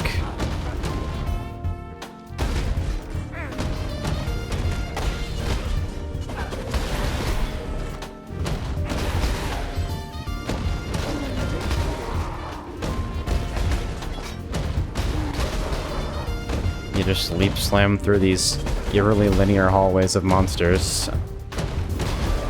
With absolutely no pack size to speak of. That was a weird leap slam.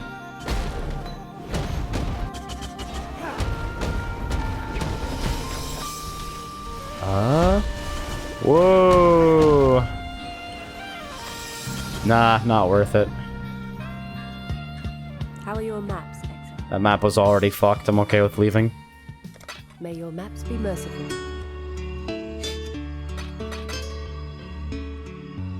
R.I.P. Guardian. Ouch. You don't, like, lose the item or anything, do you? You lose the Are you serious? What the fuck for? Please don't use the skill, they said. We want to make it bad on purpose. Dude. What?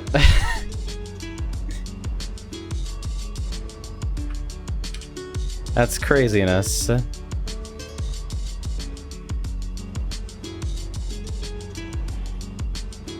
Huh, okay, so it looks like I do get bonus for some of these. I'll need to go back and change a handful of them, though.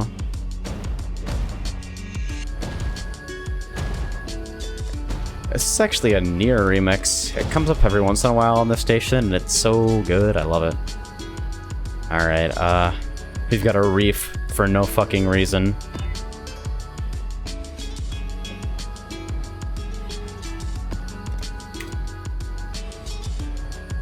What is kiln?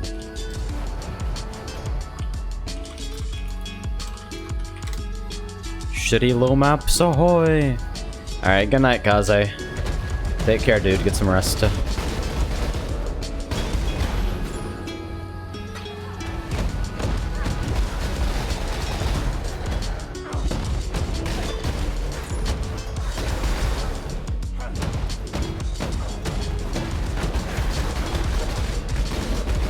It's on map.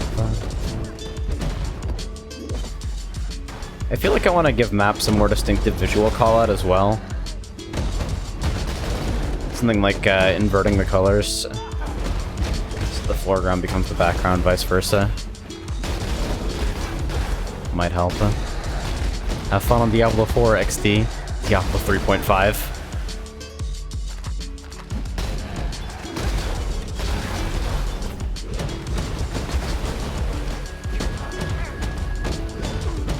Hey guys, which is better, Diablo 3 or Path of Exile? 350 comments.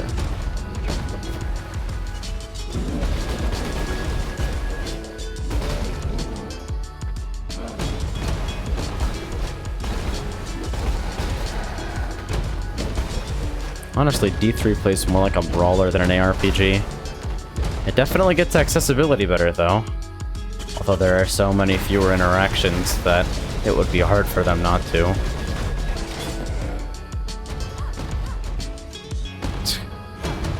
What shows up for participation points?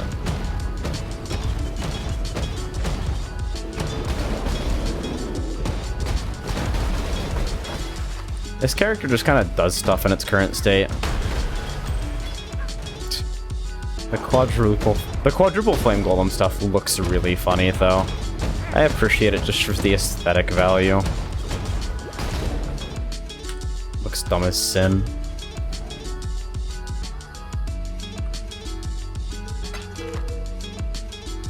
Rip Wes?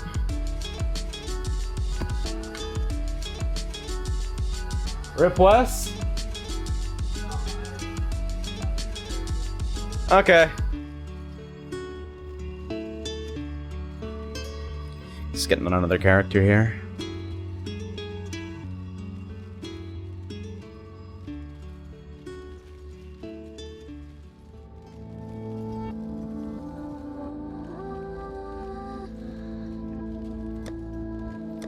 So we got 2 more shitty old legacy maps. And that is it. After that, I'm all out of legacy stuff and I can start running maps normally again. After a little bit of organization, granted, but hey.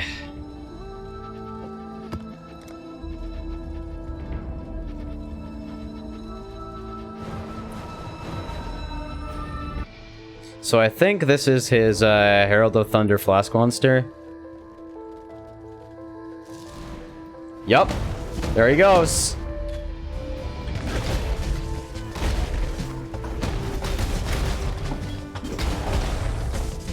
All the dude needs to... Yeah.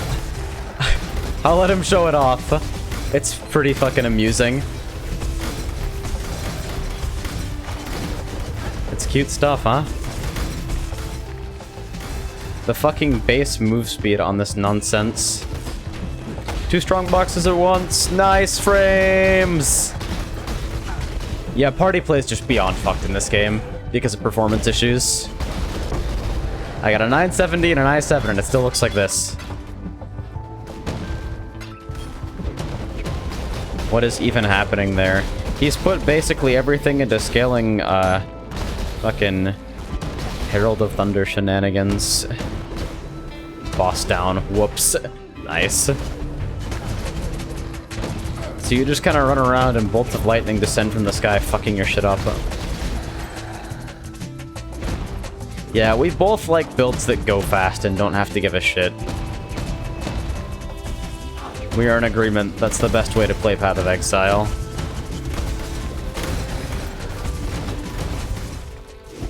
His character is even more squishy than mine, though, which is amazing. Because I'm already pretty squishy. We're both working on making our characters a little bit more survivable. Not too much, but enough. Alright, 41 remain. And a perfect circle. Alamau. The best way to play PoE is to not play it. The best way to play PoE is Theory Fighter. You just sit in the fucking skill tree sim and enjoy your existence. Alright, last shitty Legacy low map.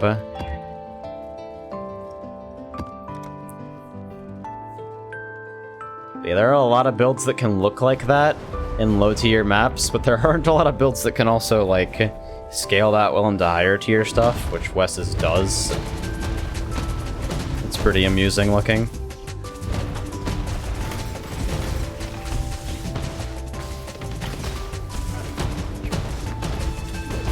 The Herald explosions, Brotherhood conversion nonsense.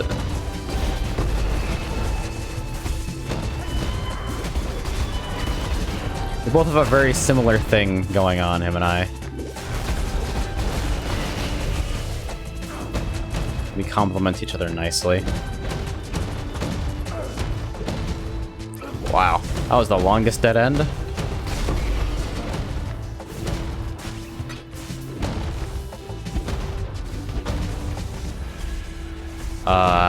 Temp chains to something?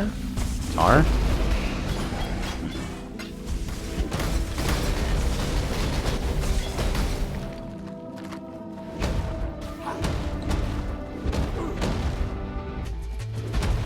More than 50 remain. Can I be asked to actually go back? True beauty is I'm reflect viable. Even no minus max res. Oh yeah. I forgot about that. Somehow he doesn't die instantly to reflect despite one-shotting everything. Mysteries of the universe right here.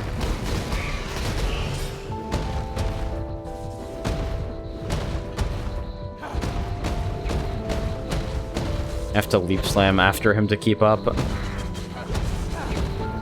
Alright, so where's the rest of the map? I just totally left a jeweler's recipe on the ground.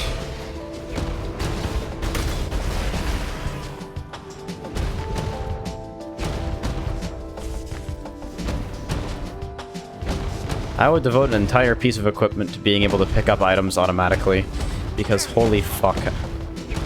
Running through at maximum speed is the best way to play this build. You feel like such an asshole.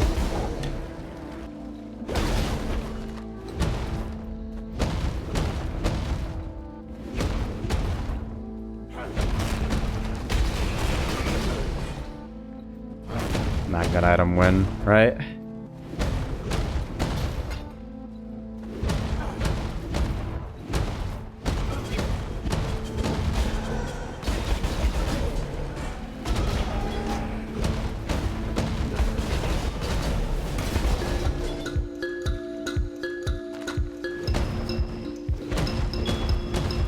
Remain. And I'm finally done with my legacy maps. Thank fucking god. Started out interesting and really quickly got kind of irritating.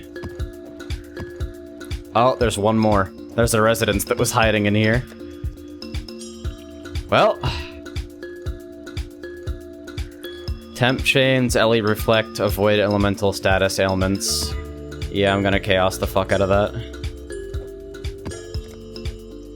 Let's go die to Dominus. And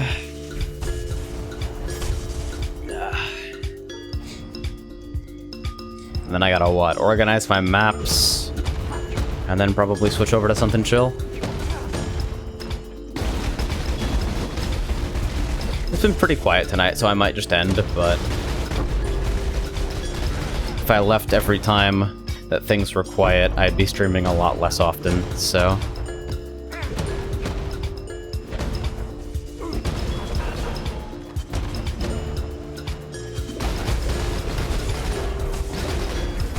Did I miss PSO2? PSO2 is down right now. Maintenance. It's Tuesday, man.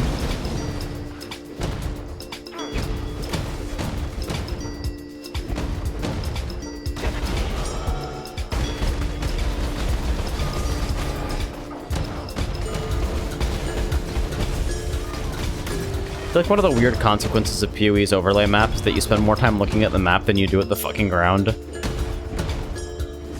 It's kind of awkward.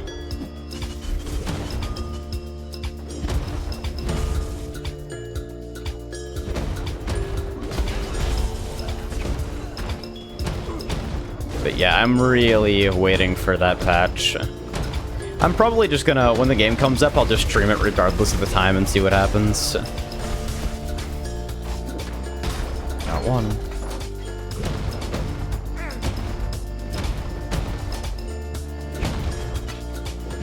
I have no frenzy charges, I'm pretty sad.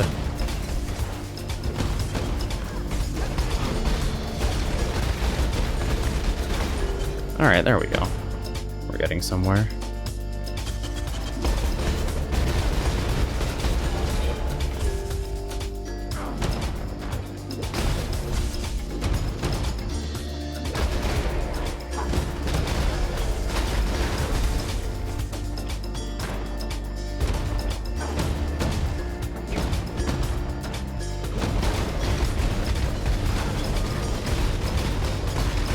I love the camera jitter when the fucking netcode can't keep up with where I am. They have 60% chance to avoid my freeze. Ah. And my ignite, that's why I've got no fucking frenzy charges ever. Dominus is gonna be fun, I just won't be able to attack him at all. That shit's gonna be awful.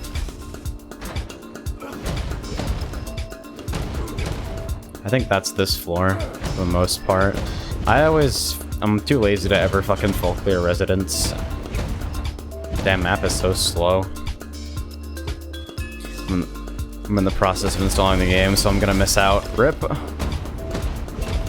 Die in awe. Die in awe. Yeah. Throw lightning. I don't have frenzy charges. Chance to avoid elemental status is the worst. The touch of God. Fucking Dominus, dude. He's so tryhard all the time. Yeah, this is why I need a frenzy setup for bosses like this.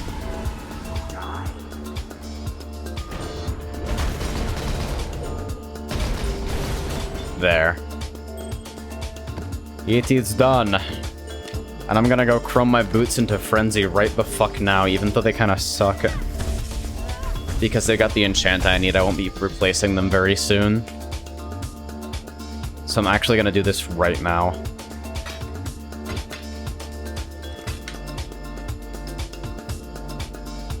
Actually, yo Wes! What's your Varici on standard?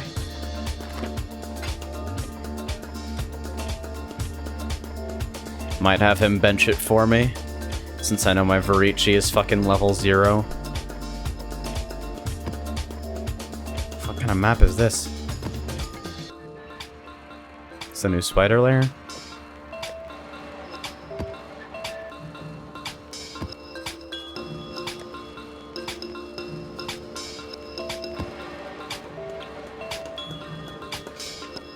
I can do 3.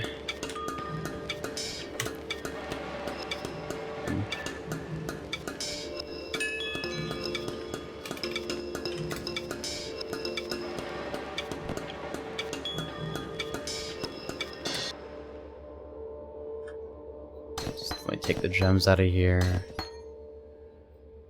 Is it hideout?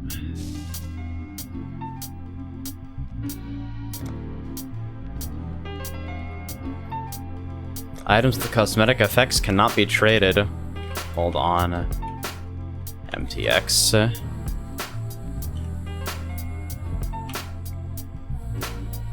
Reclaim effect. Hey, cool. I've never actually used any of the microtransaction effects before, so that's cool.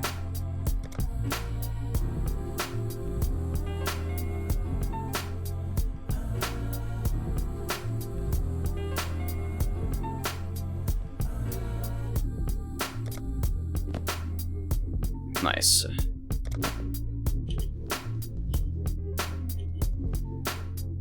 So now, green, red, Why in the fuck do I have a faster casting here? I don't even know. 4,000 chromes? Jesus! I assume there was a reason for that blue, and I'll remember it later. For now, what fucking... Peewee, Frenzy...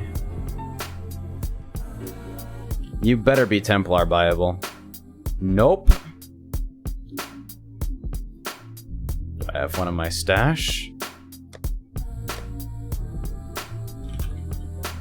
I do. Nope, that's Phase Run. Fuck me with a rake, dude.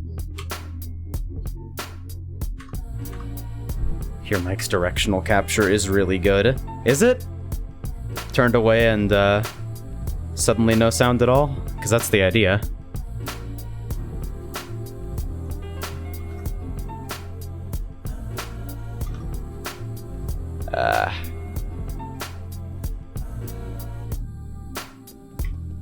By Frenzy Plox.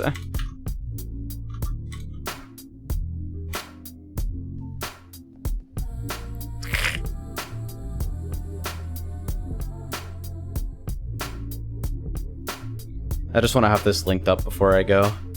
Because I think I am going to dip a little bit early to be ready to stream when the PSO2 patch comes up.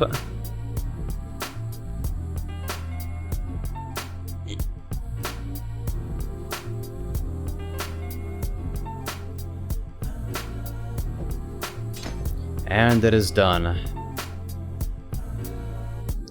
Now all I have to do is, yeah, you know what? W's actually fine. I'm totally okay with it being there. As stupid as that keybind is, I'm okay with it. Alright. I'm out for now, guys. I will probably be streaming the new PSO2 patch as it comes up, which should be sometime next morning. I'll still be awake because I got up at like noon and I have no sense of fucking time, so... I'll see if I can jump on that first thing. But until then, I will talk to you guys on Discord. Thanks for hanging out.